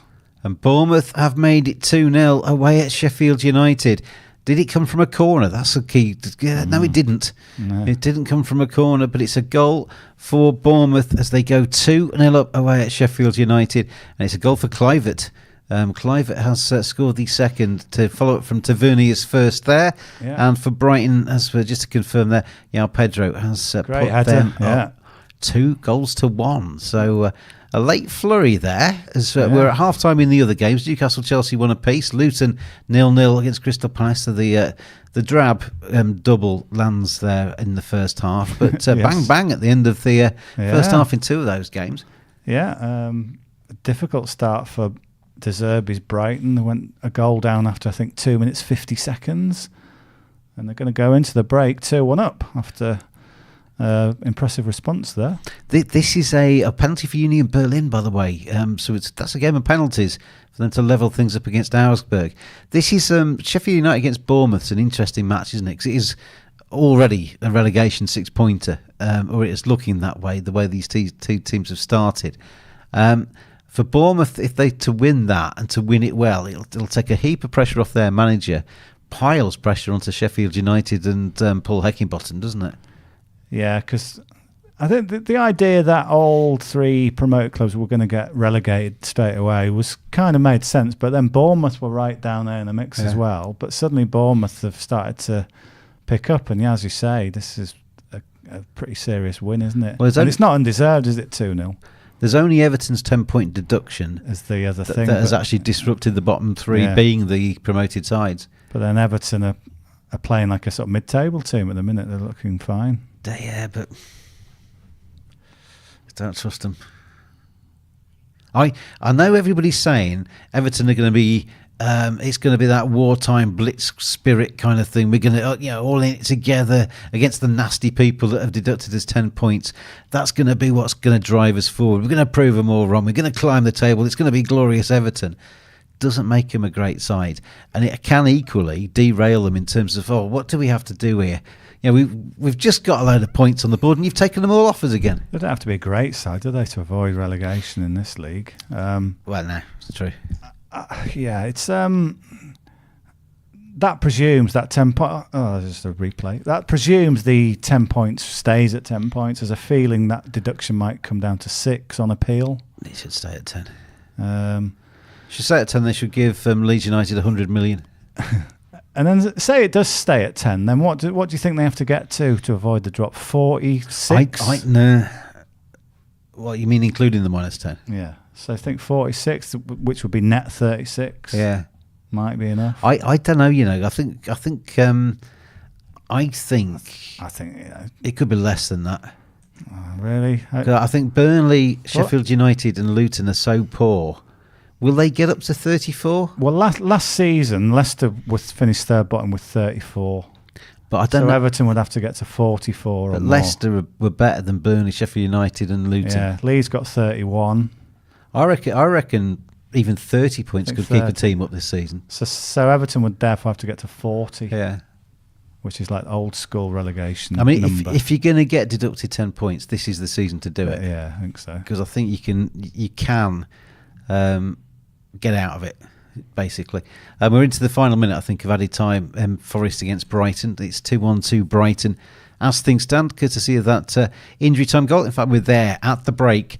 In Germany, by the way, we've got it's one apiece between Leipzig and Wolfsburg.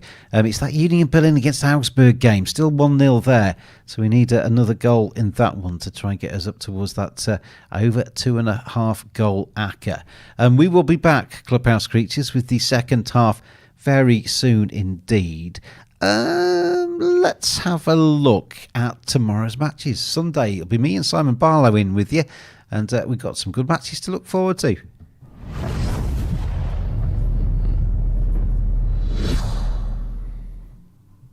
To your Sunday football, this is the Clubhouse at sportsbet.io, and it is Tottenham versus Aston Villa. Is a good old-fashioned game of English football. 2.28 the draw for Tottenham. The draw is 3.9.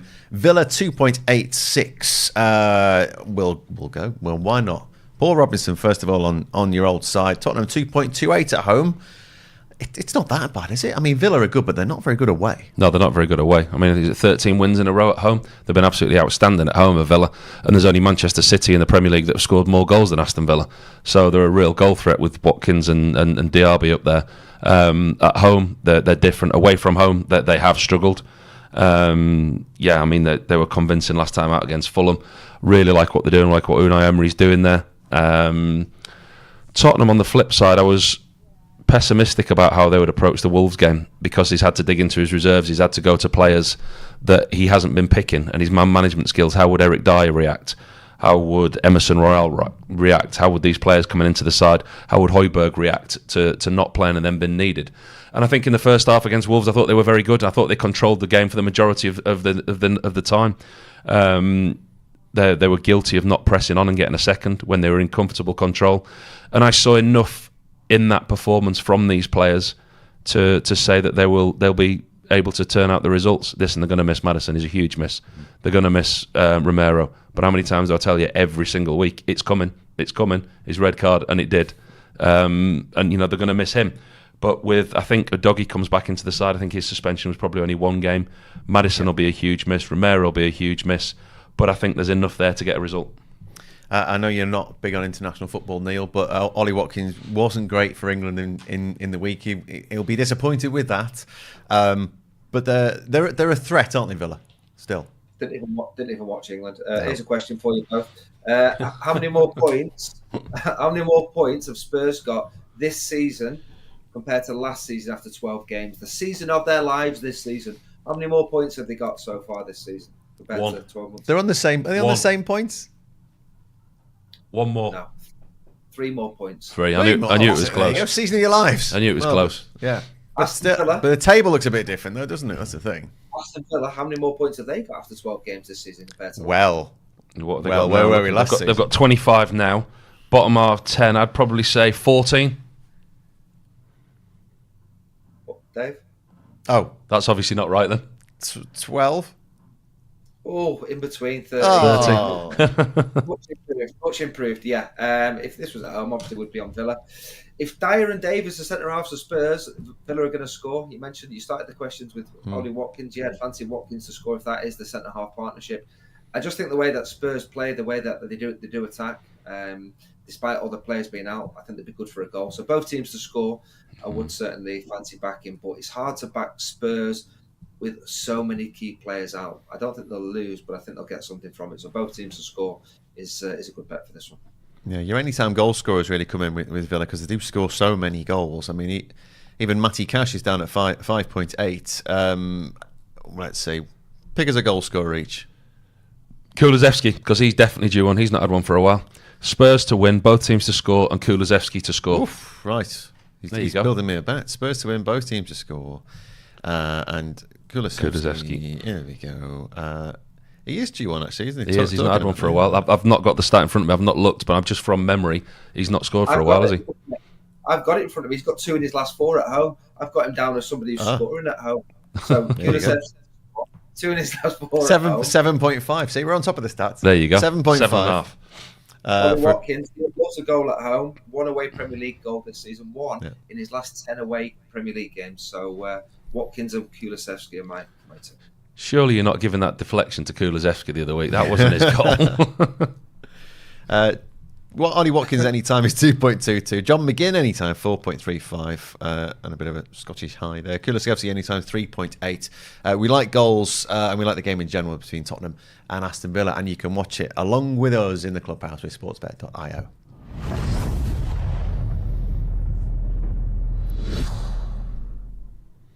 Should be a bit of an atmosphere, I think, for this one. Everton against Manchester United. Everton 2.82. The draw is 3.4. Manchester United 2.52.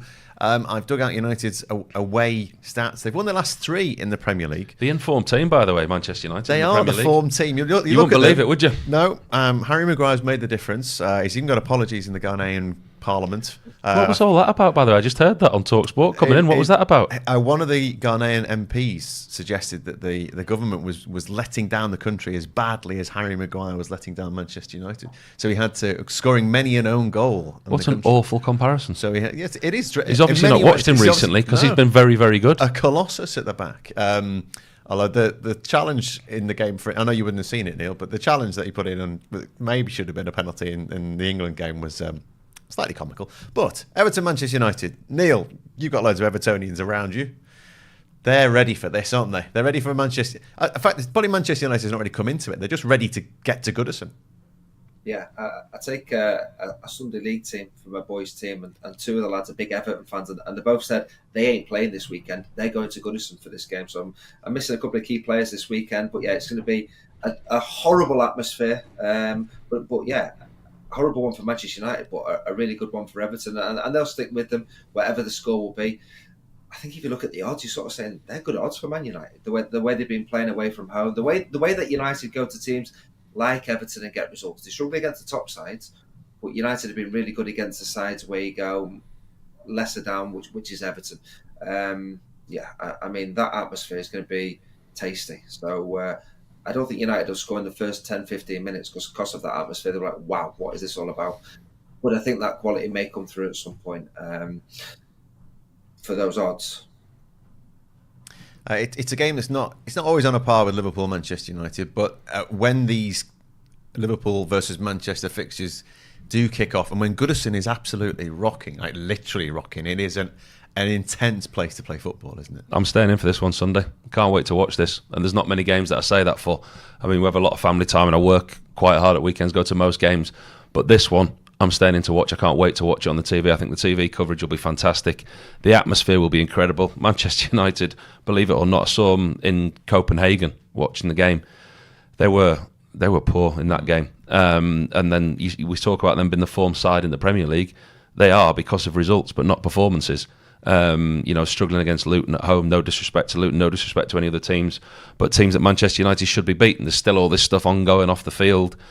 Whether the manager's getting a stay of execution because there's nobody in place at the moment to make a decision on his future, they're nowhere near where they want to be. And I think, in all honesty, there's two sides to this coin this weekend. This is a game that Everton cannot wait for. It's a perfect game for Everton, and it's the last place Man United want to be going to this weekend. I think if Man United score early and quieten the place down, if they get 2 goals early on in the game, it could be different. It could turn quiet very quickly. Or if Everton keep United out, get a goal early on first half, the atmosphere is going to be phenomenal. I can't wait to watch this game. I'm really looking forward to it. Yeah, I think weirdly, whatever happens on the pitch, I think it'll still be loud off it. I think it might not be one of those, Neil, where an early goal for United would calm things down, because a lot of them won't even be there for the football. No, they've got a lot of anger about the current situation, and Everton fans are very passionate, very loyal. The team have obviously struggled on the pitch for a long time, and the home games is where they come together. If you're going to treat us like that, we're going to come together and say we're Everton, and so that's why it'll be a good atmosphere. I mean, I must admit, I was thinking Everton would get something from the game. I'm looking at those odds and saying they're really good odds for Man United. I thought they'd be like 1.9, something like that. I've got to say I'm surprised that they're so high at those odds, because they've not been playing well, but they've been getting results, and away from home as well. And Everton aren't great at home. They lost the first 4 games. Have they won 1 at home so far this season? So they've not been great at home. So they're very good away, aren't they? That's the thing. They're picking up points on the road. Really good away. I think both teams to score would be one. I think this will be a good game. Both teams to score, maybe a high-scoring draw, 2-2, something like that. Okay, both teams to score is 1.62. You can build your bet, of course. What are you thinking on this, Paul? Jack Harrison's made a difference, hasn't he? He has. He's been excellent since he's been in there. Said that to you when he gets fit at the start of the season. He's really made a difference. I'm going to listen. I think the Toffees will get it, but I'm slightly biased. I've got a soft spot for Everton because Neville Southall was my hero. So they're always a team that I look on fondly. No kind of affiliation, no kind of diehard supportership coming from me, but it's always a team that I've looked upon fondly because of Neville. Did you like playing there? I used to love playing there, yeah. It's a proper old football ground, yeah. I don't like going there in the commentary box. It's an old wooden pigeon loft. Not with your knees. 6'4", the box is about that big. But listen, co-founders of the Football League, co-founders of the Premier League, they are a traditional, solid English football club. And, they're up against it yet again. It just seems to be one thing after another for them. And I can see them getting something this weekend because of the atmosphere, because of everything they're up against. And it would just sum Everton up if they got something. And Everton win, both teams to score, and Jack Harrison. Oof, there he's gone in. The high scoring draw, Neil, is, the 2-2 is 13, 3-3 is 40. You can have over 2.5 goals. You can mix those two for 7.5 if you want that. Go Everton to win and Jack Harrison to score. Okay, all right. Good day. How many goals has he scored for Everton? less than games he's played. He's only just started, pal. Let's find him. There You we got go. Harrison on the back of your shirt. Have you got Harrison on the back of his shirt? Check He mate. loves him. Both teams to score as well. No, just Everton win. Just Everton win 7. There you go. Harrison to score anytime in an Everton victory. We're looking forward to this. Everton looking forward to this. Not sure Manchester United will be looking forward to this. Everton might well take the Copenhagen route and maybe try and copy what they did in the Champions League, as United fell there in the last minute to a Rooney goal. That's nice bit of poetic symmetry there. That's Everton against Manchester United, your 4:30 kickoff UK time in the Premier League. Covering every game of the English Premier League, Champions League and Europa League, live as they happen. This is Clubhouse TV.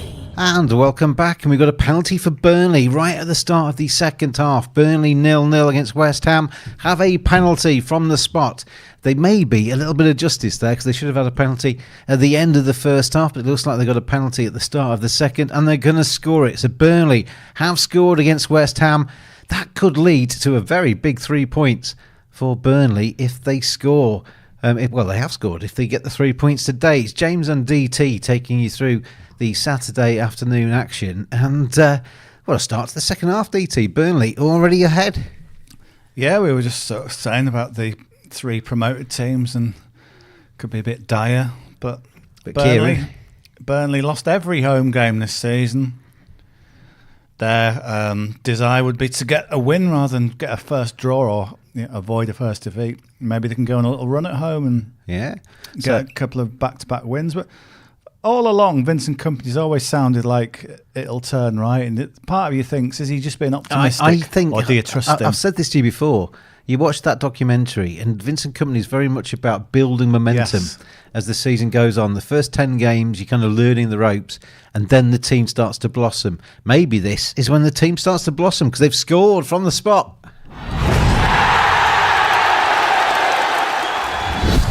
So Burnley ahead then against the West Ham, and that's the first goal of the second half. Luton 0 against Crystal Palace 0.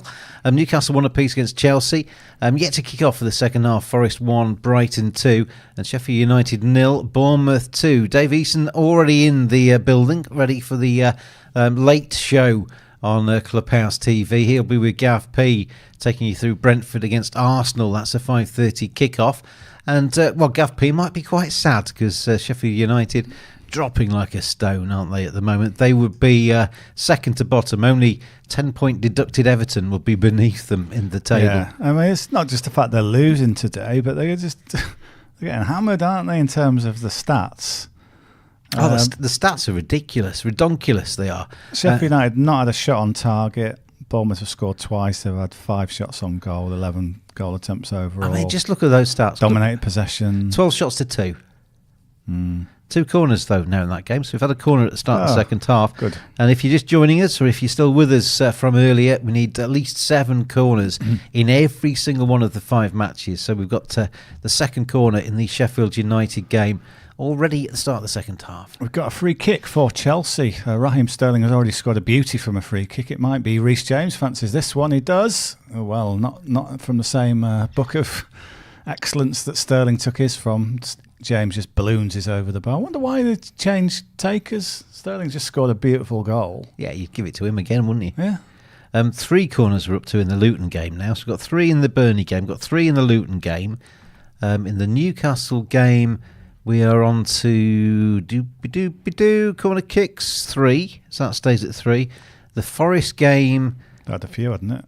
We've had 4 at half time. We're on to 5 now. So that's the one that's the most advanced. So we've got 3 corners in the Burnley game, 3 in the Luton game, 3 in the Newcastle game, 5 in the Forest game, and 2 in the Sheffield United game.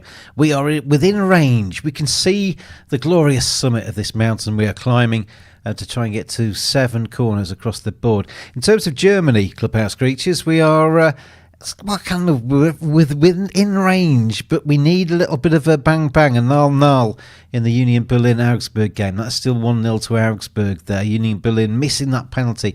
That might be the moment that cost us the over 2.5 Acker this afternoon. But we do see 0-0 in Germany. So come on, Union Berlin, Augsburg, because elsewhere the only other place we need to get a goal is Freiburg, Darmstadt. That's one apiece with about 10 minutes of normal time left. They are behind the Union Berlin Augsburg game, so there was added time at the end of the first half, so they're still in the 76th minute there. So there is time in Germany, but we could do with them getting a second goal in that match. Yeah, in terms of the Premier League ACCA, we needed over 2.5 goals in Burnley West Ham. Well, the Burnley goal at the start of the second half, that helps from looking a little bit of a tricky situation. Under 2.5 goals in Luton Crystal Palace was the prediction. Well, it's 0-0, so that couldn't be going any better. We wanted a draw in Newcastle Chelsea. It's currently 1-1, so that's doing well as well. We wanted both teams to score in Forest Brighton. Well, that's already landed because it's 2-1 to Brighton. Brighton is the walking BTTS, aren't they? Yeah, that's every game, isn't it? And then we also needed both teams to score in Sheffield United Bournemouth. So basically we need a Sheffield United goal and we need some more goals from Burnley and West Ham. So not too far away. The really. Sheffield United goal's the most unlikely, isn't it? You just never know with them. Because just need to nick one, don't they? Yeah. Just nick one. You never know that they can. Oh, but I think we've got another goal in that game, but it's for Bournemouth. Bournemouth are enjoying themselves this afternoon, aren't they? Yes. They really are. It was Tavernier with the first goal. That was in the 12th minute. Kluivert in added time at the end of the first half. Added a second for Bournemouth. Under pressure manager there is starting to enjoy himself at Bramall Lane this afternoon because it looks like they have added a third to their tally. It's Tavernier again, I think. So Marcus Tavernier with a third goal for Bournemouth. So we've had 2 goals, we've had one for Burnley and one for Bournemouth as this second half gets underway.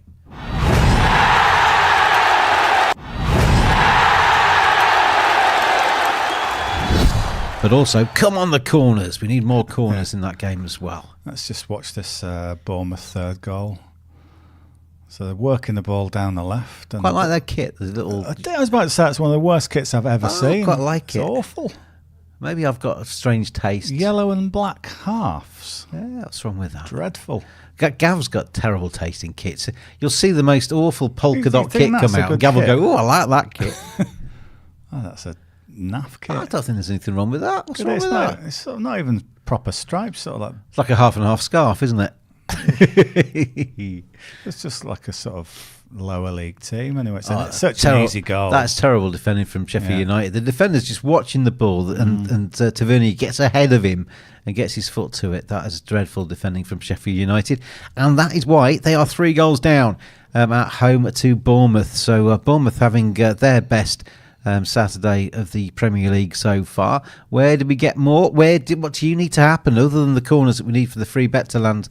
Clubhouse Creatures, what is on your betting slip? What do you need to happen in the second half? And who is getting stretching off, DT? Yeah, in the Luton Palace game, there's a Palace player being stretched off. It just seemed to be one of those ones he went down under no challenge. Is it Tyreek Mitchell? Have you put the scuppers on him? He just seemed to pass the ball and then just collapsed to the ground, and he's taken off on a stretcher. So a bit of delay there. Not quite sure who it is. We can only sort of see his top of his head on the stretcher. Yeah, that doesn't really help you, does it? No. So Will Hughes will come on in place of him. We'll find out who that Will is. Hughes is a commentator's dream because he just stands out with that shocking blonde hair that he has. Not shocking in terms of terrible, but shocking in terms of very bright and obvious. Yeah. But in terms of the Will Hughes coming in, it's Czech Decore who's been stretchered off there. So he is gone, and Will Hughes is on for Crystal Palace. That one remains 0-0. In terms of the prices on these matches, Burnley now 1.49, 3.8 the tie, 9.6 for West Ham United. Luton 0-0 against Crystal Palace, 4.8 the home side, 2.66 for Palace, 2.2 the tie. Newcastle 1 apiece against Chelsea, 3.3 the home side, 2.92 for Chelsea, 2.56 for the tie. Forest 1. Brighton 2, 12.5 for Forest, 4.7 the tie, 1.34 for Brighton. And they're greyed out on the outrights in terms of the prices in the game between Sheffield United and Bournemouth, because basically the compilers think Bournemouth are home and hosed. Well, were you working when Newcastle won, was it 8-0 at Sheffield United? I was at home. It was the evening game on the Saturday. But you remember that happening, and it's just like goal after goal after goal. Yeah.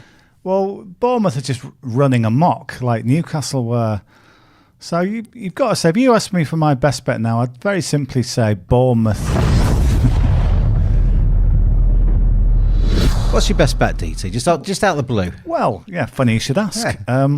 Yeah, very simply, fourth goal, Bournemouth to score at 2.16. They're just basically running through them. Sheffield United having one of them mad days when they just forgotten how to defend. Over 4.5 goals in that match you can't get, actually. The compilers are quite clever, aren't they? Sometimes when markets go missing. Over 4/4.5 is 1.97, so you can get double your money on a couple more goals in that game. Over 5.5 if you think they're going to do a Newcastle and just carry on scoring. Over 5.5 goals in that match is 5.9. You got Sheffield United that could play for you in terms of helping that on its way as well. We do want a goal from them at some point, but yeah, I mean, Bournemouth, once you're 3-0 up, it's kind of, you know you've won the game, really, so they'll just be attacking with sort of confidence and glee and verve. The thing is as well...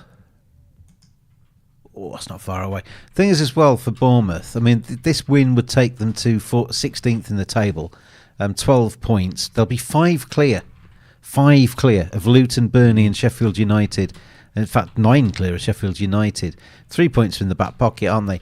But they've got a minus 13 goal difference. So when it comes to the final tallies this season, if they were to have a bad run and drop back down into the fray, if they could just get a few more goals today, just one better goal difference than everybody else down there is worth another point, isn't it? So there's no harm in them making this 4-0, 5-0, 6-0. No.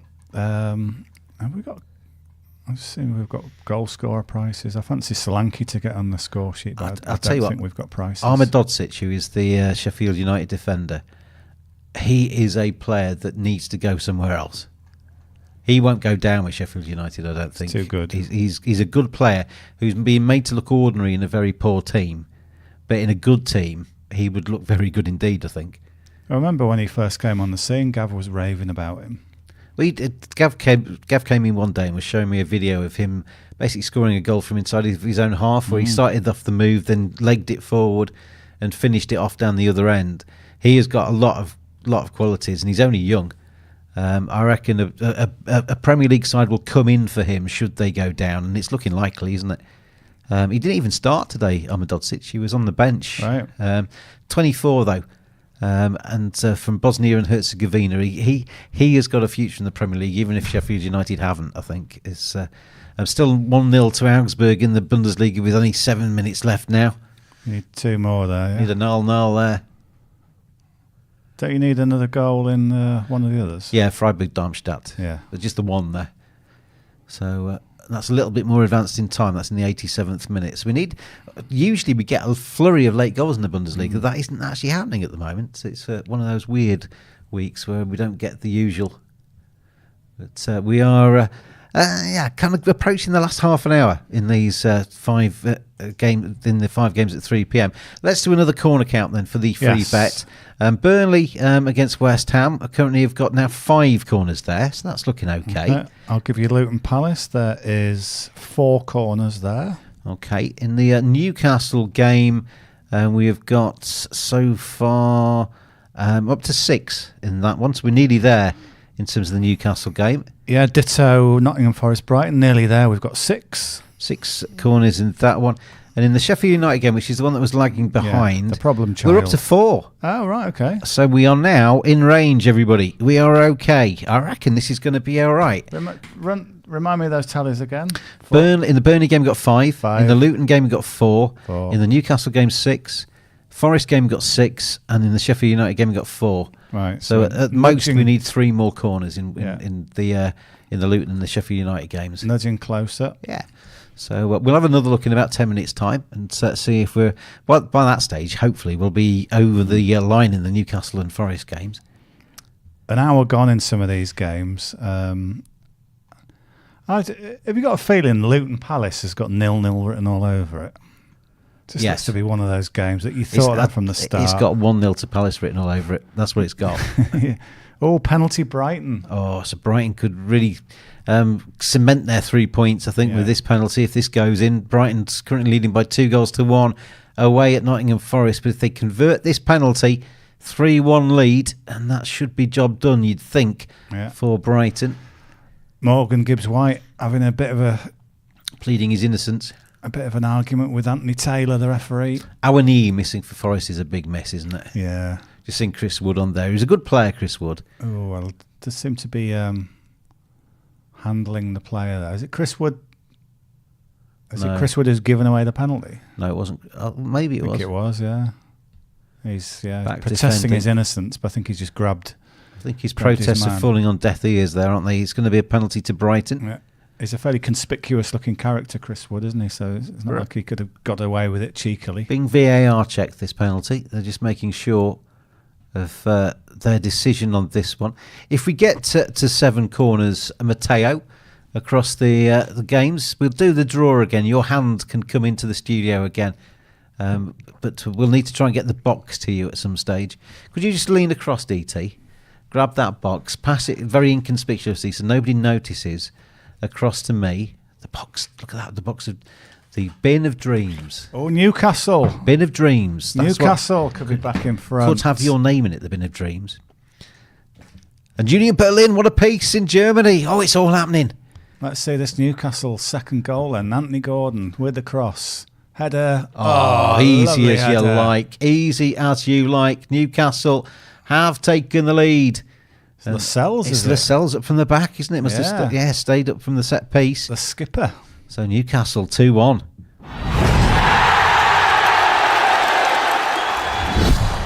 And Matteo, if you just come into the studio and grab the bin of dreams, and you can then fill it once the entries come in, and hopefully, Clubhouse Creatures, you'll see Matteo's hand at some stage, because that will mean you've landed your 3-bet opportunity. Brighton 3-1. They converted the spot kick, so Brighton go 3-1 up away at Nottingham Forest. It's a great cross this from Anthony Gordon.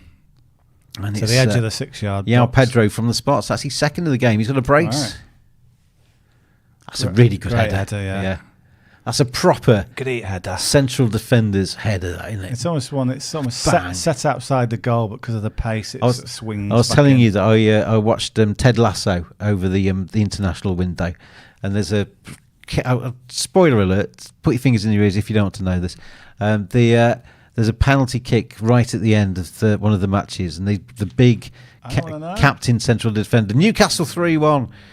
Big captain comes up and it looks like he's blasted it over the top of the crossbar. Actually burst through the back of the net. He's got such a big shot on him. But looks like Newcastle are going to go 3-1 DT. What's going on here? Terrible defending. Terrible defending. And it's 3-1 to Joe the Toon Army. Linton. And he's happy about it. He's absolutely happy about it. That was awful defending from Chelsea. Chelsea, what have you done? You've just given the game away in the space of about a minute. That is your null. That is the epitome of null. That's an Esther leader in the Premier League. Joe Linton with the 3rd goal for Newcastle, just basically robbing the defender. They were trying to pass it out from the back. Thiago Silva's walking back, sniffing his nose there because he's shaking his head because he's been dispossessed. They're passing it around here at the back. It plays back to Thiago Silva. He dwells on it. He loses control of it. Joel Linton nicks in. He scores one of these. So all of a sudden, DT, there's 2 of these matches have really settled themselves. 3 of them now are probably sealed and settled and sorted. I think Newcastle 3-1, Brighton 3-1 away at Forest, and 3-0 Bournemouth against Sheffield United. Yeah, Thiago Silva, I think if you look at it, he's about to make a pass and then he sees that Isak is right in the way of that pass, so he thinks, I better not do that. And then as he hesitates, he does nothing, and then the ball just drifts away from him and Joe Linton pounces. As well as watching Ted Lasso, I also watched an old interview with Alan Shearer on an old podcast up in Newcastle, and he's talking about what it was like to be, obviously from Newcastle, but being a hero up there, having watched them on the on the terraces himself, and then becoming a hero and breaking goal scoring records and what have you. It must be quite something. I mean, I know Joel Linton isn't a Newcastle lad, but they are absolutely crazed about their football in Newcastle. So if you become a hero in black and white, you're a hero forever, aren't you? Very much so, yeah. Do we just presume Chelsea buckle, or do we take into account that they've scored 8 goals in their last 2 games and they could still possibly do something here? Do you think they can? I don't. I don't know. I wouldn't rule them out getting another goal, for example. Chelsea FC total Another Chelsea goal is 2. I mean, They've got to go for it. They beat Spurs 4-1. They scored 3 goals in that game after the 75th minute. Yeah. They beat Burnley 4-1 away from home. They scored in the 74th minute and 65th minute in that. In fact, all the goals, apart from one, came in the second half in that game. The 2-0 win against Fulham was 2 early goals in that match. So they've won their last 3 away games, and they've scored 10 goals in the process. But then they got a 98th minute equaliser against Man City. I don't know. They've only got a score. They could lose 4-2. Yeah. I'm going to play it. Over 1.5 Chelsea goals. It's 2.13 now. Hey, don't let me put you off. If you feel it, go for it. So we won a piece between Union Berlin and Augsburg. We won a piece between Freiburg and Darmstadt. But we're deep into added time now. We need a 0-0, one in each game. 6 minutes of added time in the Freiburg game. We've got about 15 seconds of that left. So we're nearly at the point of bet down. There was about 2.5 minutes left in the Union Berlin Augsburg added time. So do we get late drama in Germany, or are we just going to have to settle for the over 0.5 first half goal? Oh, Crystal Palace. I said to you, didn't I? 1-0 to Palace. All right, let's have a look. We've got this game Said on to there. you, 1-0 Palace. I said to you. So Luton trying to work the way down the left. So at some point, Palace might hit them on the break. I guess that's where that's come from. What did I say to you, Dave? You said this has got a 1-0 Palace written all over I did. it. And it's going to be. It's going to be. So it's going to be a ball over the top. Over the top. Is it Odson Edouard? Oh, so it's blocked and then he follows up to score. Bang. He goes bang, and Crystal Palace have gone ahead. So all of the teams that are struggling, apart from Burnley, are losing. Could become a very big win, this, for Burnley, couldn't it, over West Ham? If they can get the 3 points there, as other teams lose, then that could be a really big weekend. It could turn out to be a pivotal weekend for Vincent Kompany's team. Navidad said, who scored for Palace? Yes, it was Odson Edouard. Ball over the top. So first shot is saved by the keeper. Well, blocked, I think. And then he does quite well to get the rebound in from a narrow angle. But I delighted to go 1-0 up there. Do you know what I was always about? a tough place do you know what to I was go. about to do? I was about to bring in Roy Hodgson, but I didn't need to, did I? Because he's so committed to Clubhouse TV. He just pops up. I'm already there. So he pops up without asking. Seems to be a speciality of mine, going away to a newly promoted team and getting a win. And here we go again. We haven't had any more corners since we last looked in the top 3 games anyway. Forest game, we've got past the 7 in the Forest game yet. 6 still in that one. So the corners just dried up in the last 10. We've got 5 in the Sheffield United game. Is that an addition of that's one? the only one. That we've gone further forward in that one then. So we're on to 5 there. So we're kind of 2 or 3 away across the board, basically. Range. Oh, this Palace goal will just be VAR. Then has he ruled it out? Oh, he's ruled it out for handball, maybe. Oh. Back to it has to be said. The pictures we saw was from quite a distance away, so we didn't really get a best angle on that, did we? Well, I've got 20/20 vision, and I can't believe that's a handball. That's a disgrace. Do you still think, Roy, that you're going to win this game? You've got 22 minutes left plus stoppage time. Can you win this? Well, I still think a 0-0 draw at a big team like Luton is a point gained rather than 2 points lost. So. Etc. Well, hopefully, if you get your 0-0, we'll come back and celebrate with you later. Well, thanks very on much. Clubhouse TV. So Newcastle 3-1 up in that game, and all of a sudden, that kind of 2 minutes of absolute devastation for Chelsea, wasn't it? With goal for Lascelles in the 60th minute rather, just beat all of his markers, came in and powered his header home, and then Joel Linton robbing Thiago Silva in the 61st minute. So there's about 60 seconds of madness there for Chelsea. There was. They've. Can they retrieve it? Who knows? But they bought on Mudryk has come on. Oh, wow. I wouldn't want him at the Leeds. Well, he's getting a bit better, isn't he, Mudryk?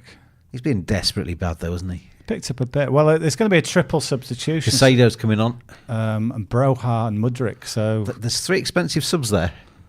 That is about it's over 200 million, isn't it? Yeah.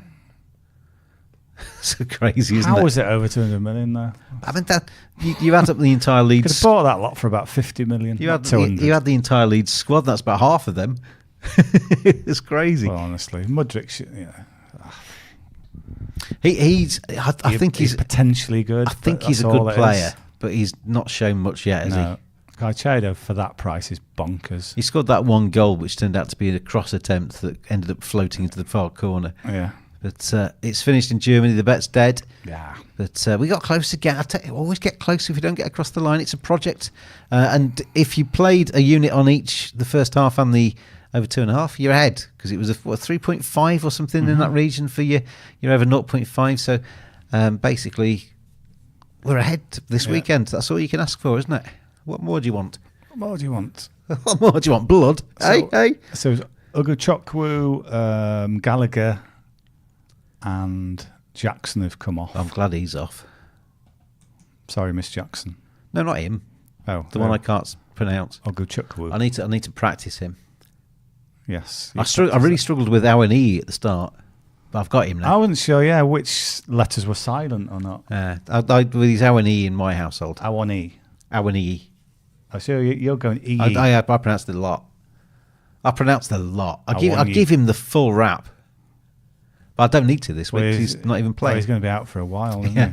So by the time he comes back, I'll have forgotten how to do it. Yeah. So Chelsea, what have you got? 20 minutes left. Are you a serious team who can overcome adversity, or is this just another daft day at the office when you've shot yourself in the foot? Or at least get the Clubhouse Creatures a corner. Just one more we need there. Yeah. Just one more. One more corner and also a goal. Oh, Luton. Oh, Roy Hodgson. We'll have to get Roy back on soon because Luton have taken the lead. And we were saying that all of the struggling teams were losing. Well, it's not true. It's not true because Luton are about to go ahead. It looks like from a corner, DT. From a corner, yeah. They've got a corner out on the left. And we believe they've gone ahead from this corner. Goal for Luton Town. This could be a big weekend for the Minnows, the strugglers. Burnley and Luton both, as it stands. Well, this is prodded across the goal. He's off. He scored a goal and he's just legged it. Is it Chong? Yeah, Chong, who got that goal against Liverpool to put them 1-0 up, has scored again. No, it's actually Mengi. Mengi scored the goal. I think Chong's just in shot to celebrate. Yeah, Mengi's got the goal. He just ran off like Forrest Gump there, Chong. But Luton, a goal up at home to Palace. So Roy Hodgson back on the line again. You thought you were a goal up, you're now a goal down. Yeah, it's always disappointed to concede from a set piece, normally one of our strengths. But we've still got Wilf Zaha, who could make a difference in this game. Yeah, exactly. So he's what? He's gone to Galatasaray? He's in Turkey, yes. We told you that earlier, Roy. Right. Yeah. Well, yeah, okay. We've got other players who could make a difference on the break. Not quite sure who they are, but we're not giving this one up just yet. There's a check for a red card. Thank you, Roy Hodgson. The check You're welcome. For a red card in the Sheffield United game. For who? So we will see. Let's have a look. What's wrong with Chelsea, says Slissy. What's wrong? Navidot says bad luck. It's bad defending, Navidot. That's what it was. Not bad luck. So let's see where this... So a possible red for a Sheffield United player, is it? Don't know. Just a possible check. Possible red card check. It's actually not clear who made that challenge. So referee Andy Madley will consult VAR before possibly issuing a red card. So there's an unnamed player at the moment. So it's another appalling defending from Sheffield United. Well, we're seeing... Yeah, we're not quite sure what we're seeing here with some sort of time delay. Where was this then? There doesn't seem to be any incidents at all. Anyway, we are... Palace. Palace have gone straight back down the other end and scored. Maybe it was Wilfried Zaha straight back from Galatasaray. But it looks like Luton have gone ahead and have gifted it straight back to Palace, DT.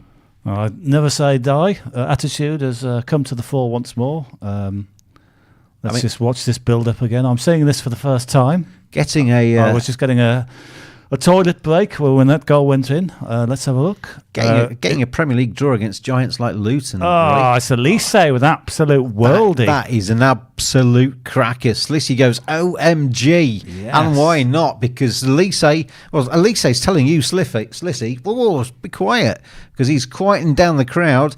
Elise has put Crystal Palace back level. Luton won, Palace won. And I think we've got a red card at the Sheffield United game. Yet to be confirmed on my screen here, but the creatures are going off. And yet to find out who has actually been booked in that one. So let's have a look. Has it been confirmed, everybody? Reece James off, says Clubhouse TV. James off. Oh, brilliant. Absolutely brilliant. That's in your team, If you're watching, Reece, if you're watching this later on Catch Up on YouTube, you're an absolute disgrace to yourself and your family and my fantasy team. So at last I have you in my side, honestly. Should have known. So Lauren James got sent off in the World Cup, his sister. Are you ready, DT? Are you ready? Off. Keep him on, please, keep him on. Off. Yeah. What did he do? We were looking at other games. I don't know. As a manager, I'm going to appeal it, DT. We were had our heads turned by that brilliant goal by Elise. Absolute corker. Second yellow for Reece James. Yellow, right. You're an absolute disgrace, Reece. Well, that's that game done then, isn't it? He's conceded goals as well. I mean, what's he going to end up on about? Minus 20. Honestly. What's the point in having him in my side? Because he scores. I gave him big licks earlier, saying what a great fantasy addition he was. It's another miserable day at the office for Chelsea, isn't it? And me. And you, sorry. How many points do you want? It's a picture of Trent's just been put up there. There's that little rye. That's a bit kind of modelly, isn't it? It's like, hey, everybody, how are you? Trent, go. Great goal, equaliser. Penalty to Forest. City. Penalty to Forest. Right, maybe there's life in that game left. Whilst you talk us through the penalty to Forest, Dieter, I'm going to do a corner count. Yes, indeed. Right, we're up to 7. We're past the mark in Burnley. Tick for the Burnley game. So we're home and hosed there. Luton game. Where are we with the corners on the Luton game? We are up to 5 in the Luton game. So we need 2 more in the Luton game. In the Newcastle game, are we home and hosed there?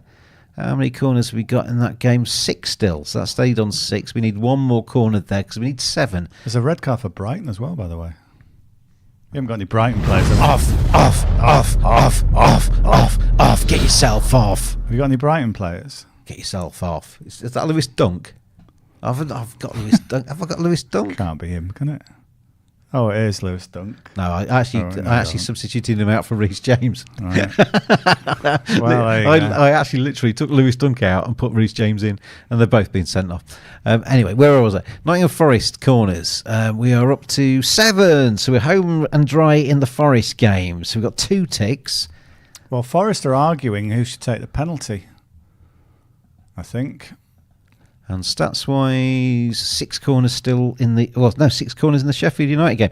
So everybody, we need 2 corners in the Luton game. We need 1 corner in the Newcastle game. We need 1 corner in the Sheffield United game. Then free bet lands. Fingers crossed for everybody out there. We've got time as well. We've got a little bit of time left, about 15 minutes-ish, plus if you include the added time.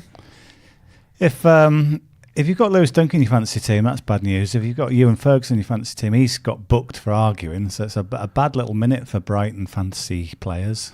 I don't know if I've got any... I don't know why I bother even thinking about my fantasy team, because whatever I do, I bring Reece James in because he's looking fit, he's looking good, gets sent off. Oh. I'm not happy, DT. I'm not happy. I'm not happy at all. Oh, so come on the corners. Luton game. Forest penalty actually a thing? Luton game. Give us corners. Let's have a look. Forest penalty then. It's Morgan Gibbs-White is about to take Forest penalty, which could get them back into this game at 2-3. Yeah, with 10 men to fight against as well. If this goes in, they'll have 15 minutes to try and get an equaliser against 10 men. We don't know the price because it'll be greyed out at the moment, but that's worth looking at, isn't it? De Zerbi, who said he didn't like 80% of... Premier League referees. I don't know if Anthony Taylor was on that list already. So Gibbs-White from the spot. Got to get this in to give Forest a chance. Well, just a delay for a minute. Making him have to Anthony think Taylor about this, aren't they? He's pointing at a few things. He's keeping everybody out of the box, isn't he? Yeah. Keep out the area, please, everybody. Come on, chaps, out the penalty area. Thank you very much. And then he's telling the keeper to stay on his line. But so I think Gibbs-White has had to re-spot it. He's just kind of gone through his routine again. I trust him as a penalty taker. I think big deep breath. I think he's going to score this. The number 10, big deep breath, couple of steps, stutter, bang, bottom corner. Good penalty, bottom left-hand corner. Forest are back in this. They're against 10. They've got 15 minutes. Chance. It's 2-3.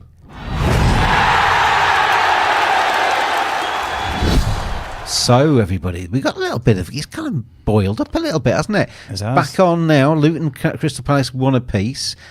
Forest have got the deficit back to just the 1 goal down. They've done late drama at the City Ground this season already. Can they do it again against 10 men of Brighton? Yeah. And we're looking... We're just waiting for those markets to come back. Once they do come back, we'll give you our thoughts on whether Forest are a bet to get back into this. We fancied Bournemouth to score more goals, didn't we? But they've kind of just settled on the 3, it seems, against Sheffield United. Like you probably would, yeah. Yeah. So, have we got any more corners yet in that game? No, we're still on 5 at Luton. I wonder if Newcastle could add a 4th and Forest a 3rd, a little goal score double there. Just no markets yet on this Forest game. They're just resetting them after.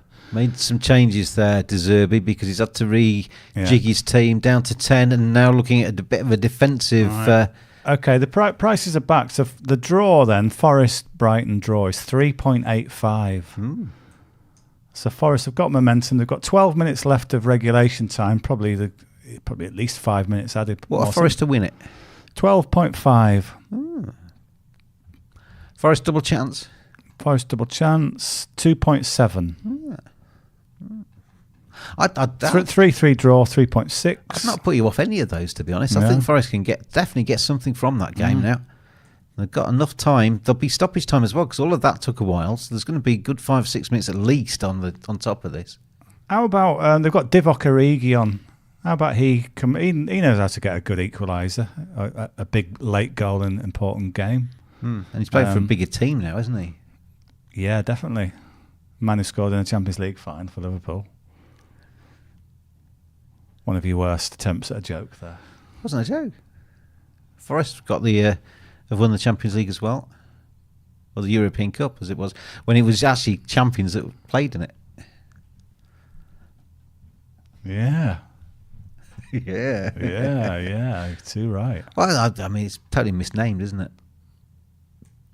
What should it be called? The top 5 league, or the top 4 in certain countries, the top 5 in certain countries, and in other countries you have to qualify depending on where you are in the European kind of stakes league. Burnley West. Yeah, it's a bit long though, isn't it? Beautifully said. Burnley West Ham. Just looking at the stats there, possession is almost equal. 11 goal attempts to 10 in favour of Burnley. Burnley have had more on target. Coefficient was what was the word I was looking for in that. Coefficient, that was the word. Yeah. Remind me of the corners, Shout, because while I'm looking at stats. Oh, Luton might have gone ahead. Oh, have they? Have they? Oh, I can't believe this. Luton 2-1. What's going on? Oh, my word. Brahy's got West Ham tick. What are we on for? What are we looking for with West Ham? What have they done? Goal for Luton. Everybody's celebrating the Luton goal. As we have got a goal for Luton Town. That game, by the way, still on 5 corners. No, it's out with 6 corners. It's another breakaway. Chong leads the breakaway. And then there's a ball out to the right wing. There's going to be a ball into the box. Oh, dilly-dallying in the Palace defence. And Luton have nipped in at the far post. It's Brown who's nipped in at the far post while the keeper... West Ham have equalised as well. It's all going on here. It's all going on.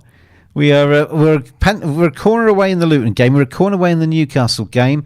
And we are home and hose in the Sheffield United game. That was the game that was letting us down at half-time. So we need 1 corner in Luton. We need 1 corner in Newcastle and free bet lands. And Newcastle have got a 4th. Oh, the goals are flying in.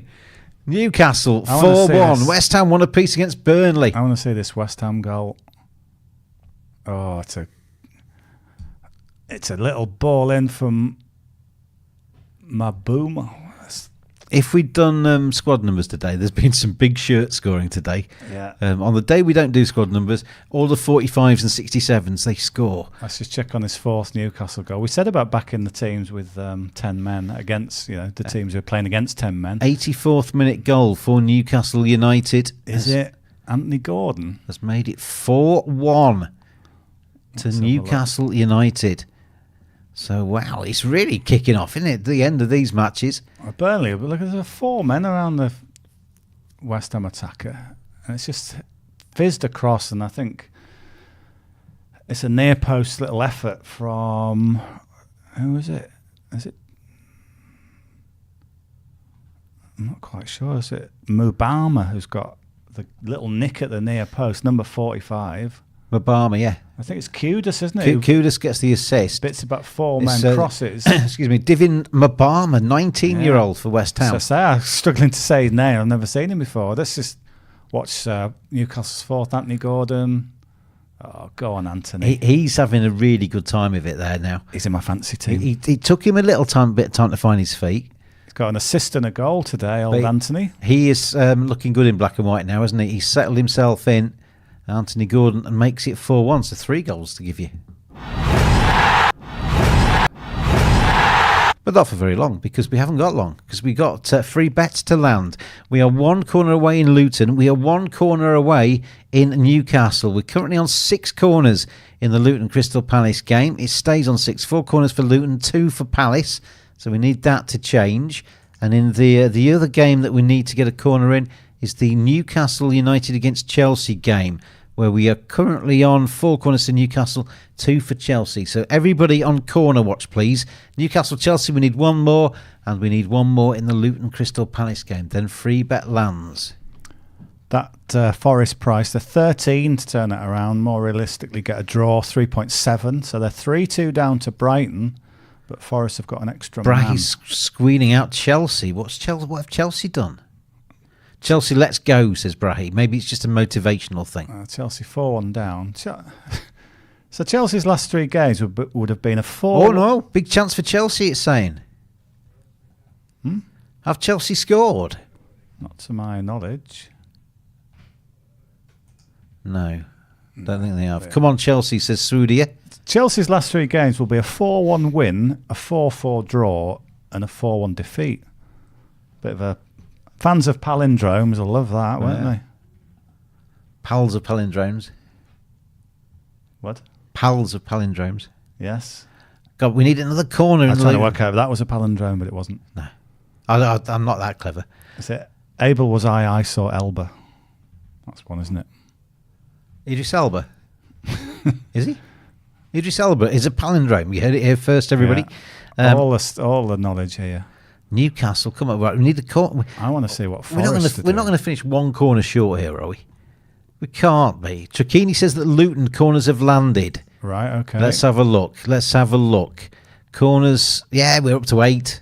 That's just gone bang, bang. So Luton is in. So we need 1 more corner in the Newcastle game. More, I don't know. Anthony Taylor seems to be having to do an awful lot of work in this Forest Brighton game. He's now got players surrounding him. That's why his hair's falling out. Stress. Quite know what this latest. Talking of which, you've got Gav and Dave Eason with you for the evening show. Oh, hello. The number 40 for Forest just sort of basically like kicking lumps out of the player on the ground. I think that's why Brighton are upset that that Forest haven't had a red card. Strange. And pictures of Dave Eason and Gav in the green room there on the Telegram chat as they prepare to take you through the last game of today. As West Ham, it's gone horribly wrong for Burnley. It's gone horribly wrong for Burnley. Well, so James Ward-Prowse corner on the right hand side, whips it in.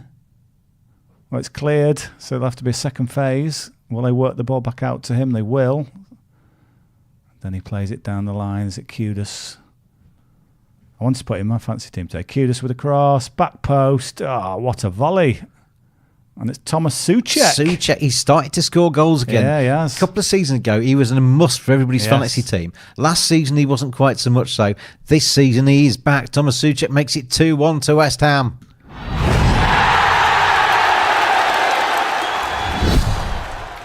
One more corner required. 4 corners to Newcastle, 2 for Chelsea. We need another corner in the Newcastle game. Could we get the Newcastle game on one of the screens, DT, so we can monitor the corner count? Poor old Vincent Kompany. Let's go West Ham, says Imarios. This will be the 7th straight home loss. Let's go West Ham. What do you want, Forest? No, the Newcastle game. Sorry.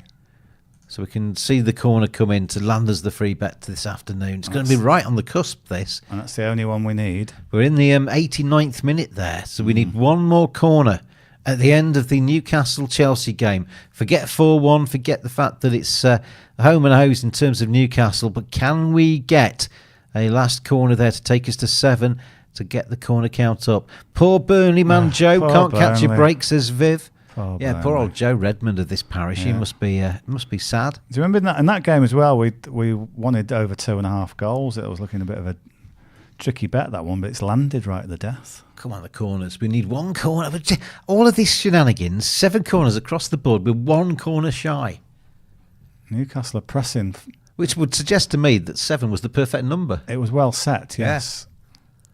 So come on, corner. Let's get us across the line. The free bet team worked hard to come up with that one, and it was. We put in all the coefficients, the algorithms. Yeah, it was a big late night meeting last night for 3 hours. Burning in the middle up to 2:30 a.m. Yeah, just trying to work out which would have the most jeopardy. Here we go. Come on, corner for Newcastle. Come on, let's get it home. Let's get the Clubhouse creatures a free bet. You need to have a shot that's deflected. That's all you need. Come on, cross everybody. Deflected. Come on. No, it's cleared the other way. Come on, says Srudia. Lolo Jones is just laughing. Navidot says delaying. One more. She's giving in, he says. Everyone's just waiting for it. She's giving in. Don't give in, Chi. Think positive, Chi. Join hands around the world, Clubhouse creatures. Think corner in Newcastle chest. We'll know in a minute. There's been lots of goals in this game, so you're going to get 4 or 5 minutes at least. We want some added time. We do need some added time. We'll know in a second. And Mateo's going to have to work on overdrive to get this draw done. What do you reckon? 5 minutes? 6 minutes? Come on, 5. It's 5 minutes of added time. We've got 5 more minutes, everybody, for one more corner. 1 more corner. 5 minutes added in the Newcastle match, confirms Slissy. That corner's director of corners, indeed. Do we get it, Sliss? You're the corner expert. Do we get another corner in Newcastle against Chelsea? That's all we need for the free bet this afternoon to land. Currently, 4 corners have come for Newcastle, 2 for Chelsea. We need 7 in the match. 4 + 2 = 6. We're not quite there. We need 1 more. Come on. Do we get it, Dave Tyndall? Do we get it? Yeah, I was just thinking there's almost been as many goals as corners in this game. It's better than usual. 5 goals, 6 corners. 4 corners to 2, 4 goals to 1. Nearly. Yeah. One more goal for Chelsea. It would just make it perfect, wouldn't it? Well, Newcastle attacking, you think... Just need a shot that's somehow deflected. Why? Slissy has to say yes, he says. Slissy believes. Yeah. Slissy believes we get the corner. We've had a couple there that... We might not be able to do the draw. I don't think we'll have time for the draw, are we? We'll do the first 20 instead. Should we get the corner, it'll be the first 20. Yeah. Well, we've had 2 extra minutes. Oh, Mudryk, he's kicking off. There's a yellow card. That doesn't do us anything. Yellow for Richie. Yellow card gives us nothing. No, that doesn't really help anything. Come on, the corners. Come on. 4-2 at the minute. We need 7. Come on. It's been a good afternoon, hasn't it? Goals everywhere. If you played over 2.5 as an acca, I said goals in the first half and an over 2.5 acca. Goals in the first half wouldn't have landed, but over 2.5 as an acca would, wouldn't it? Yeah, it would have done. We've had 3 goals in the top 2 games, 5 in the next 2. That's Newcastle 4-1 and Brighton 3-2. Just Sheffield United, the only team not to have scored today. Come on. Sorry. There's going to be a change for Newcastle. They're going to make a change. As Flash Gordon goes off, he's played well again. Yes, he's got me 10 fantasy points, I think. He's become quite popular, I think, in Newcastle, hasn't he, old Flash? He has. He's... a goal and an assist for him today, which is an excellent effort. But all of that is irrelevant because we need a corner. We've got about 2 minutes left. Yeah. Smiley Miley's off, the youngster. Forest Brighton, that's the game that's just a little bit behind the rest, so that's not all over yet for Forest. They're still pushing to try and get an equaliser. They're 3-2 down, but Brighton are a man down. Come on, they're making these changes last a while. All of these substitutes are taking valuable corner-taking time out of the equation, aren't they? Is that night? So Viv says 9 yellows and a red in this game, this Chelsea game. Yeah. But so more cards than corners. 4 yellows, 5 yellows and 1 red. 4 yellows for Newcastle. And the clock ticks on and we went to... Come on. Oh, this is getting dicey now, isn't it? Corners. That's what we're after, everybody. Right, Chelsea on the break. Or corner, rather. Chelsea on the break. Oh, he's run into the middle of it. You want to go down the wings, not into the centre of the pitch. Come on. And Newcastle. We need a corner, everybody. Time is ticking. We need a corner. We've had 4 of the 5 added minutes and time is ticking, I'm afraid. Oh, one short. Swaddy says it won't happen. Swaddy, believe. Believe. Look at me, Swaddy. Look at me. Look at me in the eyes. Look at me in the eyes. Think corner. Come on. Think corner. Still. Let's bring that corner in. Yeah. Think positive thinking out there. Think positive thinking. Let's get that corner. Still. Just one corner. We need a corner. These games are in jeopardy still. Burnley could still equalise. Palace could still equalise. I'm not interested in them. We need a corner, Dave. I know. Forest could still equalise. The actual results, that thing that's quite important. The table and all that kind of stuff. That can go. That can wait for another day, can't it? Oh, I think it might be full time. Oh, we got there. Really? Navidot says full time. King, make it for us, says Brahi. Oh. What I'll do if this doesn't land, I'll smile at Gav and say, be nice to them. Be really nice to them, Gav. I'll say. Give them something that's achievable, Gav. That's hard to believe. 2 attacking teams. I don't think we're not at full time just yet. That Newcastle and Chelsea haven't produced. Come on, more than 6 corners. Come on. This one last assault on it. Let's get a corner right at the end. Well, it's finished at Burnley, who've lost again at home. I think that's the 7th straight home defeat. 2-1 to West Ham. Great comeback by the Hammers. Come on, the corner. Come on, the corner. Full time West Ham, says Swaddy. Yeah. Yes. One more. Come on, here we go. This is it. Oh. Full time, Newcastle, Chelsea. We'll just double check the corner count. 4 corners to 2. But it does look as though you've 4 corners to 2. 1 short, I'm afraid. Oh, Clubhouse creatures around the world. Dear. We are so sorry. It's his fault. I said 6. No, you didn't. the worst sort of human. Blaming others. That's a big win, though, for Newcastle against Chelsea. That just kind of puts Chelsea back in their place a little bit, doesn't it? Yeah, it just stops you upstarts from down there in London. Yeah. You've just started to win a little bit. We'll just show you. Just show you. Chelsea have now conceded 8 goals in the last 2 games. So it was still Sheffield United. Sheffield, both teams to score. Yes. Both teams to score. Go. So... we didn't get the unders on the Luton Crystal Palace game, which looked absolutely nailed on at one stage, didn't it? But looks like Sheffield United have pulled one back against Bournemouth, as we have got a goal right at the death there. It's not going to make any difference to the final score. It's always it's going to make a difference to the final score, but not to the final where the points go. It's nice to get a cheer, isn't it, if you're a home fan? Yeah, you can walk out just thinking, well, we weren't battered quite as badly as we might have been. Let's just see where this goal's come from. Still got a chance for Forest, have we? We've got just a few minutes left in that one. Forest against Brighton. We've got 10 minutes of added time there. It's a McBurney header at the far post. Ollie McBurney kind of wanders away, shaking his head, spitting out whatever he's got in his mouth. And thinking what might have been. He's made it Sheffield United 1, Bournemouth 3. So then, Clubhouse Creatures, we weren't able to bring you the free bet this afternoon. We were one corner short. But I will make sure that Gav P and Dave E know that you deserve something this evening, that you deserve something special. I mean, Gav might do the little quiz thing. Yes. He might do the quiz thing. I don't know if he's got the quiz thing going or not. Oh, Forest still trying to push their 6.2 to get the draw here, Forest. And the good news for them, we've got 10 added minutes there, and we're into the 4th. Producer Matteo, is Gav doing the quiz thing this evening, or is he doing just the usual 10 times 10? Anybody there? Gav has something he calls genius. Oh, well, that means it's got to turn off, everybody. Turn off now. It's not worth staying around. Gav and his genius are going to be on air with you with Dave Eason for the final game of today. I don't know what that actually means. 100% guaranteed free bets, says Clubhouse TV. I reckon he's doing his quiz thing where every so often he asks you a question and you get whoever gets picked out randomly wins a free bet. So there will be free bets up for grabs this evening. So you're guaranteed winning. So you might as well hang around, haven't you? You might as well hang around. Oh, nearly an equaliser for Palace. Just a header from Elise. Got that brilliant first equaliser. Almost added a second equaliser with his head.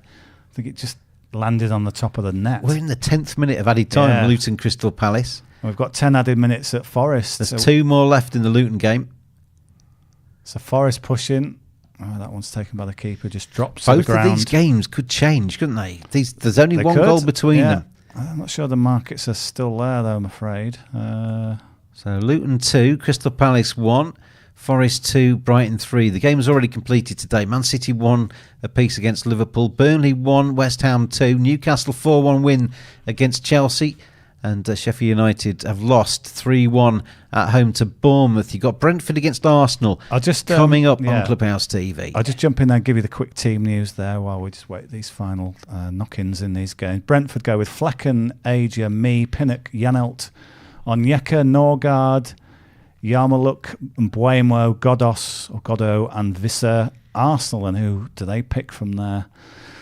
Fairly wide squad. Ramsdale is in goal. Yeah, because Raya can't play. Because of his former club. Yeah. So Ramsdale gets a rare start. Tomiyasu is in defence along with Saliba. Gabriel and Zinchenko. You've got Saka, Rice. Odegaard comes back after his hip problems. Jesus, Trossard and Martinelli. So you've got the likes of White, Nketiah, Havertz on the bench. White's on the bench, is he? Yes. Okay. He's in your team. He's in my team, yeah. You've had a good day. How many points? Although it might mean that get somebody in, though, that isn't on the bench. Let's have a look. I have got 9 points so far today. 9? -3 for James hasn't helped much. That's not good, is it? No. Well, I've done all right, but nothing great. 26. So if White doesn't play, Douglas Luiz will come in for Villa tomorrow against Spurs. Yeah, I guess you've got a few. I've got 5 players tomorrow, including my Captain Son. Yeah. Against Villa. Well.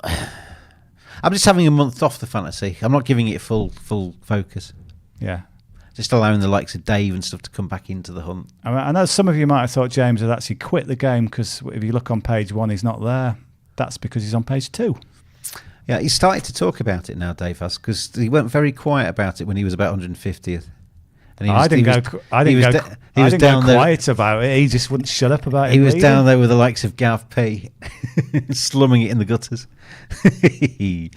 Forest then have got a corner as we... Oh, it's no good there, is it? Enter the 9th minute. It's no good for the Clubhouse creatures getting the corner there. But for them, who were 2-3 down to Brighton, can they nick a late equaliser? They were 3-1 down. They got it back to 3-2. Gibbs White with a corner to the back post. It's hooked back in, but then Brighton head it clear.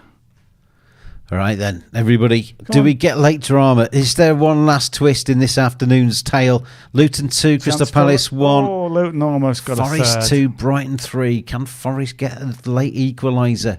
I'll tell you what, when Forest got that penalty and Brighton were down to 10, I really thought this would be at least a point for Forest. Yeah. So this will be massive for Brighton. If they can hold on here and get all 3 points. Ball into the middle, and it's hooked clear. Considering what they've been through this afternoon, that'll be big 3 points for Brighton. That will take them back up to 7th. You know, we were writing them off earlier. Yeah. They're still in 7th if they win today. Oh, yeah, still like traditionally, that's a brilliant position in the league. I mean, Forest would snap your hand off for 7th, wouldn't they?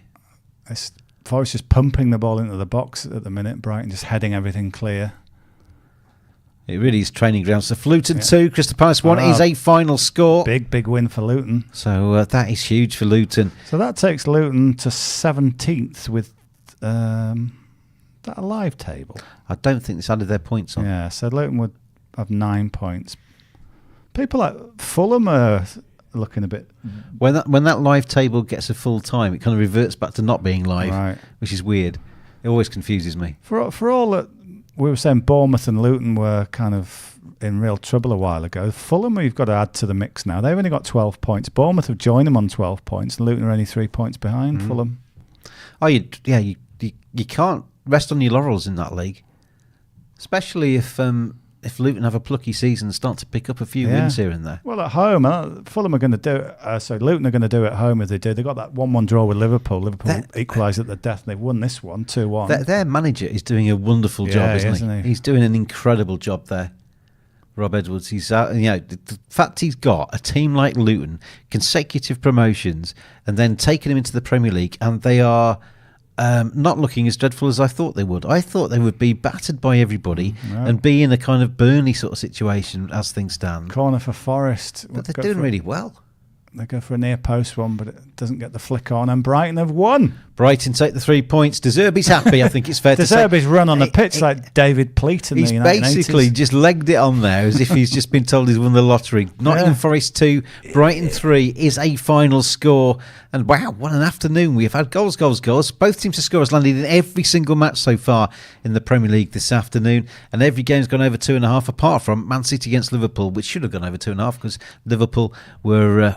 they should have lost 2-1, but we won't go on about that, DT. No, we won't. And Alisson's fragile goalkeeping. Anyway, it's Brentford against Arsenal. That is next up for you on Clubhouse TV. I don't know what the time is, Dave, because the TV's gone off. What time? It's 4 minutes past 5. Okay, well, we'll play something else then. We'll have a look ahead to when's Everton Manchester United? Tomorrow. We'll have a look ahead to Everton against Manchester United. Then off the back of this, you'll see the lovely little faces of Gav P and Dave E. It's been lovely to have you with us this afternoon. I will see you tomorrow. Thanks, DT. Cheers, James. And, enjoyed it. See you all soon. Cheers.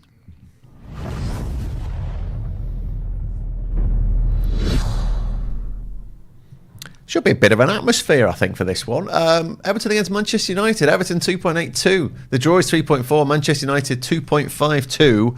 I've dug out United's away stats. They've won their last 3 in the Premier League. The informed team, by the way, Manchester United. They are the form team. You wouldn't believe it, would you? No. Harry Maguire's made the difference. He's even got apologies in the Ghanaian Parliament. What was all that about, by the way? I just heard that on TalkSport coming in. What was that about? One of the Ghanaian MPs suggested that the government was letting down the country as badly as Harry Maguire was letting down Manchester United. So he had to, scoring many an own goal. What an awful comparison. So yes, it is. He's obviously not watched him recently because he's been very, very good. A colossus at the back.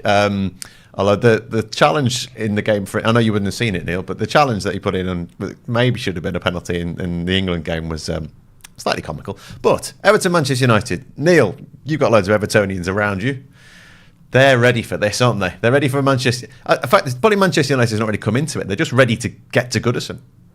Yeah, I take a Sunday League team for my boys' team, and 2 of the lads are big Everton fans, and they both said they ain't playing this weekend. They're going to Goodison for this game, so I'm missing a couple of key players this weekend. But yeah, it's going to be a horrible atmosphere. But yeah, a horrible one for Manchester United, but a really good one for Everton, and they'll stick with them whatever the score will be. I think if you look at the odds, you're sort of saying they're good odds for Man United. The way they've been playing away from home, the way that United go to teams like Everton and get results. They struggle against the top sides, but United have been really good against the sides where you go lesser down, which is Everton. I mean, that atmosphere is going to be tasty. So I don't think United will score in the first 10-15 minutes because of that atmosphere. They're like, wow, what is this all about? But I think that quality may come through at some point for those odds. It's a game that's not always on a par with Liverpool, Manchester United, but when these Liverpool versus Manchester fixtures do kick off, and when Goodison is absolutely rocking, like literally rocking, it is an intense place to play football, isn't it? I'm staying in for this one Sunday. Can't wait to watch this. And there's not many games that I say that for. I mean, we have a lot of family time and I work quite hard at weekends, go to most games. But this one, I'm staying in to watch. I can't wait to watch it on the TV. I think the TV coverage will be fantastic. The atmosphere will be incredible. Manchester United, believe it or not, I saw them in Copenhagen watching the game. They were poor in that game. And then we talk about them being the form side in the Premier League. They are because of results, but not performances. Struggling against Luton at home. No disrespect to Luton, no disrespect to any other teams, but teams that Manchester United should be beaten. There's still all this stuff ongoing off the field. Whether the manager's getting a stay of execution because there's nobody in place at the moment to make a decision on his future, they're nowhere near where they want to be. And I think, in all honesty, there's 2 sides to this coin this weekend. This is a game that Everton cannot wait for. It's a perfect game for Everton, and it's the last place Man United want to be going to this weekend. I think if Man United score early and quieten the place down. If they get 2 goals early on in the game, it could be different. It could turn quiet very quickly. Or if Everton keep United out, get a goal early on first half, the atmosphere is going to be phenomenal. I can't wait to watch this game. I'm really looking forward to it. Yeah, I think weirdly, whatever happens on the pitch, I think it'll still be loud off it. I think it might not be one of those, Neil, where an early goal for United would calm things down, because a lot of them won't even be there for the football. No, they've got a lot of anger about the current situation, and Everton fans are very passionate, very loyal. The team have obviously struggled on the pitch for a long time, and the home games is where they come together. If you're going to treat us like that, we're going to come together and say we're Everton, and so that's why it'll be a good atmosphere. I mean, I must admit, I was thinking Everton would get something from the game. I'm looking at those odds and saying they're really good odds for Man United. I thought they'd be like 1.9, something like that. I've got to say I'm surprised that they're so high at those odds, because they've not been playing well, but they've been getting results, and away from home as well. And Everton aren't great at home. They lost the first 4 games. Have they won 1 at home so far this season? So they've not been great at home. So they're very good away, aren't they? That's the thing. They're picking up points on the road. Really good away. I think both teams to score would be one. I think this will be a good game. Both teams to score, maybe a high-scoring draw, 2-2, something like that. Okay, both teams to score is 1.62. You can build your bet, of course. What are you thinking on this, Paul? Jack Harrison's made a difference, hasn't he? He has. He's been excellent since he's been in there. Said that to you when he gets fit at the start of the season. He's really made a difference. I'm going to listen. I think the Toffees will get it, but I'm slightly biased. I've got a soft spot for Everton because Neville Southall was my hero. So they're always a team that I look on fondly. No kind of affiliation, no kind of diehard supportership coming from me, but it's always a team that I've looked upon fondly because of Neville. Did you like playing there? I used to love playing there, yeah. It's a proper old football ground. Yeah. I don't like going there in the commentary box. It's an old wooden pigeon loft. Not with your knees. 6'4", the box is about that big. But listen, co-founders of the Football League, co-founders of the Premier League, they are a traditional, solid English football club. And, they're up against it yet again. It just seems to be one thing after another for them. And I can see them getting something this weekend because of the atmosphere, because of everything they're up against. And it would just sum Everton up if they got something. And Everton win, both teams to score, and Jack Harrison. Oof, there he's gone in. The high scoring draw, Neil, is, the 2-2 is 13, 3-3 is 40. You can have over 2.5 goals. You can mix those two for 7.5 if you want that. Go Everton to win and Jack Harrison to score.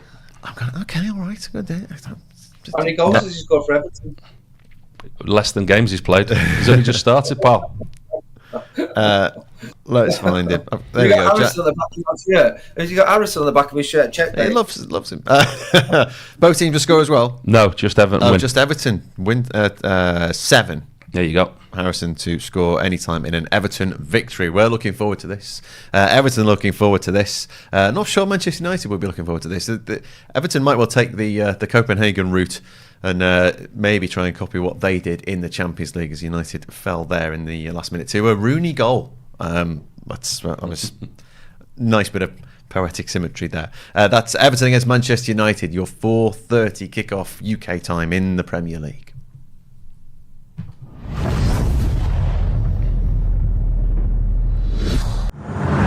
Covering every game of the English Premier League, Champions League and Europa League, live as they happen.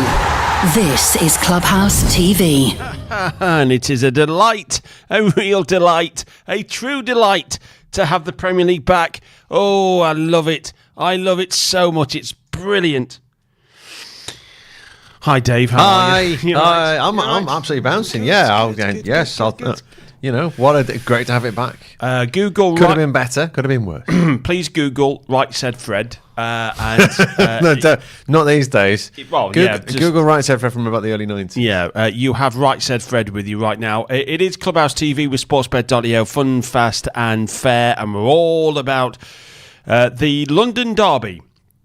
That is Brentford against Arsenal, which, if you cast your mind back to Arsenal's first trip away to Brentford, it was when Arsenal got beat and Brentford's first ever game in the Premier League. What's up with you? There's a quality goal just gone in France for Lens. Lens has gone 2-0. Look, the goalkeeper has got football pie all over his face as he comes out to reach a ball on the right hand. Look, lovely move. Gets the ball away from the attacker. could just launch it. Just launch it. Get it as far away from goal as possible. No, I'm going to pass it right across the pitch to the on-rushing centre forward. Comes away with the ball. Lovely. I'll just pass it to him. And he'll just pass it into the goal. It's a goal for Lons. 2-0. 2 red cards in that game, 1 for each. But Lons have got the second. I've got the stats up on screen. As you can see, just look at further goals. We've had more red cards in this one than we have goals. As you can see, the colours of Lons are yellow and red, which is quite ironic because this is a game of yellow and red cards. So just take further goals in this one.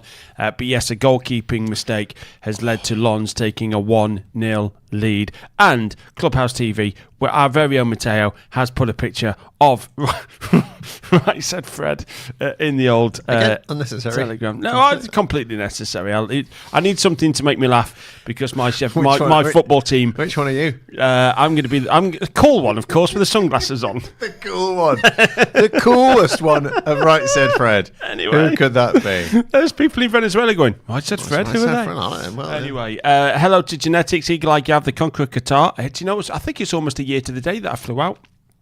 This time last year, we were in the midst of the World Cup. We were just about to draw 0-0 with America, weren't we? All that way for a 0-0 and then flew back immediately. The host of all hosts, the merciful master of ceremonies, Menace of Montenegro, Dave, the stoic of Eastern Bets Lodge, which I have no idea about that is. Before we get into the team news, by the way, hello to everybody who's watching.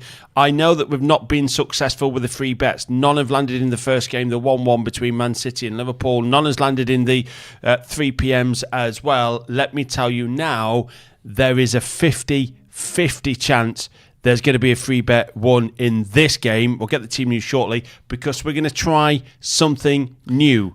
I don't like new. I'm going to get the team news from Dave Eason. Okay. We'll talk about this game, then we'll talk about the free bet, then we'll have a preview, then we'll be ready for kick-off. So Brentford against Arsenal. What's the team news, please, my friend? Okay, 3 changes apiece. Brentford make 3 from the starting 11 named for the 3-0 defeat at Liverpool. Nathan Collins, Matthias Jensen and Mads Roslev are all out. Frank Onyeka, Yehel Yarmolenko and Saman Ghoddos take their place. So Brentford start with Flecken in goal, Janelt, Pinnock, Me and Ayer along the back. Yarmolenko, Norgard and Onyeka, Visser, Ghoddos and Mbomo are the forward line in that one. Yes. Arsenal make 3 changes as well. Jesus and Odegaard are back.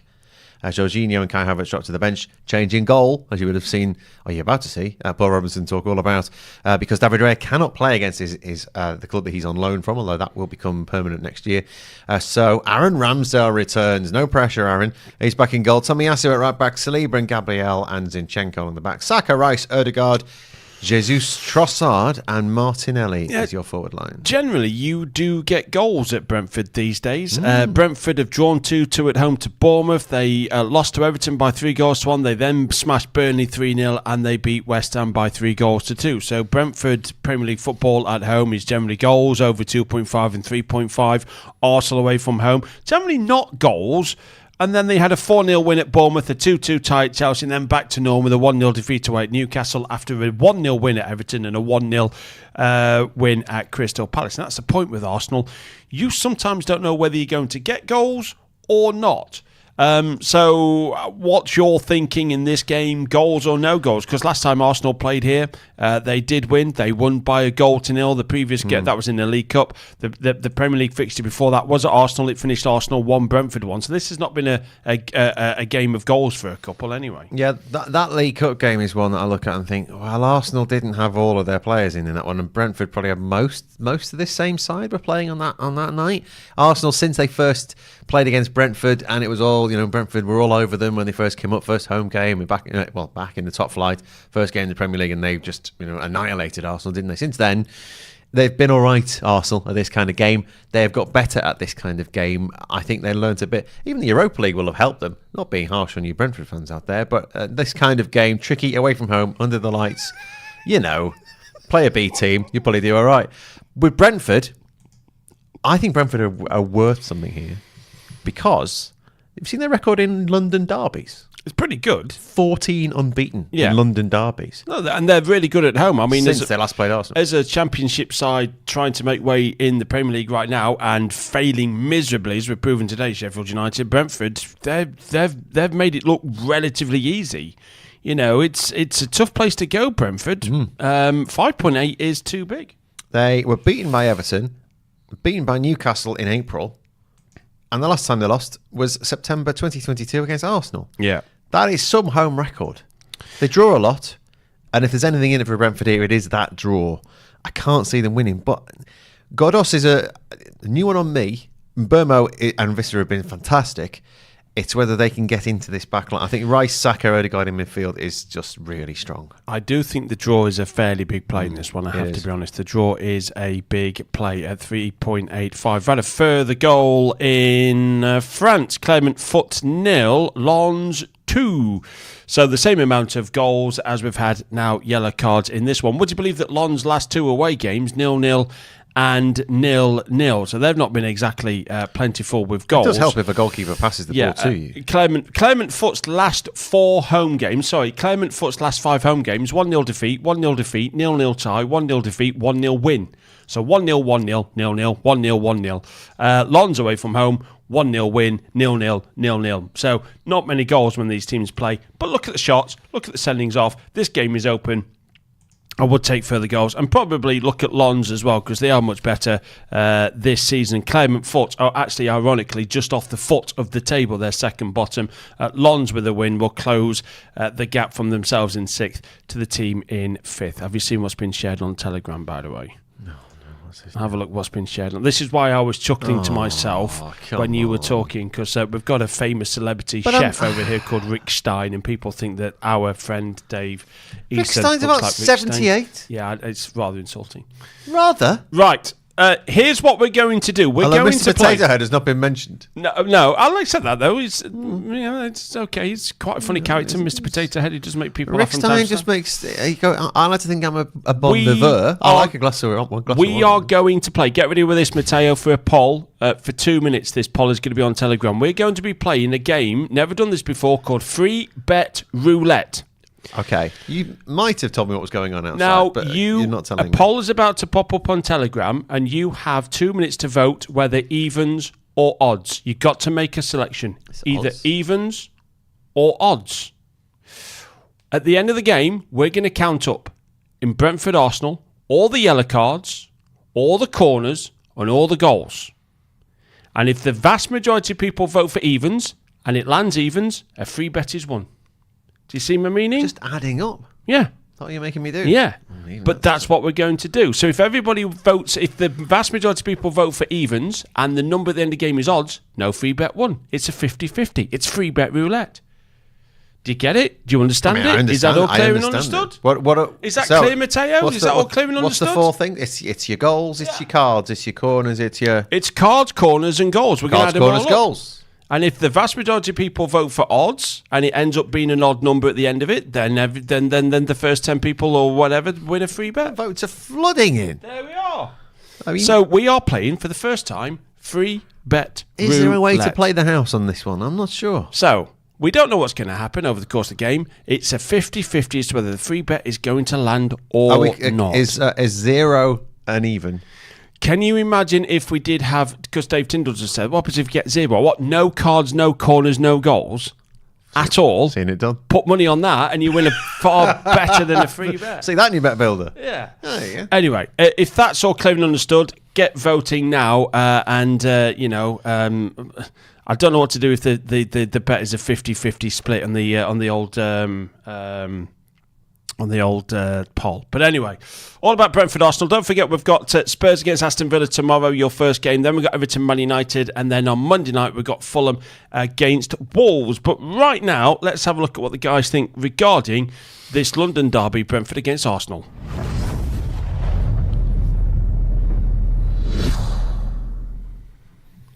Into our 5:30 game on this Saturday. I'm going to go to Brentford against Arsenal. Brentford 4.6, the draw is 3.8. Arsenal 1.77. And we all remember the time when Arsenal went to Brentford and got themselves beaten early on. But since then, Arsenal have enjoyed their trips way off to that bus stop in West London. We've got Neil Mellor, we've got Paul Robinson. Neil, is this... Arsenal seem to be good at this kind of away game. I feel as if that's right. Do the stats back me up? Will you back me up? Will anyone back me up? No, it's a no again, isn't it? I think they've improved in these games. I do think that. I like Brentford. I watched them at Anfield, and it was 3-0, and Liverpool had to be really, really good to beat Brentford. I just think I don't see Arsenal winning this game. Looking at their odds, I would be nowhere near 1.77 for this one because Brentford are such a good team. I don't think they've had as many players away as perhaps Arsenal have for international duty. So, I think Brentford will get something from the game. Whether they can nick it, I'm not sure. I think it'd be a great atmosphere with it being a little bit later on in the day. Expectation is, of course, for Arsenal to win the game. It'd be interesting to see what's happened with the City v Liverpool game, to see what Arsenal can see or do to try and get themselves back involved there. Odegaard's back fit. That's huge. That is huge for Arsenal. It really is. But yeah, Brentford gets something from this one for me. This is not a comfortable away one. Looking at their away games this season, Paul, what have they done? Arsenal, they have for the last two. They lost at Newcastle, of course. They drew 2-2 at Chelsea, beaten Bournemouth 4-0, 1-0 wins at Everton and at Crystal Palace. Brentford are somewhere in between there, aren't they? In between the run of wins and not winning away at Chelsea and Newcastle United. And Mikel Arteta's rant after Newcastle, masking a couple of very distinctly average displays away from home. And the one thing you've not said, Aaron Ramsdale has to play. Arteta's hand has been forced because David Raya's parent club. So it'll be very, very interesting to see how he plays, if he plays, I'm presuming he will, and what Mikel Arteta will say to him, because managers they'll say what players want to hear. Mikel Arteta, I'll guarantee you, will be saying to Aaron Ramsdale, this is your chance, I'm thinking about making a change, this is your chance, I'm putting you back in, let's see how things go. Knowing in his own head fine well that he'll bring David Raya back in because he's his number one, but he has to address Aaron Ramsdale, he has to manage him in a way where he gets a performance out of him. And from Aaron Ramsdale's point of view, how does he approach it after what the manager's done to him? It's going to be a really interesting watch. What kind of horrible pressure is that though for Aaron Ramsdale? Huge horrible pressure. But is it horrible pressure that he wants because he knows that his relationship's fractured with the manager, and regardless of how he plays at the weekend, he'll potentially be looking for a move in January to try and get an England number one jersey at the end of the season in the Euros? Yeah, because he was sat on the bench, wasn't he, for England.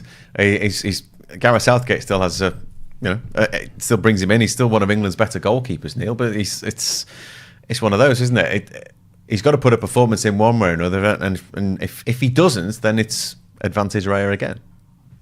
My question to Paul would be, because he's been a goalkeeper, will he try something different? Will he maybe behave in a different way because he's so frustrated because of what's happened? Maybe think he's got maybe a point to prove a little bit more and do something a little bit unnatural to him and maybe play out more from the back. I don't know. I just wonder maybe if his mindset might be a little bit different because he knows, listen, I'm only playing one game. I'm not going to get the number one jersey back. So I just wonder how he will go into that game. Yeah, I think there's an element of that. There's a risk involved because he'll want to prove that he can do everything that David Raya can do. And I'm not so sure that he needs to, because I'm not sure that David Raya's come in and done so much better than Aaron Ramsdale could and would have done. There's certain goals that he's conceded that you would question. I mean, the whole thing about Newcastle and the farce around the VAR and what Mikel Arteta said, and everyone missed the point that the goalkeeper was outside his near post when the cross came in. If he stood in the right place and takes 2 steps to his left and catches the cross, then there is no goal. And then he was in the same place when he got done at Chelsea for the goal. There's been goals that have been question marks over David Raya. I just don't like the way that Aaron Ramsdale's been treated. I really don't. There was no need to drop him. I thought he was outstanding last year. Started this season very, very well. And I think it was harsh. And I think, listen, if the manager's got an opinion and he thinks that a certain player's better than you, you're a victim of circumstance. And that's what happens. And the manager has his say. Whether Aaron Ramsdale's mindset is different coming into this, that it's a one-off game for him, whether he wants to show the manager what he can do, or whether he's of the opinion of, I'll just play for 90 minutes and then I'll try and get my move in January. Either way, I couldn't blame him playing either way. Big game. Big game for him. I hope we're not talking about him afterwards. I hope he does do well and he hasn't made a mistake. I think he's well liked, isn't he? Anyway, here's a bet for you. Brentford to win the game. Get Ethan Pinnock for a goal. Oh, he's won this season. Let me give some. The WhatsApp group was alive when Ethan Pinnock scored. Honestly. Right, well, listen. He got 2 at home last season.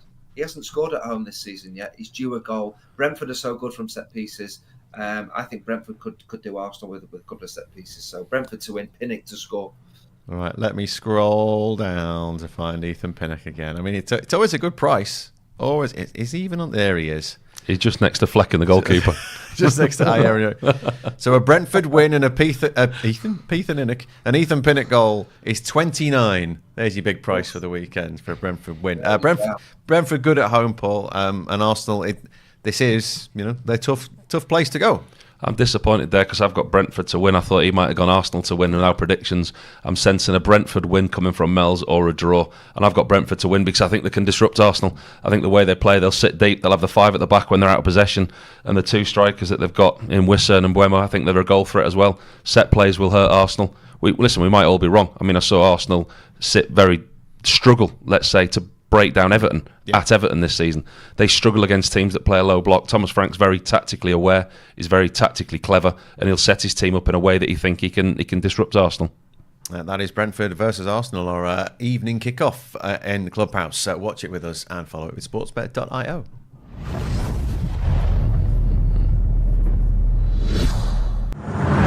Covering every game of the English Premier League, Champions League and Europa League, live as they happen.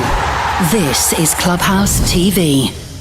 I do tend to agree with Mr. Robinson there. We are formerly of the Goalkeepers Union, of course. He was shall we say this? He was a fairly better goalkeeper. He was a goalkeeper, and you have played in goal. Yeah, there is. Do you know the funny thing is England drew against North Macedonia during the week, a 1-1 tie. The last time England won away in North Macedonia, they did so by 2-1. David Beckham scored one. I think it was Rooney or Gerrard who scored the other. Goalkeeper that day for England, Mr. Paul Robinson. He knows exactly what he's talking about. Ramsdale's on our screens right now. I do think it is harsh for Ramsdale. I go to your team and I go to Man City. What would Liverpool like with Simon Mignolet in goal? When you don't trust your goalkeeper, when you're not sure about your goalkeeper, the whole team is on a bit of thin ice. Get a number 1 goalkeeper. That's your number 1 position. It's like Liverpool are going to find out when Adrian's back in goal next week. Well, actually, we're going to have Kelleher in goal. And we put a lot in him. Kelleher's a very good. I think he's going to have a month of playing for Liverpool. I think Alisson's done his hamstring. So, we're going to see a bit more of that. But like you say, any goalkeeper needs to feel secure. Believe in themselves, first of all. Feel secure. Can you imagine if you were a striker and you had 2 games to prove yourself, and because you didn't score, you were out? You can't perform under those conditions. It's even worse as a goalkeeper, because not performing as a goalkeeper means conceding goals. It directly affects the result of your team. It's like, and there's a fair point there from Neil. Does he do anything differently? Does he maintain the way he plays in a different way? Does he try and copy? Well, if Ramsdale playing, Neil Mellor made a very good point. He said, I hope we're not talking about him afterwards, but if Ramsdale does make a mistake in this game and Brentford gets something from it, is that Ramsdale's fault? Well, of course it is, but it's also Arteta's fault for creating this situation. We are underway, and Ramsdale gets the ball within 1.4 seconds and pumps it up the pitch. So we are in play early now. Touch. I love an early touch, a goalkeeper. So it is Brentford against Arsenal on Clubhouse TV with sportsbet.io. If you're new to Clubhouse TV, we're following the game, making noises, shouting aplenty, and celebrating the goals and the cards and the corners, as we've got goals in elsewhere. Germany, an early goal, first minute goal for Stuttgart in that game, which I can't even remember who they're playing, but I can see the goal has gone in. It is it's in the lives. Come on, we can find it. This will be Stuttgart away Eintracht Frankfurt. That is. And a quick ball into the edge of the area, played through. Nice little goal. Is it Stuttgart who scored? It is. Yes, Stuttgart. Is it our friend Guirassy who scored? Because nobody else scores for Stuttgart. It's just a toe poke. One of those toe pokes that is actually quite good. I'll tell you in a second. Free bet details to follow soon, by the way. Today, for the first time ever, we are playing free bet roulette. What is that all about? Details to follow. Stuttgart do lead. And Dennis Undav with the goal. Yeah, they Stuttgart, by the way, falling off the top 2, Bayern Munich and Bayer Leverkusen. They will move to 27 points if they win today, stay third, because they'll still be 5 points behind Bayern Munich and 7 behind Bayer Leverkusen. So they've hit a bit of a rocky patch, have Stuttgart. But away from home last time out, lost away at Heidenheim, but generally scoring goals. It's a tough place to go, though, Eintracht Frankfurt. Frankfurt, but their away form has been pretty good. At home in the Bundesliga, Eintracht Frankfurt, 3 draws and a win in the last 4, so do take further goals.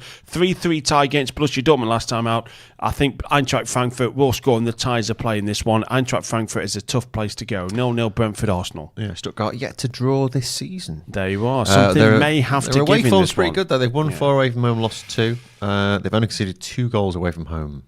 This is a decent game list, but that's a great start for VfB, as I believe they call it, in Stuttgart. Or just Stuttgart. Right, so the poll, is it evens or odds that we're after today? Can someone let me know what the poll is? Is it evens or is it odds? I don't know what we're the after. final answer is. I'm going to have to just get away from even touching the poll myself here, which is, one of the phrase I've never really thought about using on this service. But it's there, and I just want to vote, but I can't because that would sway the poll. There it is, final. It's evens. So this is evens, as we've got a free kick in a dangerous position for Arsenal. It is evens. This is how free bet roulette is going to work now. We need the number of corners and cards and goals all added up at the end of the game to be an even number. And if it's an even number, you're going to win a free bet. 10 of you are going to win a free bet. So we need it to be an even number. It's free bet roulette, so we're going to add up cards, corners and goals at the end of the game. Hopefully we'll get something like 10, 12, 14, 16, 18, that kind of stuff. And you win a free bet. If it's an odds number, well, then it's a poor day at the office because no free bet landed in the Man City against Liverpool game. No free bet landed in the 3pms, and no free bet will land in this one if they all end up on an odd number today. Well, there you go. Yes. Early, not opportunity, but ball into the box for Arsenal. Mikel Arteta not happy with the way that was put in, but 4 minutes in, Brentford 0, Arsenal 0. Brentford with a back 5. I know in the lineup I was given a bum steer, but there's 2 up front for Brentford today, not 3. Goal in Italy!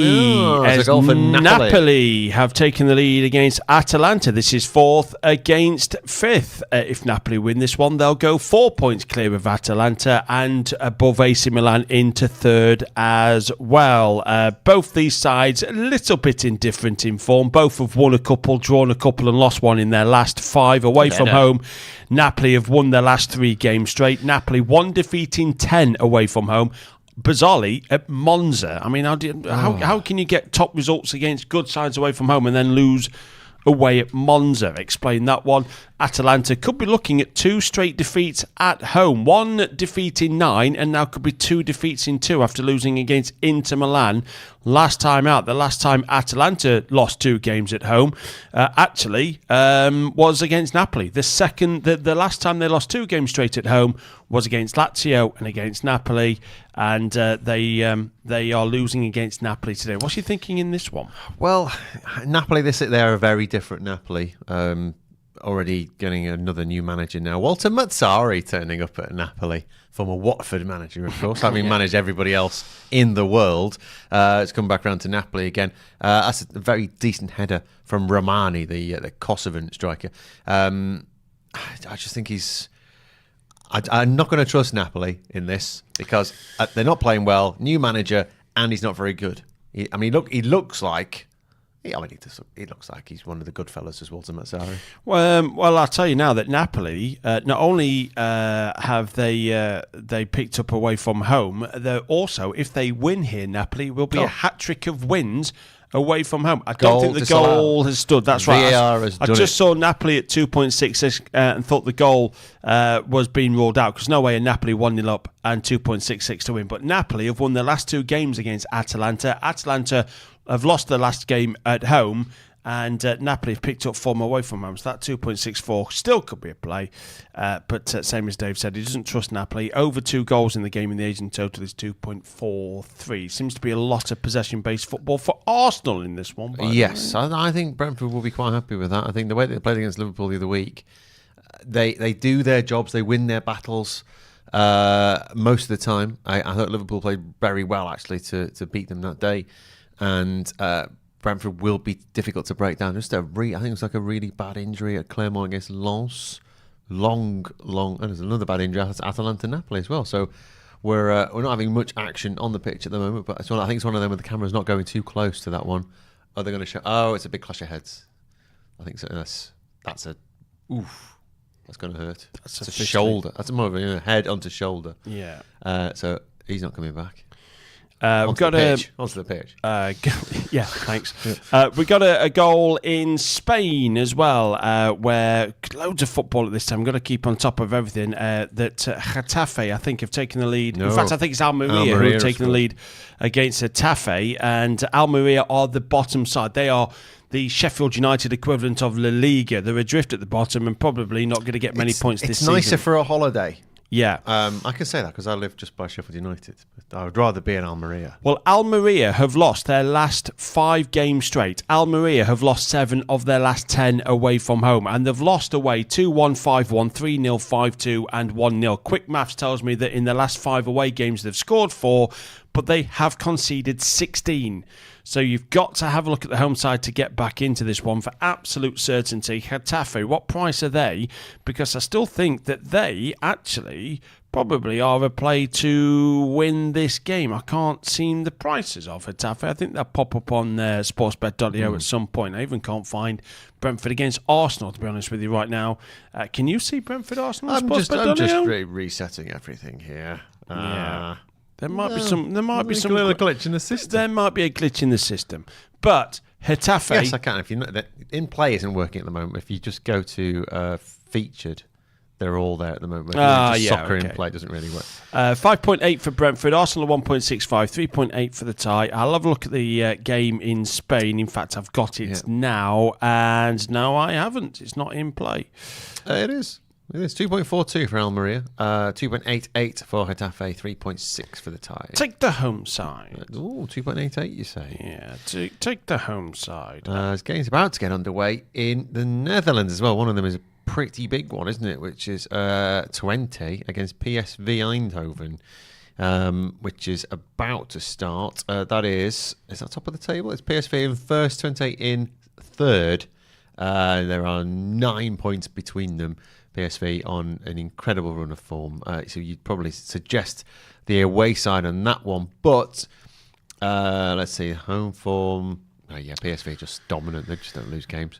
PSV away. But this is one of their most difficult tests of the season so far. So we'll get in play on that one very, very soon. I like Arsenal's away kit, by the way, I have to say. Corner for Arsenal. Corner. So we're at 1 now. So odds are winning. Odd. We're currently odd. A couple of rules for Telegram if you're joining in. English only, please, in Telegram. And there is somebody who's talking about their losses today, which is why we always say gamble responsibly. And if the fun does stop, then literally stop. Just join in, have some fun. Don't place a bet and let's have a laugh together. But it's do always gamble responsibly. Ball into the box by Arsenal. Punch clear by the Brentford keeper. But back to Saka. Edge of the box. Strike lent back over the crossbar by Trossard. So this is how it's going to work. If you just tuned in, we are playing free bet roulette. It's the first time we've done this. So you've all voted, not all of you, but the vast majority of people who voted in the poll have gone for evens. So we're going to count up at the end of the game, bang on minute 97, 98, something like that. We are going to count up and add up cards, corners and goals. And if it all becomes evens, then there's a chance to win a 10 USDT free bet. If it's odds, you've lost on free bet roulette, and we'll try again tomorrow. Because I understand at the moment that it's not exactly been a great day for winning a free bet. We had none in the first game, none in the second, and that's why we're hoping for one in this one. If you've got problems with that, by the way, you'll have to open a stream like you got the other one. I know. And actually, the other stream that we've got, the backup stream that we've got, it's suddenly gone. It's actually quicker. Yeah, I think it's actually quicker. It's suddenly working. Brentford against Arsenal is 0-0 as it stands at the moment. Generally, when do we wait for goals between these two sides? Last time in the Premier League here, Arsenal won 3-0. That was a revenge job. If you remember, Brentford's first ever game in the Premier League was at home to Arsenal and beat them by 2 goals. Now, that was a COVID-ravaged Arsenal, if you remember. But Arsenal won here last time 3-0. Saliba, Gabriel Jesus and Fabio Vieira all did the damage. Brentford 0, Arsenal 3. Since then, Brentford actually went to Arsenal and drew 1-1. The guy who's just put a shot over the crossbar, Trossard, opened the scoring for Arsenal that day. Ivan Toney equalised 8 minutes later. That's how it finished, 1-1. The tie is a play in this one. If you can't get the game on your in-play section of sportsbet.io, go to upcoming, click on Premier League, and you'll see Brentford against Arsenal top of that. Brentford at 5.8, Arsenal 1.67 and 3.75 for the tie. Yes, it's there on my featured as well. So Seda Ismail said it's the worst free bet conditions ever. Well, that's fine then. You don't have to play along then. Yeah, we'll just rule him out. If he thinks it's the worst free bet conditions ever, then we'll just open it to other people. What are we going to do? Hey, he's not playing. All right, that's fine. It's free bet roulette. He's on. I've made a list. He's on it. There's the list. Start the list. Ishmael is clearly not interested in playing then. Going back to Napoli, I'm looking at Walter Mazzari's career as manager. So, Asirial, Pistoiese, Livorno, Regina, Sampdoria, Napoli, Inter, Watford, Torino, Cagliari, Napoli. He's back at Napoli again. He's 4 years at Napoli before. Yeah. I can't get involved in Napoli. Oh, Aaron Ramsdale, what are you doing? Oh, off the line. No, how have they not scored? How have they not scored? That is a goal kick. Oh my word. Just kick the ball, man. Kick the ball. What is it with goalkeepers today? That was so close. I don't understand why they've done this. I mean, he receives the ball and then just stands there and doesn't give it away. How Brentford haven't scored, that's a brilliant bit of defending. And the toe poke that has missed to finish. I mean, it's absolutely exquisite play. We have seen both ends of the footballing spectrum there. We saw Ramsdale, who just lost the ability to function as a human. Just all motor functions disappeared. To Declan Rice being so switched on, he thought, I'm going to get straight back on the line. Might need to get here. behind this lad here. Yeah. So, I mean, Ramsdale, check his heart rate. I bet it's about 184 per minute at the moment. He's had a bang and a bang. It is a goal for Napoli. Mentioning Walter Mazzari, Napoli have scored, have they? It says another header. He looks offside again, but I think it's Kvaratskhelia. I think this might be ruled out once again, but that's coming in, and I think maybe have I been done by the half time in that game up there? Is it Almeria? No, I don't think so. Napoli have 1-0 up at Atalanta right on the stroke of half time, and Lons have gone 3-0 up in their game away at Clermont Foot. That's that game up there. Yes. So Clermont Foot have picked up a third. That Napoli goal stands. Clermont Foot have conceded a third. Lons, whose last two away games have been 0-0 and 0-0, and the last 5 at home for Clermont Foot have been 1-0, 1-0, 1-0, 1-0, and the other one was 0-0. So generally no goals when these teams play. But red cards have opened this game up, and Lons have gone 3-0 up against the second bottom Clermont Foot. There's the third goal gone in. And you can see Napoli for the second time today, but I think this one stands as Arsenal have put a ball into the box. Is that going to be corner? We're on to 2. Evans is landing. We're now even. I feel better at even. Ishmael wants to play all of a sudden. Oh, does he? You know these worst free bet conditions ever? I like the way he's doing it. No, I'll play. He's playing along. I'll play. They're the worst ever condition, but I want to play along. If you're having a game, I'll play. Napoli are 1-0 up against Atalanta, and they could be completing a hat-trick of wins away. Atalanta, having won their last 2 games against the side in their famous blue and black kit. Atalanta 0, Napoli 1. It's okay. I'll play. I'll play. No, your game's terrible, but I'll play. Your game's awful. It's the worst ever, but I'll play. Go on then. There's nothing on the telly. Just a free bet, isn't it? You're going to have a lot this around Christmas, isn't it? Can you play my board game? Go on then, I'll play. Corner number 2 for Arsenal. So we're out again. We're evens now, aren't we? Was that the? Yeah, it's evens. So at the moment we're winning. We're winning. It's evens. This roulette thing. Free bet roulette. You see, it's great. these games. We're a month of games. I don't need any more board games. 5.8 for Brentford, Arsenal 1.67, 3.7 for the tie, which you're quite liking. For Brentford to score the first goal, 3.45. Ramsdale Just almost. You felt for him, didn't you? I mean, his whole footballing career just flashed before his eyes. Yeah. It was a funny way of putting yourself on the transfer list, that wasn't it? Well, it's only what Arteta's done to him, isn't it? Let's face it. To be fair, though, Aaron Ramsdale's dad hardly helps chipping in, going, Dad, just shut up. But also, as if it's not bad enough for me at the moment to put up with this. I've got you chirping in, Dad. The other thing that didn't help was Aaron Ramsdale himself. In that interview with Ian Wright, did you see where he said, "Sometimes in games, I just forget I'm playing football." And this may have been one. Just looking at the replay, He forgot to play it there, didn't he? There's about 15 minutes, he says, in games where I just switched off. I have a little laugh with some of the fans. And I just kind of switch off. Do you know the funny thing about that is... You're a goalkeeper. Everybody's going to remember Ramsdale losing the ability to kick a ball. Everybody's going to remember Declan Rice for his goal line clearance. Hardly anybody's going to remember Wisser for putting an easy rebound. I know it came at him at pace, past the post. I mean, he was 6 yards out. He was less than that, wasn't he, with an open goal? Yeah, but it's hardly rattled at him, is it? He gets paid a lot of money to put that bag of wind into the back of the net. He's got to score. He's got to score. Gav, can Ipswich score a goal, says Imarios? Yes, they can. They're 1-0 down away at West Bromwich Albion. This is the all-conquering Ipswich Town, who are trying to do as Sheffield United, straight from League One into the Premier League in the space of a couple of seasons. Furlong has scored the goal. Darnell Furlong has scored the goal for West Bromwich Albion. I'll be talking about the Championship quite a lot next year because I'll be back in it. Can Ipswich get something from this game? Absolutely can. Absolutely, they are the second best side in the division at the moment. They've got a 7-point gap over Leeds United, who dropped points last night away at Rotherham United. Home form for West Brom. They actually don't concede many. 4 clean sheets in 5, but they've been playing the likes of Sheffield Wednesday and Queen's Park Rangers and Millwall. Ipswich are better than them. Ipswich away from home, last 2 games, 2-2 at Birmingham, 2-2 at Rotherham.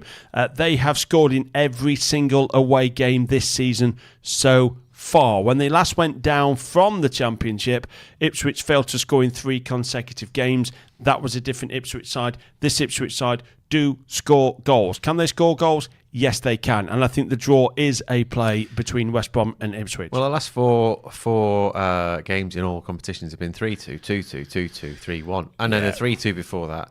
And then a 1-0 win over Bristol City. So they do score. They do. They score lots. They score plenty. I mean, I'm going to look at the last time that Ipswich did not score a goal. And the last time they did not score a goal. Way back there.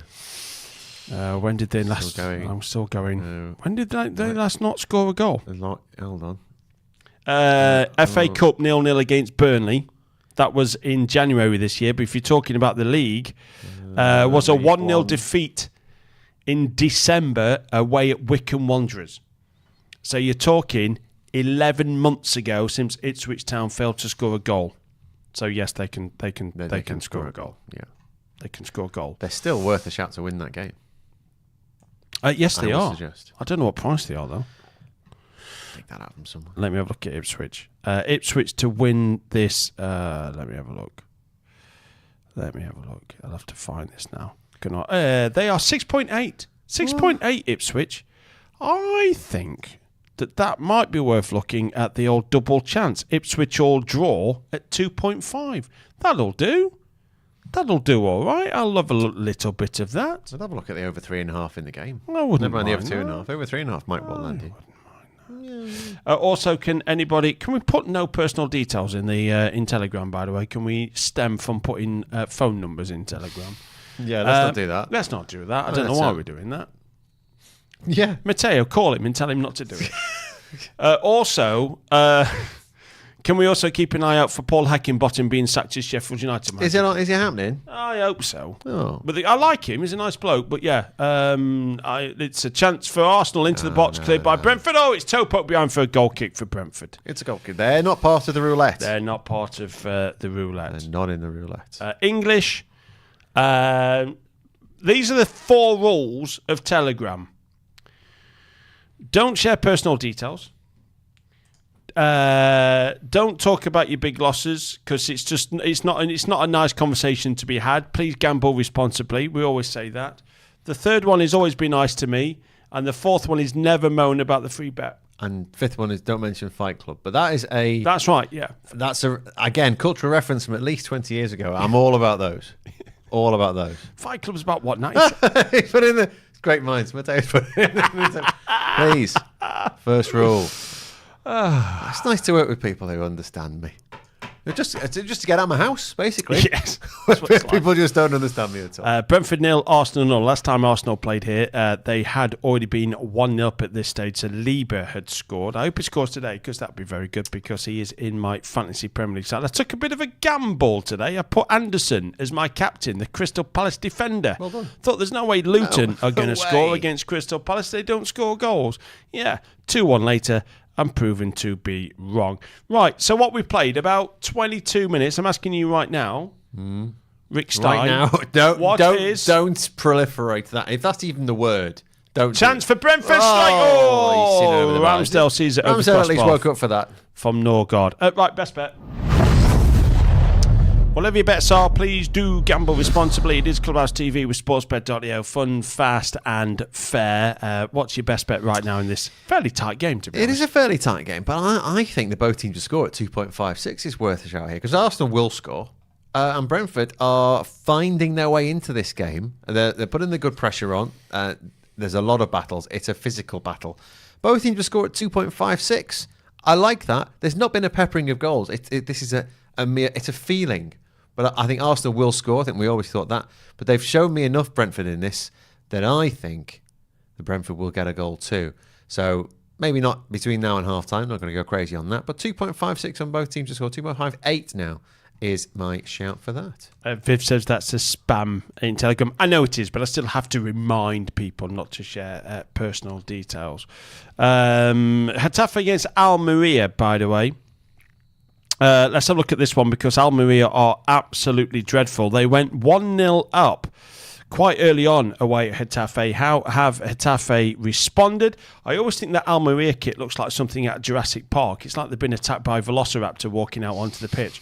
I still think Getafe can get something from this game. Almeria have lost their last 5 games straight. They've lost 7 of the last 10. They are pretty dreadful away from home. They're not absolutely brilliant at home. Getafe, by the way, in the Copa del Rey, fairly recently started this month, did win 12-0. At home, Getafe, they are unbeaten in the last 9 games. Would you believe it? You know how football's a little bit weird. So Getafe have not lost at home in 9. Almeria have lost 7 of their last 10 away from home. But who were the last team to win away at Getafe? Header over the crossbar by Arsenal. Trossard again. It was, of course, Almeria. They were the last team to come and win at Getafe back in April, though they won by 2-1. Suarez scored both. They scored their first goal quite early on. They've scored the first goal quite early on here as well. But I do think the home side can get something from this one. So still look at Getafe. A bit like Ipswich. Draw no bet, double chance, something like that. Trossard has had a couple of chances already. I think he's done well this season. And he scored the opening goal last time against Brentford. Have we got a anytime goal scorer market? Well, let me find. Have we got a player to score? We have got an anytime. We've got an anytime goal scorer. You can have at the end of Trossard. Yeah. Oh, he's not even in there. Is it what? Get in there. Come on. Oh, he is. He is. 3.2. Oh, that's a bit short. It's a bit like Trossard himself. Well, how about next goal line? 7. Yeah. Player to score the next goal. Brackets 1. That's the first goal. Is 7. Whereas who missed it? Was it Visser the other end? Who should have scored was 11. Yeah.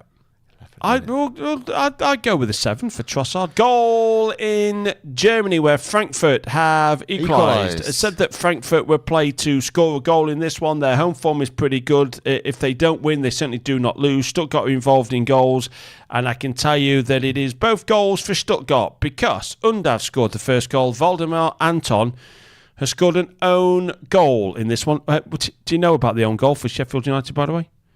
Oh no, what happened? Own goal is Sheffield United's leading goal scorer in the Premier League this season. That's nice. Own goal has scored more than Sheffield United's players.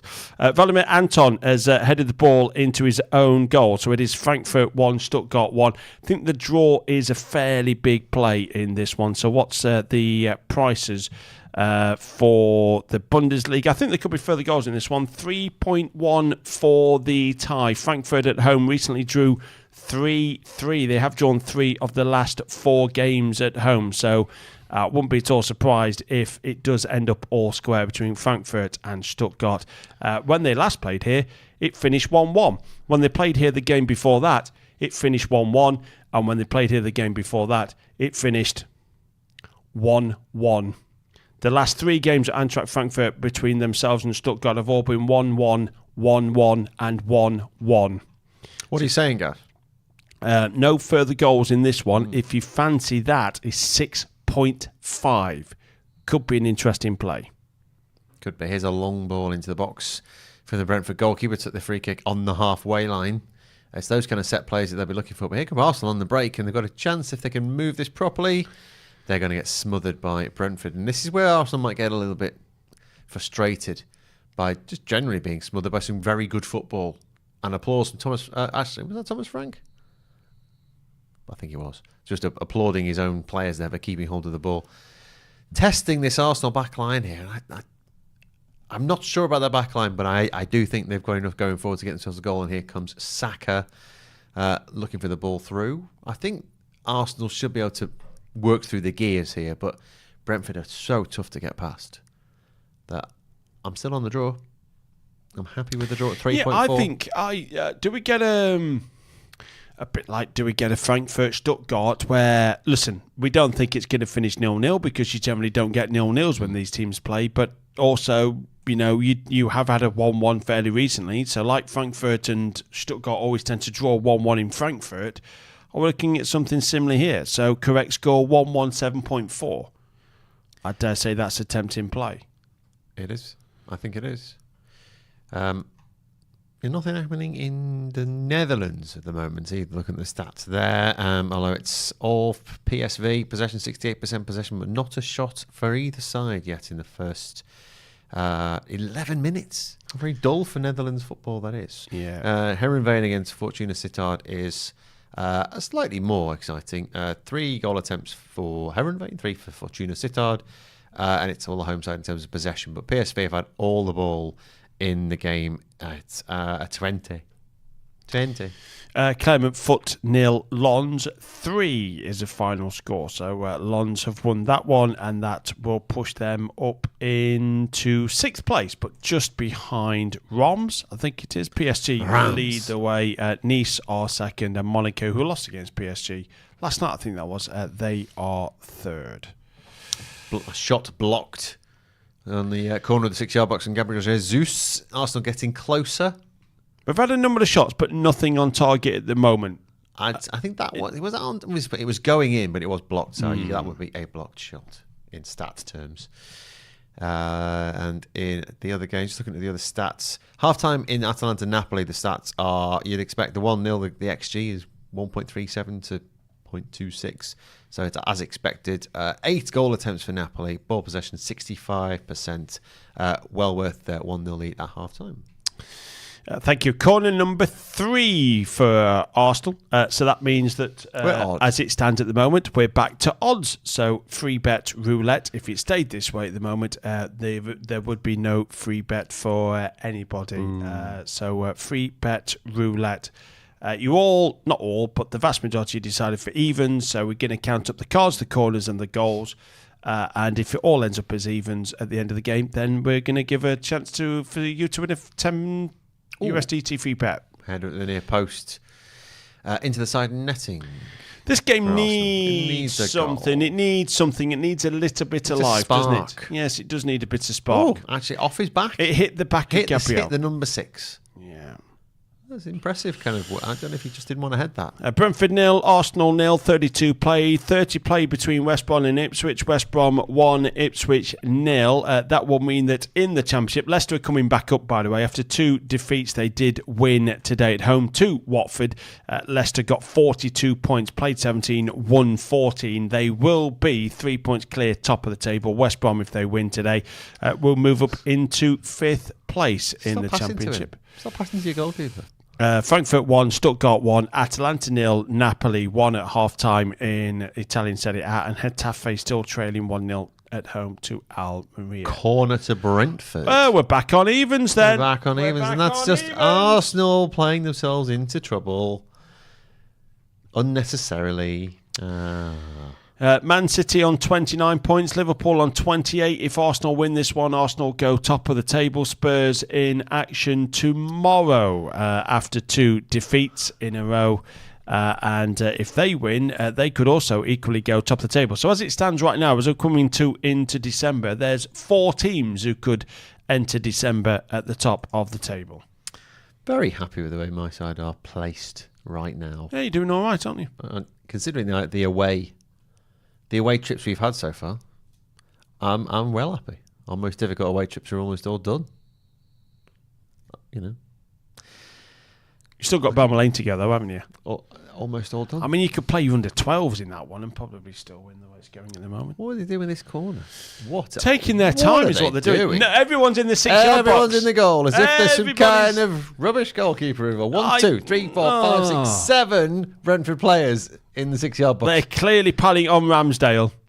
You've got to get this. You've got to get this absolutely right when you swing this one. There we are. Now they've moved out. But they put the ball where it should be. Punched away by Ramsdale. Good play by Ramsdale.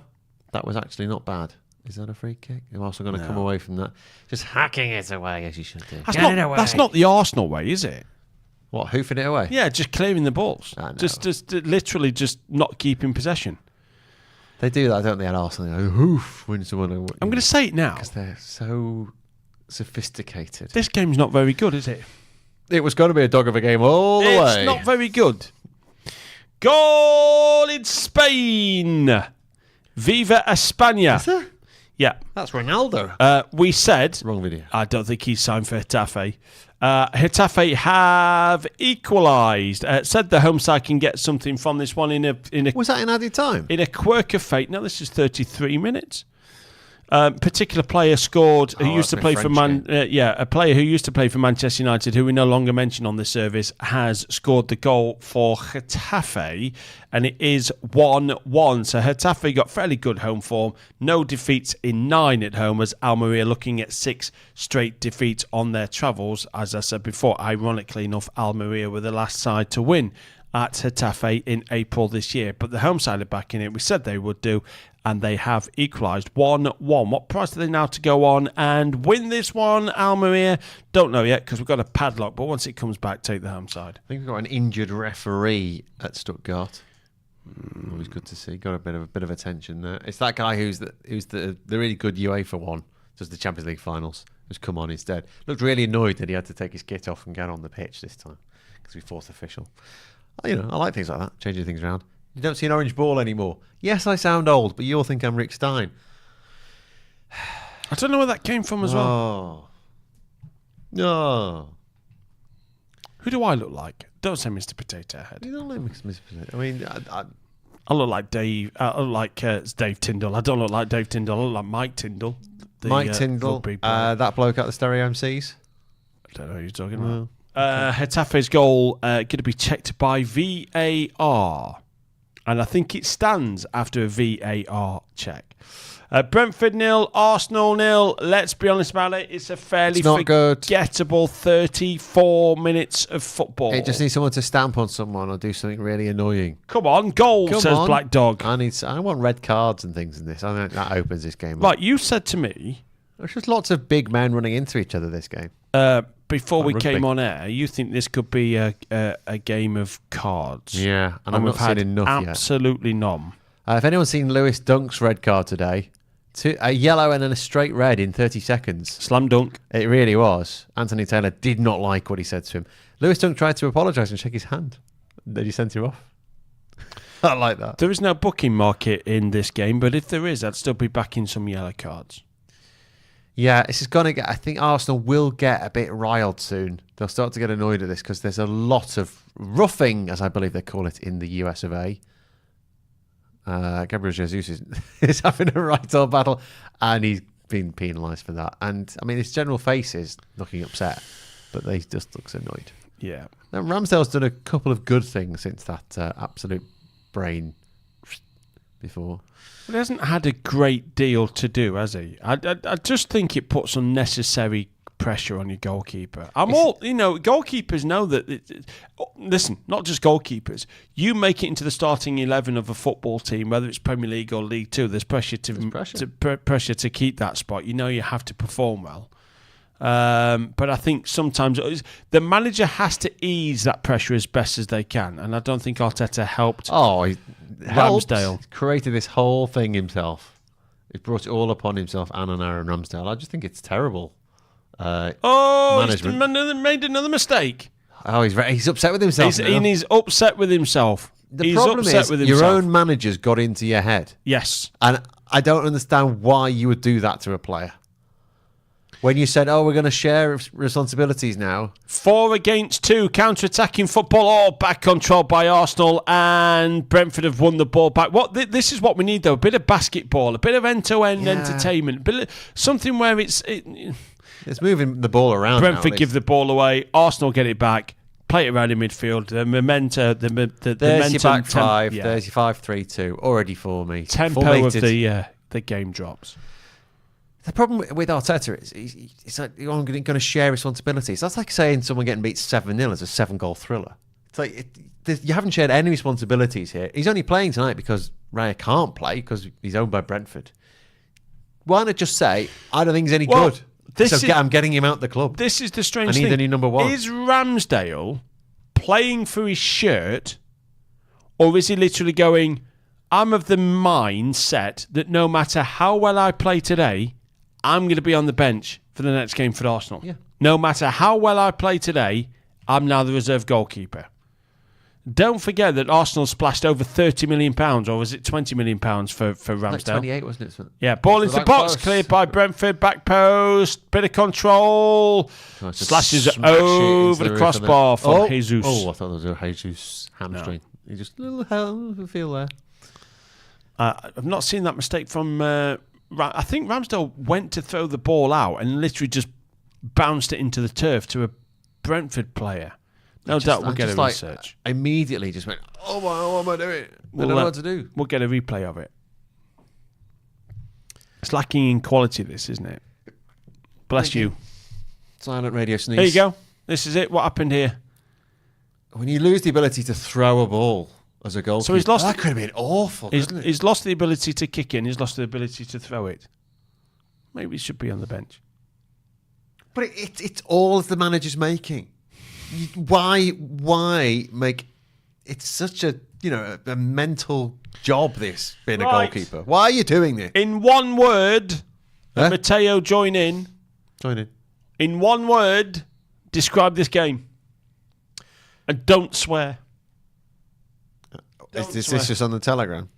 It's turgid for me. That's my word. Turgid. Look it up, kids. Yeah, I think turgid is The great thing about turgid is you could take out the GI. Yeah. And it still would describe this game perfectly. So you got 2 for the price of 1 in that word. Very much low GI. Yeah. Turgid game. Yeah. Although here comes Arsenal again. It's not a typical Arsenal performance, but that's because Brentford are... I reckon they're a right beast to play against, Brentford. I'm trying to see... they're awful to play against. I've given the ball away in midfield there, and here's a chance for Arsenal to break, chance to get into the box. No shot, edge of the box. Deflected. Tipped away. Corner. Corner. That's corner number 5. So, again, free bet roulette. We're losing at the moment. Could change. The roulette wheel is still spinning around with plenty of momentum, and the ball is bouncing around. We've still got a second half to come. Always spinning. Do you know what? I think the goalkeeper could have done slightly better there. He could have just caught the ball. It's being safe, playing it safe. Trossard about to whip the ball in from the left-hand side. I've not seen any decent corner so far, but maybe I've seen one here. Trossard comes back to him. He's going to stop and take a throw in. He takes a throw in. No, he doesn't. He does a Ramsdale. He's lost the ability to throw a ball. He's going to wait. But my understanding is we have a goal for Arsenal. Or something is going to happen. So let's have a look at this one. The notification is always slightly behind the pictures. That's good throw. Clips the edge of the box. Where's this coming from? It's coming from Martin Odegaard, is it? Maybe. Trossard. Back out there, Saka. Over the top must be offside, is he? No. He'll be offside. That must be offside. Leandro Trossard has scored a goal. 7 to be first. Yay! Is he onside or not? I think he's offside. But let's find out. That's his celebration. I'm not just gone weird. That's what he does. It's his celebration, and you've gone weird. So let's wait for this one, because he looked miles offside. Trossard scored the first goal against Brentford last time out. He'd already had a couple of attempts, so he tipped Trossard to score the first goal. There's all these lads hanging around. You've got to get out, lads. You've got to get out. You've got to get out. Had Trossard to score the first goal at 7, and does this goal stand? They're all out. That's onside. That's onside. Where is Trossard? Is he behind the play? Yes, it's one of those. I'm not so sure. I am Draw the lines. Draw the lines. I think that is onside. Is he behind the ball? Is he? We'll see from here. I'm not sure he is, This is going to take a while. Or will it be one of those which is completely, just done, just not even check it? I think this is onside. I don't have any fear about this. I am not so sure. I am. It's, very much odd versus even. This is. Is that foot ahead of the ball? God. If that foot is ahead of the ball, I'm no good on perspective. I've got 110%. I've got a VAR decision. Well, let's see what's going on here. I'm looking at this now, and I'm not so sure. Do you know where you go? That's clearly onside. Then you get a different perspective and go, actually, that's offside. Just that foot. This is offside. Thomas Frank's having a look at it. I don't know. I don't know. Well, I've suddenly gone. Full circle. I'm pretty sure that's offside. As Atalanta have equalised against Napoli. Goal in Italy. Napoli have already had a goal ruled out for VAR as well, a VAR decision there. We've got one between Brentford and Arsenal. I'll tell you what, this is some Atalanta goal if they score from here. And my understanding that this is going to be a no goal. I think this is going to be ruled out. Absolute mad lines there. I don't know how you check that. The thing. Bang goes the 7.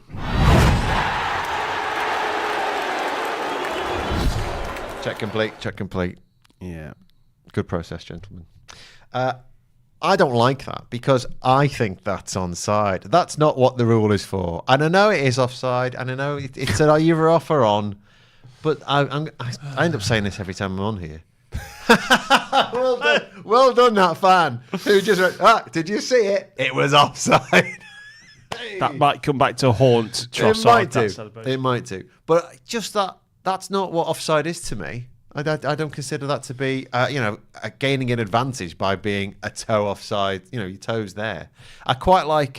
Is it Neil Mellor's idea for this? Is if the bit of your body that you put the ball in the net in with is offside, that's offside. Swear words are so easy to lip read, aren't they? Lip reading is an absolute skill until it comes to a swear word when everybody can read a swear word. I just read the swear word that passed Trossard's lips. I love the fact that all these foreign footballers in England swear in English. Trossard is not best pleased. We've had goals elsewhere, by the way. As I said, Atalanta have equalised in their game against Napoli. Yeah. It is 1-1, and do you know what?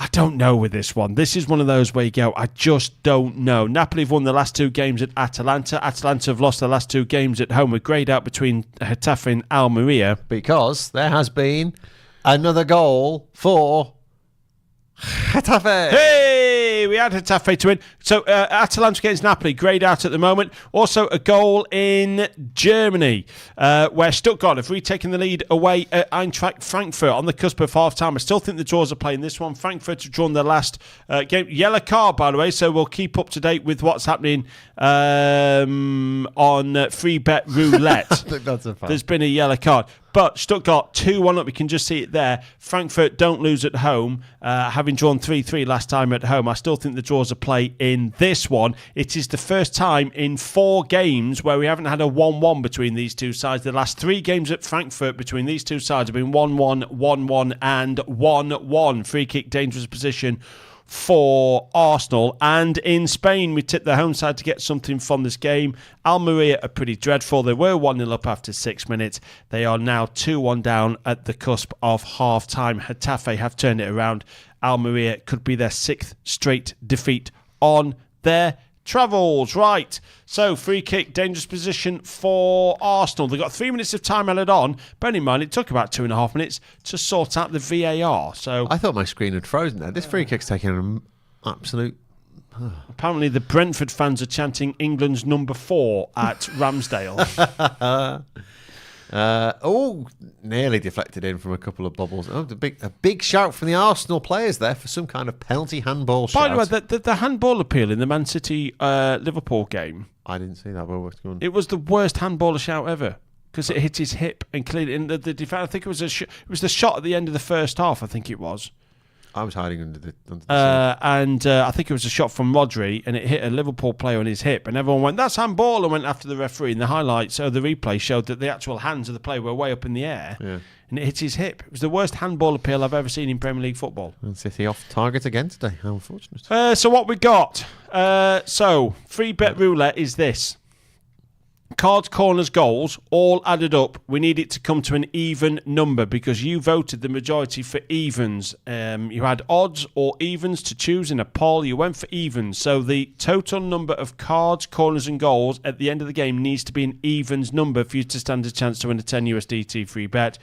We are at 6. We've got 5 corners and 1 card. So we're at 6 at the moment. So at half time between Brentford and Arsenal, it's looking good for free bet roulette.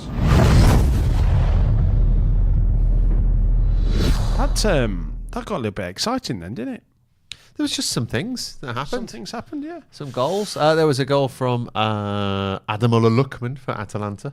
That was the 1-1. And former Everton player, of course. And a second goal for Dennis Undav for Stuttgart. So he's on a hat-trick. He is on a hat-trick now. There's been a man sent off at Twente as well, for Twente. So PSV, who are already strong favourites in that one. But it is still 0-0. So it's Twente-10. Twente down to 10. Twente-10. Good done. Thank you. Good one. Yeah. Half-time in Germany as well. What's you thinking first half and what's you thinking second half between Brentford and Arsenal 0-0 half-time? The prices are all over the place. I'm not having Arsenal 1.82 and Brentford 7.2 and the draw 2.84, which is quite rightly come in now because that was around 3.5 to start with.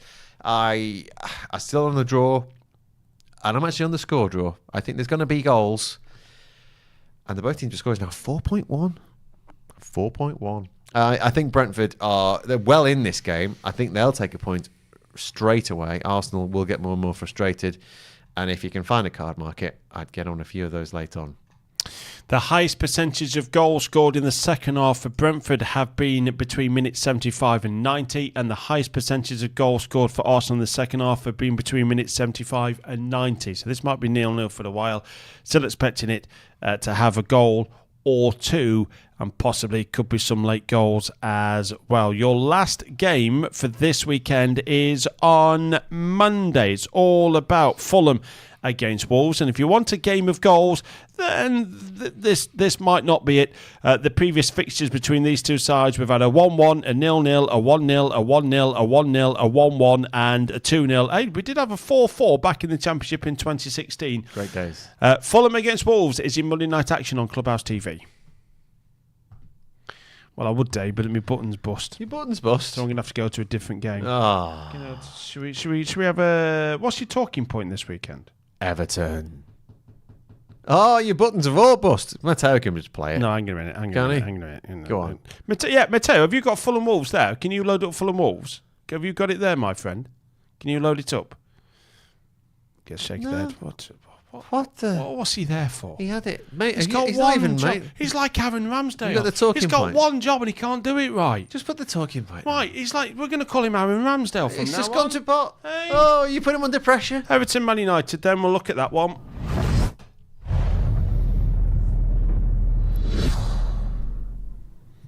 Should be a bit of an atmosphere, I think, for this one. Everton against Manchester United. Everton 2.82. The draw is 3.4. Manchester United 2.52. I've dug out United's away stats. They've won the last 3 in the Premier League. The informed team, by the way, Manchester United. They are the form team. You wouldn't believe it, would you? No. Harry Maguire's made the difference. He's even got apologies in the Ghanaian Parliament. What was all that about, by the way? I just heard that on TalkSport coming in. What was that about? One of the Ghanaian MPs suggested that the government was letting down the country as badly as Harry Maguire was letting down Manchester United. So he had to, scoring many an own goal. What an awful comparison. So yes, it is. He's obviously not watched him recently because he's been very, very good. A colossus at the back. Although the challenge in the game I know you wouldn't have seen it, Neil, but the challenge that he put in and maybe should have been a penalty in the England game was slightly comical. But Everton, Manchester United. Neil, you've got loads of Evertonians around you. They're ready for this, aren't they? They're ready for Manchester. In fact, probably Manchester United's not really come into it. They're just ready to get to Goodison. Yeah, I take a Sunday League team for my boys' team, and 2 of the lads are big Everton fans, and they both said they ain't playing this weekend. They're going to Goodison for this game. So I'm missing a couple of key players this weekend. But yeah, it's going to be a horrible atmosphere. But yeah, horrible one for Manchester United, but a really good one for Everton, and they'll stick with them whatever the score will be. I think if you look at the odds, you're sort of saying they're good odds for Man United. The way they've been playing away from home, the way that United go to teams like Everton and get results. They struggle against the top sides, but United have been really good against the sides where you go lesser down, which is Everton. I mean, that atmosphere is going to be tasty. So I don't think United will score in the first 10-15 minutes because of that atmosphere. They're like, wow, what is this all about? But I think that quality may come through at some point for those odds. It's a game that's not always on a par with Liverpool, Manchester United, but when these Liverpool versus Manchester fixtures do kick off, and when Goodison is absolutely rocking, like literally rocking, it is an intense place to play football, isn't it? I'm staying in for this one Sunday. Can't wait to watch this. And there's not many games that I say that for. I mean, we have a lot of family time and I work quite hard at weekends, go to most games. But this one, I'm staying in to watch. I can't wait to watch it on the TV. I think the TV coverage will be fantastic. The atmosphere will be incredible. Manchester United, believe it or not, I saw them in Copenhagen watching the game. They were poor in that game. And then we talk about them being the form side in the Premier League. They are because of results, but not performances. Struggling against Luton at home. No disrespect to Luton, no disrespect to any other teams, but teams that Manchester United should be beaten. There's still all this stuff ongoing off the field. Whether the manager's getting a stay of execution because there's nobody in place at the moment to make a decision on his future, they're nowhere near where they want to be. And I think, in all honesty, there's 2 sides to this coin this weekend. This is a game that Everton cannot wait for. It's a perfect game for Everton, and it's the last place Man United want to be going to this weekend.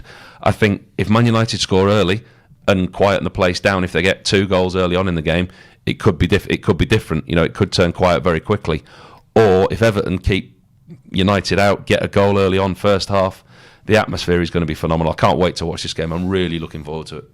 Yeah, I think weirdly, whatever happens on the pitch, I think it'll still be loud off it. I think it might not be one of those, Neil, where an early goal for United would calm things down, because a lot of them won't even be there for the football. No, they've got a lot of anger about the current situation, and Everton fans are very passionate, very loyal. The team have obviously struggled on the pitch for a long time, and the home games is where they come together. If you're going to treat us like that, we're going to come together and say we're Everton, and so that's why it'll be a good atmosphere. I mean, I must admit, I was thinking Everton would get something from the game. I'm looking at those odds and saying they're really good odds for Man United. I thought they'd be like 1.9, something like that. I've got to say I'm surprised that they're so high at those odds, because they've not been playing well, but they've been getting results, and away from home as well. And Everton aren't great at home. They lost the first 4 games. Have they won 1 at home so far this season?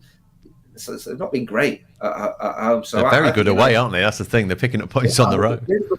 Really good away. I think both teams to score would be one. I think this will be a good game. Both teams to score, maybe a high-scoring draw, 2-2, something like that.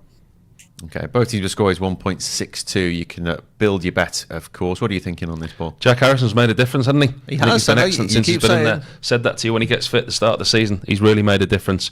I'm going to listen. I think the Toffees will get it, but I'm slightly biased. I've got a soft spot for Everton because Neville Southall was my hero. So they're always a team that I look on fondly. No kind of affiliation, no kind of die-hard supportership coming from me, but it's always a team that I've looked upon fondly because of Neville. Did you like playing there? I used to love playing there, yeah. It's a proper old football ground, yeah. I don't like going there in the commentary box. It's an old wooden pigeon loft. Not with your knees. 6'4", the box is about that big. But listen, co-founders of the Football League, co-founders of the Premier League, they are a traditional, solid English football club. And, you know, they're up against it yet again. It just seems to be one thing after another for them. And I can see them getting something this weekend because of the atmosphere, because of everything they're up against. And it would just sum Everton up if they got something. And Everton win. Both teams to score, and Jack Harrison. Oof, there he's gone in. The high scoring draw, Neil, is, well, the 2-2 is 13, 3-3 is 40. You can have over 2.5 goals. You can mix those two for 7.5 if you want that. Go Everton to win and Jack Harrison to score. Okay, all right. Good day. How many goals has he scored for Everton? Less than games he's played. He's only just started, pal. Let's find him. There you we go. Harrison on the back of your shirt. Has he got Harrison on the back of his shirt? Check. He loves him. Both teams to score as well. No, just Everton. Win. Just Everton win 7. There you go. Harrison to score anytime in an Everton victory. We're looking forward to this. Everton looking forward to this. Not sure Manchester United will be looking forward to this. Everton might well take the Copenhagen route and maybe try and copy what they did in the Champions League as United fell there in the last minute to a Rooney goal. That's nice bit of poetic symmetry there. That's Everton against Manchester United, your 4:30 kickoff UK time in the Premier League.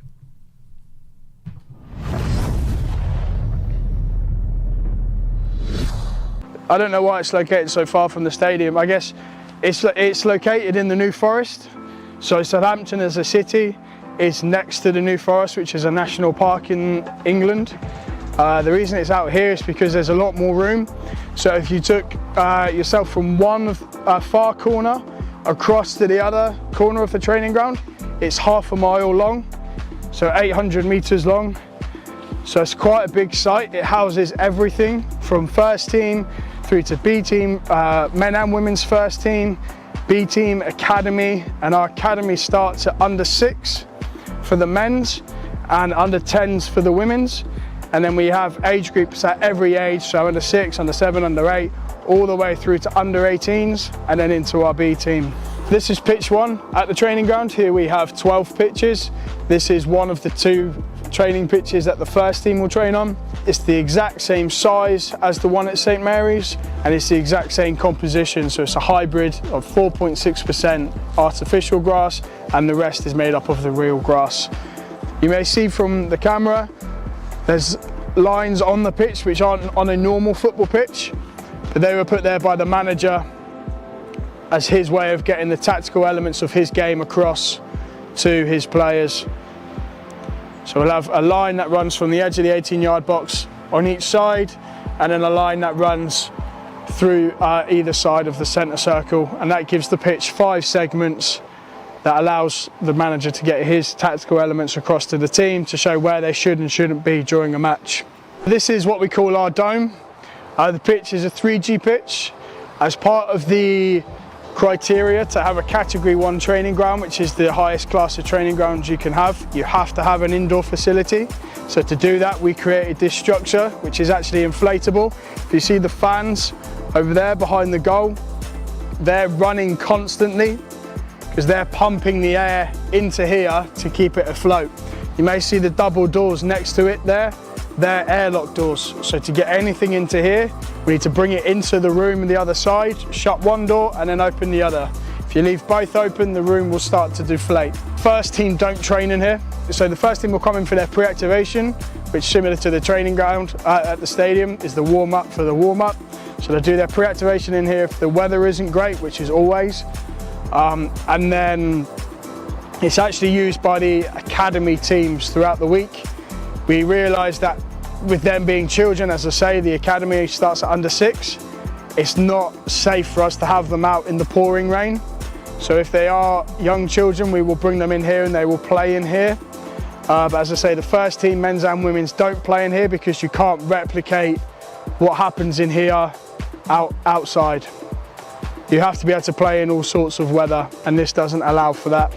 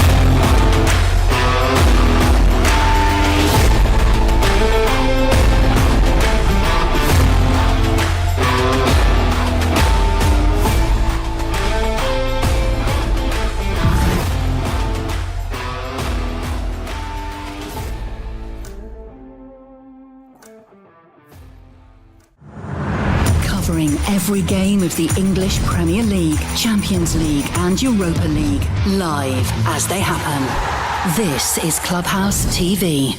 It is indeed Clubhouse TV, back after an international break. Brentford against Arsenal is the final game of the day. We've got plenty of football. Well, not plenty of football actually tomorrow, but we have got two quality games. Spurs against Aston Villa, 2.5 for Spurs. Could be 3 straight defeats. Up until the Chelsea game at home, it was, Spurs unbeaten, and now it could be 3 straight defeats if they lose at home to Villa, and they're capable. 2.5. In fact, it's almost a pick-em. Villa are 2.54 to win at Spurs, 3.9 for the tie.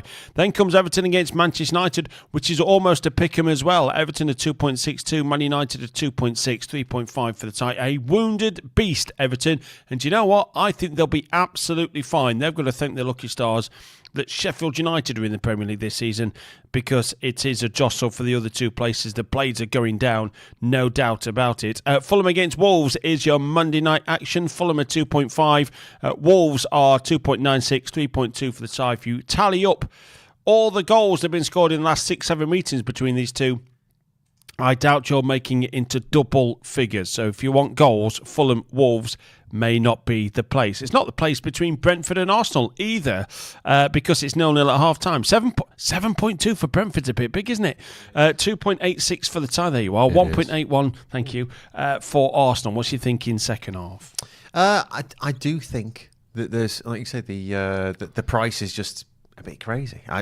It's all there, and I think Arsenal are there for the taking. I think Brentford will look at that first half and go, we should actually be ahead. Their goalkeeper's a bit weird. We've won all our battles in midfield. They've not had any great chances. They've scored a goal, which was offside. That's it. I don't know, just one slip in that, and they've got away with it, you'd say, but you can't say they're looking at the two sides. You wouldn't necessarily say that one is well worthy of the win so far, other than the fact that in previous games they've won more games than Brentford have. But Brentford, before they went to Liverpool, have won 3 in a row. They are a good team, and this is a very difficult place to go. They like a derby, they like a London derby, and I don't see any reason why they can't, unless Arsenal going to score here at the start of the second half. Oh, deflected onto the roof of the net, goal kick. I think they'll be all right if they carry on playing like they do. Arsenal look a bit, idealist at the moment. There's been a goal in the Netherlands. PSV finally taking the lead against Twente. I'm not sure we're betting on that. Other games to look at in Serie A. This game's still going on. We're 72 minutes. Atalanta 1, Napoli 1. And in the Bundesliga, it's half-time. Eintracht Frankfurt 1, Stuttgart 2. Yeah, I think the draw could be a play in that game between Frankfurt and Stuttgart. As you can see from the stats there, plenty of shots off target for Frankfurt, plenty of shots on target in the game. And as I said, Frankfurt is a tough place to go. It's a very strange record. Frankfurt have won their last 3 games straight against Stuttgart, but the last 3 games at home to Stuttgart, they've drawn all 3. Go figure that one. So Frankfurt's games at Stuttgart, they've won 3-2, 3-1, 3-2. Home games against Stuttgart, 1-1, 1-1 and 1-1. The last time Stuttgart actually beat Eintracht Frankfurt was all the way back in 2018. Stuttgart have only won 2 of the previous 16, 17 meetings against Frankfurt. So do have a look at the tie in that one. The draw between the two of them is 4.1, and that is a play. It's going to be a long throw for Brentford at the start of this second half. And it's going to come back to the man on the edge on the line again. I just don't see the reason why the prices are so wildly different. Because it's Arsenal. That's why. Still 7.2. The last 0-0 we had between these two sides, you know what? I don't think we've ever had a 0-0. I'll have to double check that. Have we ever had a 0-0 between these two? In the Premier League? Or no, we're going way back. I'll double check and I'll check further. Bear with me. But I'm not sure that we've ever had a 0-0 between these two sides. Let me have a quick look. Oh. No, we have. Not ever. What's happened here? Goal for West Brom. is what we've got. So I still think Ipswich scored. Championship, 47 minutes gone. West Brom 2. Ipswich 0. A rare defeat on the travels for Ipswich, whose form has just hit the buffers away from home. After winning 4-5 games back-to-back, they could be drawing a couple and now losing this one in the Midlands at West Brom. I don't know what's going on there. Is that going to be a corner? I thought it was a corner. Brentford? And the referee's given a goal kick. Although the linesman gave a corner. There has never been a 0-0. Yeah. Brahe says, we're back, no one is here. That's because this always happens with a 0-0. It always happens with a 0-0. Nobody is ever excited about a 0-0. It needs a goal. It needs something. It's a flashpoint. Something. This Anyone. game is terrible. It seems to merge with me being on this service, and I apologise for that. Yeah. But in many ways, I don't. Don't worry about it. It's not going to happen too many times after this one. What I can tell you is that, confirmed, no 0-0 ever between these two sides. Admittedly, it's a small sample size. They haven't played each other all too often because Brentford, it's only up until recently have they established themselves as a Premier League side. This is only the 19th time ever they've played each other. So no 0-0 Going back to the FA Cup, Brentford won, Woolwich Arsenal won in 1902. Which is the year that Rick Stein was born. Let's not. Well, Brentford 0, Arsenal 0. West Brom 2, Ipswich 0. Frankfurt 1, Stuttgart 2. About to get under the way second half. Atalanta against Napoli. Are we going to get a late winner between these two sides? I think Napoli they're trying. I've just seen Walter Mazzari speaking to his subs. The last time these teams played in the league and drew was all the way back in 2019. Since then, we have played 10 fixtures. I think 8 of them have been Serie A, 2 have been in the Cup, and we've had a winner in every single one. A sign here on the stats is expected goals in the second half, 0-0. I mean, literally 0.00. Yeah. I mean, come on. Possession 52-48 second half. 9 attempts for Atalanta in the second half. And in the match, they are dominating this. You would suggest that if anyone's going to win this, it would be the home side. 4.1. 4.1. They are 12 minutes left. I think Napoli would happily get out of this with a point the way that they are playing, but Atalanta are flying at them.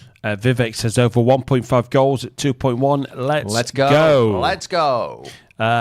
Just looking at the stats as between Brentford and Arsenal, as I said, in terms of second half, the highest percentage of goals for both sides have come in the final. I would normally say 15 minutes between 75 and 90, but clearly, with the amount of time added on we've had, that could be a 20, 25, 30 minute market. And Mario says, need a Twente goal for my 10 odds ACCA. This is Twente who've had a player sent off. They are down to 10 as Napoli. Oh, here we go. At 5.1. You're doing all their substitutions here. Napoli have taken the lead away. Atalanta did look at a further goal in that one. Napoli have won their last 3 games at Atalanta. That's a lie. They've won the last 2 games at Atalanta. This could be their 3rd consecutive victory against Atalanta. Atalanta 1, Napoli 2. Who scored the goal? Elmas has scored the goal. So Eljif Elmas has scored his first goal of the season. He actually played for North Macedonia against England. He has now returned to his club and he has scored a goal for Napoli. There is a goal. Literally just the ball over the line. There it is. Freeze frame of the ball over. All counts. It all counts. Goalkeeper looks to be upset with that. Your Twente might be a little bit scuppered by the fact that they are down to 10. Yeah, not so sure about that happening. Let's look at the stats. They had Hilger sent off for tripping. I like that. I sent him off for tripping. Tripping somebody up, hopefully. Not anything else. Chance for Brentford side netting. And Burma there with the He went up for the corner and stayed up there for 20 minutes. That's how they knew he was tripping. That made me laugh, I have to say. Thank you. Expected goals, 0.06 for Twente in this first half. 38% of the ball, no shots on goal, 1 shot off goal. It's not looking good. Yeah. Sorry to wee on your bonfire. Very much apologies for the state of your chips. There we go. It might not happen, unfortunately. So Brentford against unless Arsenal. I said Atalanta were all over Napoli and they've gone and scored. Do we start to look at a lack of goals in this one? And for the first time in the history of football, a 0-0 between Brentford and Arsenal. In the history of football. Under 0.5 goals, 3.4. Is that tempting for you? Or do good teams tend to find a way and Arsenal to win this by goal to nil? A goal to nil is 3.4 for Arsenal. It's still short though, isn't it? I memean, I'd wait to the hour mark and then you've got to think. I'd still be in an Arsenal goal at some point, but I just think they look a bit wobbly at the back, and I'm not sure Brentford are really going for it to try and score, but Arsenal are gifting them space. Here is a chance to put the ball into the box. Oh, everyone! It's going to wind. I think Arsenal have decided, you know what? I think we should play an extra 15, 20 yards up. We're going to press you. I think from what we've seen so far in this second half, it's a corner. Another corner given away by Ben Mee. So, for those who don't know, we are playing free bet roulette. The first time we've ever done it. You voted on evens. We gave you the choice on a poll before the game to vote for evens or odds. The vast majority of you, 67% of you, chose evens. So, we're going to count up corners, cards, and goals. And if it's an evens number, when the final whistle has gone, 10 of you stand a chance of winning a 10 USDT free bet. At the moment, that is corner number 6. And we've had a card, so that makes it 7. I need to confirm how many corners we've had. We have had... Is it 6 corners we've had now? I've got 5 here. Oh, there's 6. Yes, that's just totted up. So 6 plus the card, one card is 7. So at the moment, no we're on goals. odds. So the free bet roulette, long way to go yet, but the free bet roulette will really start to ramp up from minute 80. Yep. 6 corners, 1 card. That is 7. Right, so we've got 7. So, Imaria says, on my second slip, I need both teams scoring Ipswich and Arsenal to do something. But I don't think both teams' scores are going to happen between Brentford and Arsenal. West Brom against Ipswich. Ipswich always good for the goal, but they've had no shots on target at the moment. The expected goals, the XG for... It's very odd for Ipswich, this. Yeah, the XG ball into the box cleared. I tell you what, a lot of pressure coming in from Arsenal at the moment. It just feels like they've stepped this up. They've got Brentford penned back. The XG for West Brom is 0.06, and yet they're 2-0 up. Ipswich are 0.04. There's the goalkeeper. Ramsdale did very well there. There's a lot more space on the break for Brentford here. There might be a card, is it? Martinelli catches. It's a card. There's a card. Second yellow card of the game. There Martinelli. you go. Pet roulette. That's the fantasy football, that one. Free bet roulette. It swings back in our favour in at 8. Genetic says, I thought it was whoever picked evens win and vice versa. No, it was the vast majority. Because we can't decipher who voted what. So as a group, you voted for evens. So it's a 50-50. It's a 50-50. A bit like life itself. 50-50. It's a coin toss. Jesus, well, it's been a very long day. Could have gone wrong. It's a coin toss. A yellow, says Brahi. Yep. In fact, to be honest, I've got a yellow card. So I've got it, so I may as well use it. Press the button. I just get the feeling this game has stretched out a bit and that there's a bit more going on. I thought Arsenal were very un-Arsenal-like, and I think that's credit to Brentford that just don't allow teams to settle. No. Occasionally, they have an off day, Brentford, and when you settle, the best teams can still put 3-4 past them. But Brentford are very good at saying, this is our backyard. We're going to be difficult to play against. I wish my team was like that. We're so easy to play against. We even made Bournemouth look like Man City today. Well, this is why my team, although my team made a few mistakes against Manchester City today, when they played Brentford, I was like, this is going to be a tough one. I don't want to watch this. This is going to be a drag. This is going to be a game like this one. Yes. When actually we scored, and then we scored another one, and then later on we scored another one. Yeah, and that's that was it. That's the off day for Brentford. Whereas the next time we play Brentford, you'll have a real. It's just difficult. They make life difficult. If they get one goal here, Brentford, it's going to make it a mountain to climb for Arsenal. Again, they've not exactly threatened, but they're just getting... Both sides are getting more of the ball around the other side's box. This is why Brentford is so difficult to beat when they go 1-0 up. Because when they go 1-0 up, they do this, but even better, because they know they've got that goal advantage. So it just puts wind in their sails. The structure of this side is so good. They have a fine combination of a team that can play football, but also can make your life extremely difficult. These are the side Burnley want to be. Yes, without being overly physical. They're not like a Wimbledon of old or a Burnley at Turf Moor. This side do it by being well-drilled, well-organised, and probably sometimes playing better without the ball than with. And at the moment, you've got a Brentford side who are cancelling out Arsenal. And while ever they're doing that, just like Luton did against Crystal Palace, they could get their noses in front. They are too big at 8.2.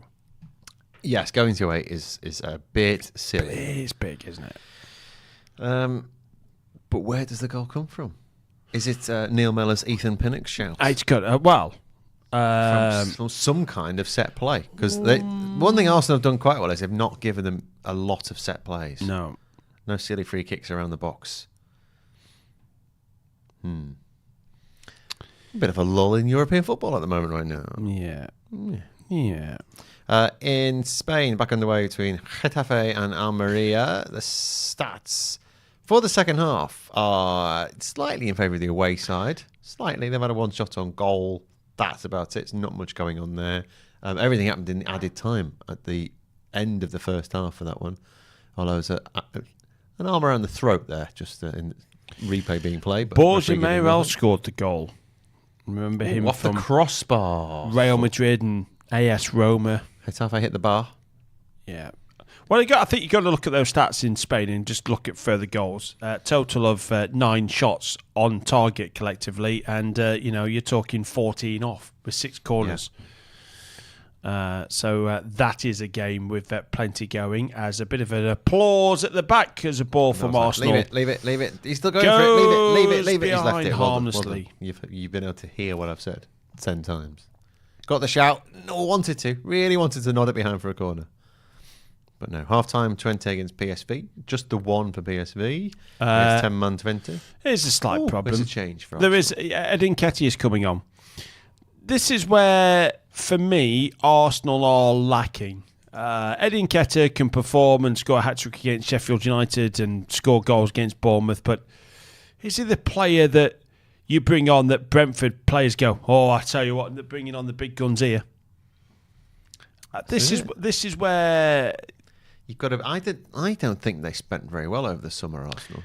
I still think. Who did they buy? I still think they are a couple of transfer windows away from being the absolute. Yeah, we can match Man City stride for stride over the course of 9 months. You look at the Liverpool bench; they could bring on Luis Diaz and Cody Gakpo.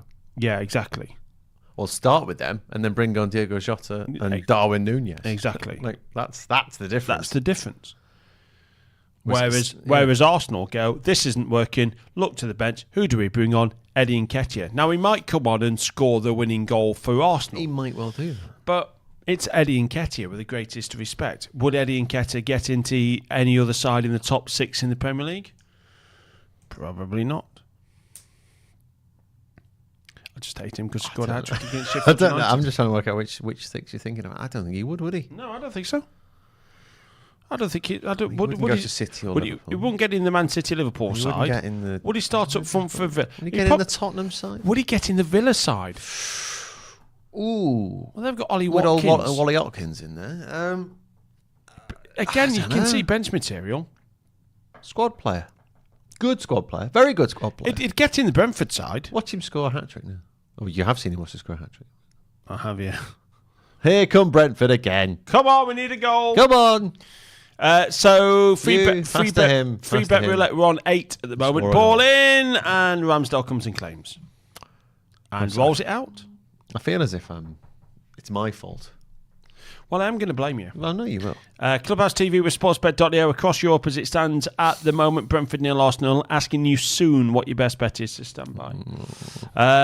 West Brom 2-0 up against Ipswich. We want both teams to score in that one for Marios. Frankfurt 1, Stuttgart 2. I still think the draw is a big play in that one. Frankfurt's home form is pretty damn good. Stuttgart have not beaten Frankfurt for 5 years now.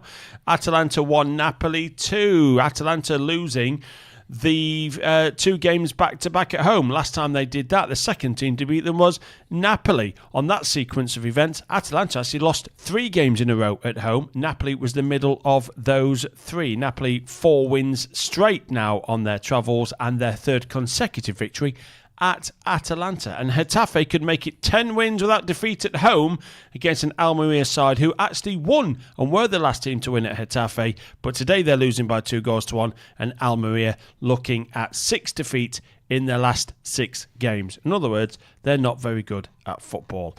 Clubhouse TV with sportsbet.io. Brentford against Arsenal. Still nothing happening.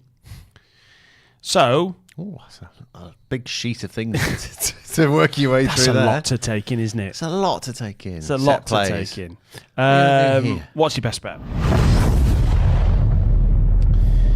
As Vivek tends to agree with our opinions on Eddie Nketiah. What's the prices at the moment? We've got Brentford at 7.6, which I still think is a bit too big. Are you right over there? Arsenal's 2.2. 2.2 for the tie as well. Never been a 0-0 between these two sides. What's your best bet? Intrigued by those possession stats they've just put up on the screen. It's 50-50 second half. It was 69 and whatever the opposite number is. In 69% possession for Arsenal in the first half.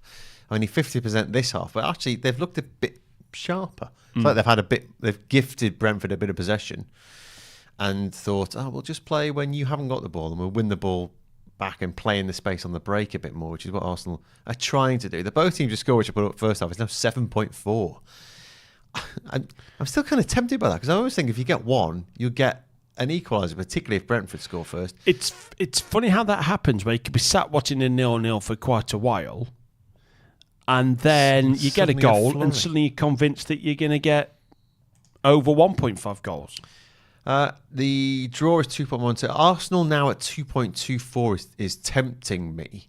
And I'm trying to work out a way to make that as there is. No, it's not a corner. It's not a corner. It's a throw-in. How I can make that better than that. Arsenal and both teams to score no is 2.25, which is really not helping. That's another 0.01 to add on top of that. Thanks. And as such, see Arsenal... I'm just going to point out, I just think Arsenal win this game. I just think they do it, and the unders will probably kick in. Under 2.5 goals is 1.01. Under 1.5 goals is 1.23. There's not much in this for me here, but I think Arsenal just about get it done. Gabriel Jesus coming off, Eddie Nketiah coming on. Arsenal going out and out and out, and as the time play, that's where you've got to try and find the sweet spot before they score. 2.28 for Arsenal to win it. I don't think they deserve it at the moment, but it might be one of those where they just get the job done. As I've said before, the highest percentage of goals scored for both these sides just in the second halves alone have been in the final 15 minutes of games. Eddie Nketiah is on. He scored 5 goals this season, which is more than what he did last season where he scored 4. The other thing I don't trust here, though, Arsenal to win 1-0 is 3.25, but I get the feeling that, and I feel like I've seen this game before, having watched them I mentioned the Europa League earlier. I think this is very similar to their Europa League games last season, and they would score 1, and then later on they get like 1 or 2 more, and I'd be like, I was in for 1-0, but 1-0 at 3.25 is more of the tempt at the moment. Although once they do score that, I'd fear that Brentford would open up and a second would go in. But 3.25 is better than the 2.2 that I put up. 2.32 now for Arsenal. Do you want a very random stat? Matteo, listen to this. Listen up. And tell me if you like this stat. Eddie Nketiah came off the bench in a game that was 0-0 against Brentford and scored the winner in the 81st minute. So the last time he came off the bench in a 0-0 against Brentford, he came off the bench and scored a winner. For Leeds United, on loan there in 2019. It's the only goal that Eddie Nketiah scored for Brentford, and it was for Leeds United.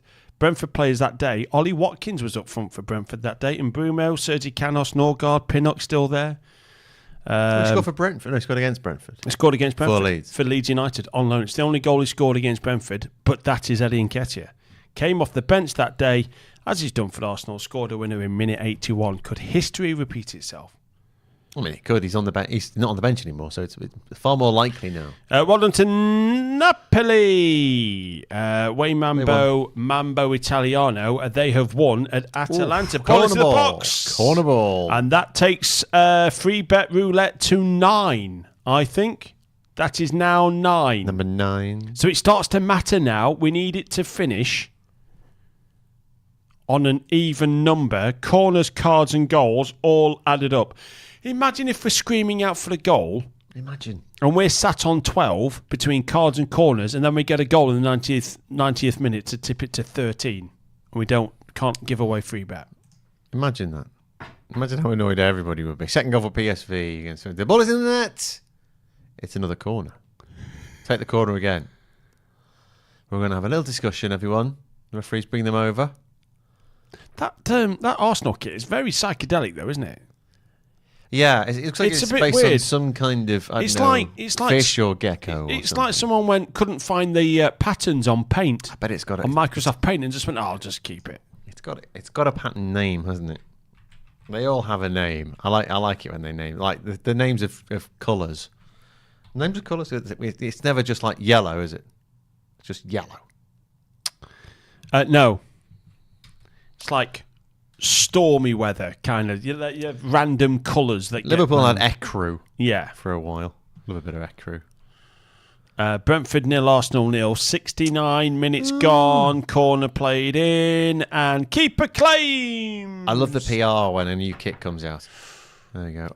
I've just realised that if this does finish 0-0, this will be my third 0-0 on Clubhouse TV with sportsbet.io. This will be my third. Bearing in mind we've only had about 5 this season. This will be my third one.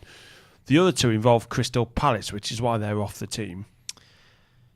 Punctuated by details from the Islington coat of arms. The meandering design on this long-sleeve Adidas Arsenal away jersey reflects the flow in and out of N7 when the Gunners are on the march. Well done on finding information which is even more duller than this game. When was the last time Arsenal drew 0-0 away from home? That's a very good question, I hear you scream. And the answer to the question of their last 0-0, does anyone know who they last drew 0-0 away at? It happened on the 2nd of October, 2021. Their last 0-0 away from home. I'll give. Do you want a clue? What date was it? I don't know if I can. It was on the 2nd of October 2021, the last time Arsenal drew 0-0 away from home in the Premier League. Here's a clue. One of their players now played for the opposition that day. Oh, what is it with goalkeepers? Was it Leeds? No. That day. One of the players now. One of their own players now played for their opponent that day. Bournemouth. No. Hold on. Don't mention them. Brentford with a shot on target. Yes. I don't know. It was Brighton. Oh, I've got my South Coast Bees mixed up. And Trossard played that day. 0-0. Aubameyang was up front for Arsenal that day. This Arsenal kit is solar yellow. Of course it is. Of course it is. Of course it is. Solar yellow 2. Do you know what? It's solar yellow 2. Sorry. Not solar yellow 1. It's solar yellow 2. Clubhouse TV is always funny when we've got a 0-0 because by minute 71 we start talking about all kind of random things. It's 2 colours. It's solar yellow 2 stroke black. They've not given the black a different name. There's a change now for. It's taken ages. It's taken ages. But here comes Neil Maupay, who Maupay, whatever. He's not going to score. So he scored 1. That's his first in about 13 months. Yeah. So Wisser is off. Cue replay of him missing absolute sitter. So Neil Maupay is on. So that means Brentford is settling for the draw. Yarmolenko is he's been awful. Is off. Actually, roll the Brentford. Baptiste coming up. Baptiste is on as well. Okay. Neil Maupay's first goal for Brentford was away at Fulham in 2018. Fulham play on Monday's last goal for Brentford before he left to go to Brighton. was against Rotherham United in a 5-1 win. Scored 25 goals that season. Seems to be a very different kind of player now, doesn't he?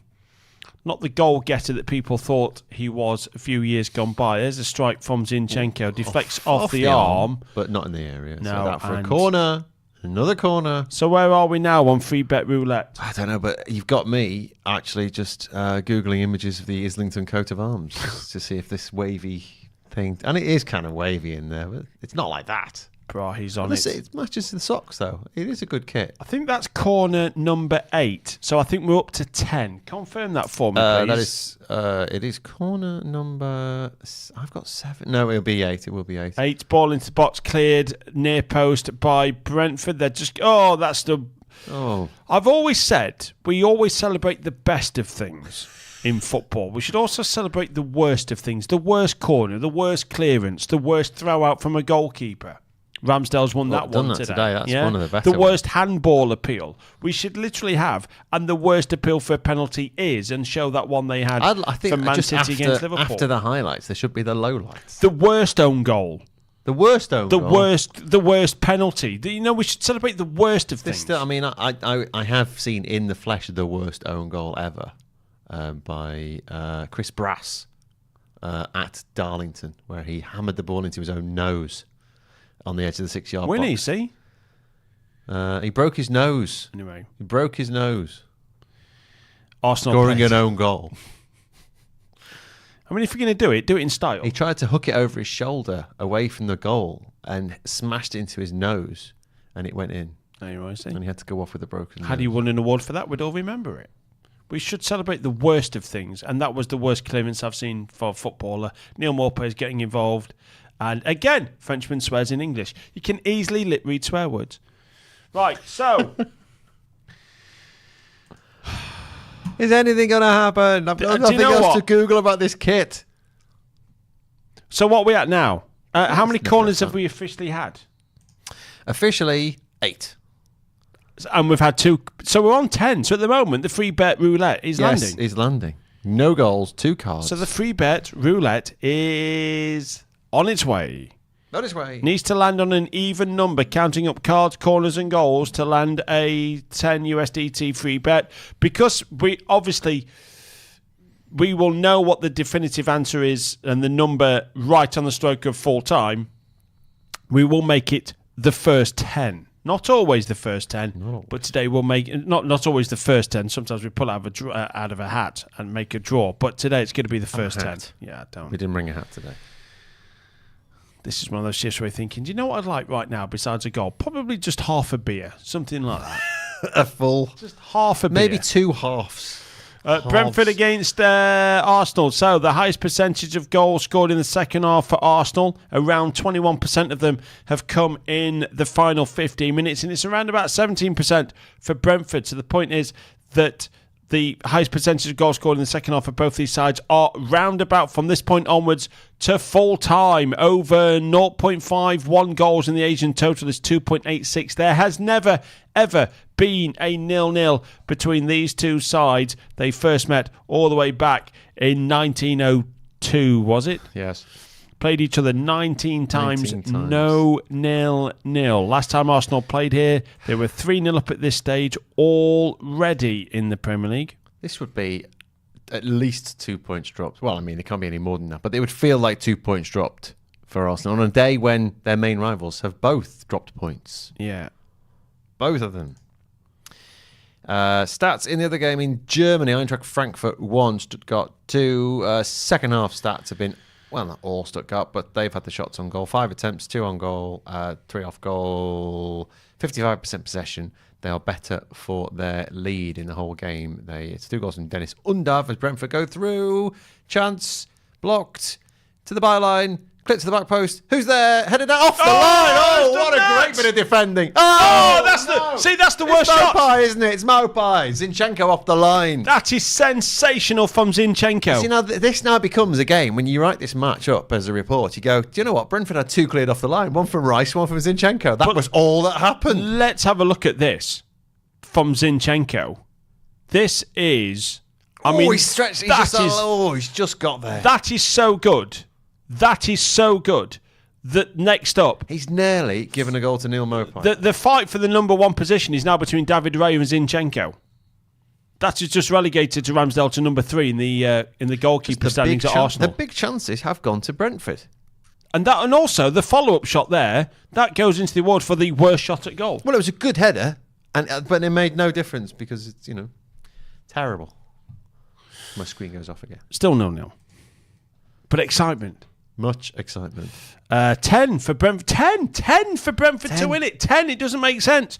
The tie's 1.57. It stinks of late Arsenal. Arsenal at 3.3. Yeah, but 10. I know, but it stinks. You can smell coming on is Kai Havertz, I do believe. Oh, New Germany left back Kai Havertz. He scored from left back. They've had their chances, Brentford. And it's, you can look back at a very long game now. Certainly feels a very long game. And you just think, how would they not going to... Are they going to waste those chances? They're not going to waste it because they got both on target, but the responses to each of them off the line has been awful. First one was Visser in the first half, and Maupay there. Again, not good. Responding to his own header. But they've gone 10. Is the draw really, really short? 1.54. Arsenal at 3.45, Brentford at 10.5. Just a goal in the game is 3.13 for a goal. Goal. I'd still dare say yes. I mean, Arsenal need to, every single time Manchester City drop points, Arsenal need to win. So if Man City drop points at home, whoever Arsenal are playing... Have it straight into it. Need to win a game. They need to win. Giving the ball away. There's 10 minutes of Arsenal pressure incoming. They know they've had some... They've had a couple of let-offs in this game. Both halves. Rice. Oh. Was that deflected? Yes, it was, I think. Well, if it is, then free bet roulette moves from 10 to 11. And we need it to finish on a evens number. That does take a deflection. Keeper wasn't getting anywhere near that if that was on target. So we're on 11 now. We've had this will be corner number 9. And we've had 2 bookings. We need the number of cards, corners and goals. If we add them all up, we need them to finish on an evens number for you to then stand a chance of winning a 10 USDT free bet. If it finishes on an odds number, it's all done and dusted. Nobody can win. If it finishes on an evens number, very best of luck. Welcome to Free Bet Roulette. All new. Trying it for the first time today, and actually the idea came before the name, which is a unique way of working. Free Bet Roulette. Taking an age for this corner. They're taking an age of a load of set pieces today. Taking an age for this. It's Arsenal have taken such a long time. Usually it's Brentford. They get the set piece, work it all out, and then don't get anything. No goal to the near post. The whistle's gone as well. Well worth waiting for. West Brom 0, West Brom 2, Ipswich 0. With the first game this season where Ipswich have failed to score away from home. Stats in this one, I can't share them on screen, but I have got them. I tell you what, they have been dreadful. They've had 2 shots at goal first half, none on target. Ipswich. 2 shots at goal, second half, none on target either. They have been pretty poor. Although the last time Ipswich played away in the Midlands, they were 2-0 down against Birmingham with 10 to play, and they did pull it back to 2-2. Talking of 2-2, what about the game in Germany? Could be a first victory as here come Arsenal again against Brentford. You can just sense it ramping up in terms of pressure. They're getting a bit more, and they had a lot of these last season, didn't they, in that run? A lot of late winners. That's well taken, goalkeeper. Well taken. Stuttgart could be their first win in 5 years against Eintracht Frankfurt. Eintracht Frankfurt, last time they suffered defeat at home was a while ago, if my memory serves me right. They've not lost at home in 5. They've not lost at home in 10. They've not lost at home in 15. Their last defeat was back in October 2022. They've not lost at home for over a year. And yet, second half here, they've been absolutely rotten. Borussia Dortmund, of their last 15 games at home, they have not lost any of them and are drawing 1, 2, 3, 4, 5, 6, 7 of them. So it's about 50-50 split, really. Yep. Last 15 at home, 7 draws, and the rest have been victories. It was October 2022 when they last lost at home to Borussia Dortmund by the scoreline you're seeing here, 2-1. So Stuttgart have not beaten Frankfurt since 2018, and Frankfurt have not lost at home for an entire calendar year. Ooh. The draw is a play in this game in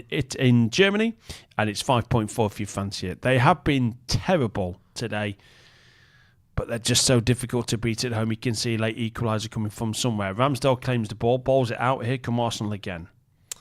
Are we going to get a goal? Yes or no? Yeah, I think we are going to get an Arsenal goal. I like the shots on target. I like the price. Look at the 3.95. I know, but I know. 9 corners. I just fear the Arsenal late winner. It feels like they've got a bit of space, but we mentioned Nketiah. Nketiah's he's not been anywhere since he's come on. Yeah, but I just feel there's more going forward for Arsenal here. There's just an inkling. They're going to get a goal. 4.1 Arsenal. They're going to start throwing everything at this. Slissy says no. I think this is to no. We're not going to get a goal. Arsenal going to win, says Bra. Oh, was it a corner? Yes. No, it wasn't. I think that's what it was. So on the old roulette, we've got 9 corners, 2 cards. So we're odd still. Yes. Imagine if a goal goes in last minute to win everything for That's everyone. What I mean. It could happen. I thought it was for Brentford. Well, we need... Sorry. The problem is if you get a card or a corner or a goal now, you move to 12. Great, but you still got possibly 10 minutes left. So you kind of going, is that too early? When would you like the next thing to happen to tip us to an evens number? You're probably talking what, 91, 92? I really hope there isn't like a corner given and then the referee blows his whistle before it's taken. Well, the official doesn't count then. No, that doesn't count. That is not a corner. Count. A corner must be taken. We've had that before. It's in the rules. So, this is where free bet roulette, which Ismail says is the worst free bet condition ever. What about cards as they walk off the pitch? Well, technically, they count, don't they? But is it in the 90? Are we talking here? I think we would. Oh, here's 3-2 for Arsenal. Here's a chance. Got to work this somehow. Can they? No. It's a pathetic attempt at a finish. Edin Nketiah decides to pass it back to the goalkeeper. That is not good. Gets a round of applause from Arteta. If you're 3-on-2, that's it. You've got to make that work. Come on. You don't have a shot from that. You've got to play it across. No. And on that bombshell, I suggest this is going to be 0-0. Is that the tipping point for you? If you can't score, there's still 5 minutes here. I think there's going to be something happen in these 5 minutes. For goodness sake, this is the best league in the world. Isn't it? No, because Sheffield United are in it. So it might be better next year when Leicester City come back, because I think Leicester City would beat Sheffield United. But at the moment, it's not it's not. Yeah, it's he stood on the ball. I'm going to sneeze again. It's that bad. Oh, bless you. Oh, literally, bless you. There you go. There we go. Radio sneeze. I trained in radio sneezes. Something happened. Did something happen? Nothing's happened. My screen just flashed. Literally nothing has happened. Brentford 0, Arsenal 0, West Brom 2, Ipswich 0, Frankfurt 1, Stuttgart 2, Getafe 2, Almeria 1. I can't even think of when the last goal went in. It must have been Stuttgart. Yeah, it was. No, it wasn't. No. The last goal went in was West Brom, minute 47. Not Getafe before half time. No, that was the other half time. Absolutely nothing. But the free bet may still land. Here's the thing: the genius of free bet roulette. The free bet may still land, which he came up with a mere seconds before he came into the Ismail studio. Said it's the worst free bet condition That's ever. What he said. No, it isn't, because it's always in play. Always in play. If we wanted goals and said it was over 2.5 goals, no way that's landed. If we wanted cards, no way it's landed. We might have said 10 corners or more, that stands a chance. But this is always a goal, a corner, or a bet, or a corner, a card, or a goal away from landing, or a corner, card, or a goal away from not landing. See, now the condition is very good, I dare say. Dare say. Why have we greyed out completely? I think everyone's... we're back again. Let's go. So it's when the crowd goes, how much time added on? 7 minutes. Oh, really? Can't feel me fingers. It's about 4 degrees. These are the days I don't miss being at football matches. I knew when I had to... Because I used to do a lot of reporting at the ground in Premier League matches and other championship games. And when I bought a heater to take with me to the match, I knew by then that I was officially the Rick Stein of the group. I'm way too old. Chance for Arsenal. They are penned Brentford back. I've not seen a great deal of Ramsdale in the second half. Zinchenko's done the saving. It's not a bad ball in, but it's headed clear. I think that might have been Pinnock who got the end of it. How many minutes do we get? 6? I reckon we get 6. Pinnock, by the way, who played for Brentford when Eddie Nketiah scored the winner against them. Oh, it's just for Leeds United. Just go. Hello! Knew this was happening. I knew it. Late Arsenal. Watch it be Eddie. What happens? Watch it be Eddie Nketiah as well. Did say that the highest percentage of the most percentage of goals scored for Arsenal in the second half. Oh, the back post. Oh, it's those legs. It's Kai Havertz, everybody. Remember him. Left back supreme. It's a goal. Goal for Arsenal. And that is what we have been saying. Good teams always tend to find a way. Brentford 0, Arsenal 1, just as it was in the League Cup. When they last played here, Arsenal, although Arsenal scored after minute 6 that game. Here we are, minute 88. Brentford 0, Arsenal 1. Yeah, no chance of offside here. Highest percentage of goals scored in the second half for Arsenal have been in the final 15 minutes of games. No offside there. Offside. Good header. Can't allow that run around the back. Poor defending. Good header down. Goal, the Arsenal. People may blame the goalkeeper for that. It's the defender. You can't allow that header. But I have to say that I'm probably blaming the defender. Yeah. More than that. Keeper can't do anything there. No. He can't come and get it. There's no way that's gettable for the keeper. I said probably blaming the goalkeeper. That's what Mateo's gone straight in for the goalkeeper. Straight in for the goalkeeper. Absolutely. He's gone 2 feet on the keeper there. It's gone straight in. He's gone the Arteta route. He'll be dropped next week, and sub goalkeeper's coming in immediately. He's gone straight in, Mateo. Anyway. You just get a feeling. It's just a late Arsenal win. What's that then? That goal pushes us to 12, doesn't it? 1 goal, 2 cards, and 9 corners. If you add all that up, I made that 12. Yes. So that goal could be landing 9 corners. That's your 10, and there's your 2 on top. So anything else now takes us back off the free bet roulette. What's in the added time? Going to be about. It was an 89th minute there's not been much. Winner. There's going to be about 4 minutes. Probably that. How many? Well, there we are. 4 minutes. 4 minutes. 4 minutes. Oh, come on now. This is where any card or corner could scupper the free bet roulette. I didn't want anything else here, did I? This is where, put the Arsenal up here. Then it was like, is there going to be another goal? I'm fearing the corner. I am fearing the corner. Ball played in, cleared by Arsenal. All of a sudden, it's Brentford piling on the pressure. Well, it's got to be, hasn't it? It's got to be. Ooh, Stuttgart very close to us. A third there. 4 added minutes here. We're well into it. Come on. Here come your long throw, Brentford boys. The last team to win at Brentford 1-0 was Manchester City in December 2021. The last 1-0 scoreline we had at Brentford was when Brentford beat Manchester City 1-0 last season. So this is a very, very, very rare scoreline. Arsenal. And Arsenal heading top of the league? Even though they're no good. Yes, they are. No, they're not. Yes, they are. In terms of, yes, they are. They are no good. I don't think they're very good. I'm a Sheffield United fan. I cannot comment on any other team. Yes, you can. Of course you can. No, I can't. I respect your views on this more than my biased red-tinted specs. We have just been walloped by Bournemouth. at home. Not yeah, beaten. But I quite like their manager. Walloped. You should get him as a manager instead. I'd have had Gary O'Neill, but Wolves pounced on him. So, free bet roulette as Fabio Vieira comes on, and he, in fact, no, it's not. That's not. It's Jorginho, isn't it? It's Jorginho, yeah. And Ben White's coming on. Another good week on the sunbeds. He's got the same colour as a perfect cup of tea, Ben White.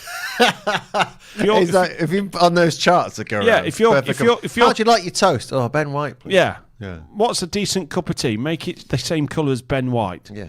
And you've got a fine cup of tea on your hands. Yes. There's something in that. He's a. I might have to ask Matteo to do the colour chart of tea based on footballers' faces. We don't want anything now. Then we don't want anything. Comes in clean. Well done. Knee slide, down you go. Well done, Aaron. He's caught the ball. Everyone goes over to. He's caught the ball. Well done. That's a bit condescending from the Arsenal back four. No, I think it's support. That tells me that the Arsenal players are going, that's a bit harsh on Ramsdale, isn't it? They all love him. Can we just confirm what we've got? 9 corners. 9 corners. Plus 2 cards. Yeah. That's 11. Yeah. Plus 1 goal is 12. So what's going to happen if it stays like it is? What's going to... The in this last minute. Free bet roulette wins. So on the cusp of half-time, I'll give you a question. Full time. It's full time. Sorry. My goodness. I hope this better not be half-time. I can't take much more of this. On full time, we'll ask a question, and the first 10, we have to do this way because we're not going to hang around for a draw. We've got homes to go to, you know. Yeah. I put my Christmas lights up today. Can't believe you did that. So I've got to go home to me flashing Christmas lights on my fence. November. On your fence. The dog went out in a Christmas jumper today. I walked the dog with the Christmas jumper on. What have you turned into? Answers on a postcard, please. Can't wait. Why wait? Ball, any card. But it's going to land, isn't it? Free bet roulette's going to land. It's going to land. It's going to land. It's going to land. To get ready, name another football team aside from Arsenal that everybody's heard of that starts with letter A. Don't put it in the chat yet. Don't put it in the chat. Don't put it in the chat yet. It's when Matteo puts go, go, go. But of course, if we still get a card or a corner now, it's still scuppered anyway. This is just in case it stays as it is and the final whistle goes. Here we go. The worst thing we can have now is a corner. Oh, cleared away. Oh, that is not that yet. It's not. Matteo's gone and we haven't even got full time yet. He's got homes to go to. He's got other people's homes to go to. If we get a card now, this is scuppered. What's it, Matteo? He's trying to get a card. Here comes the long throw. Don't get a corner now. Oh, and if the corner's got to be taken, remember, if this goes out. Oh, no. Here comes the long throw. Don't. No, and we're all over. It's finished. It's done. No, we're done. God, Matteo was living dangerously then, wasn't he? Also, got this as well. So well done. There we go. Finally, everyone's gone to David Reyes. Sat there going, Ramsdale's had nothing to do. Why is everyone celebrating with Ramsdale? 2 off the line. It wasn't even in. He lost the ability to kick it. Lost the ability to throw it. But to be fair, I'm joking. He's a top lad, Ramsdale. I do like him. I came through the youth system at Sheffield United. The best bit of business ever by a football team. Sheffield United had Ramsdale come through the youth system, sold him to Bournemouth for £800,000, bought him back for $20 million. I mean, that's the best bit of business you're going to find right there for Aaron Ramsdale from Sheffield United, who then sold him to Arsenal for more. It does finish Brentford 0, Arsenal 1. We're going to choose the first 10. We're not going to tell you what the first 10 are, by the way. It's going to be sorted out. Matteo is going to send the details off to sportsbet.io and they'll put the free bet in your account.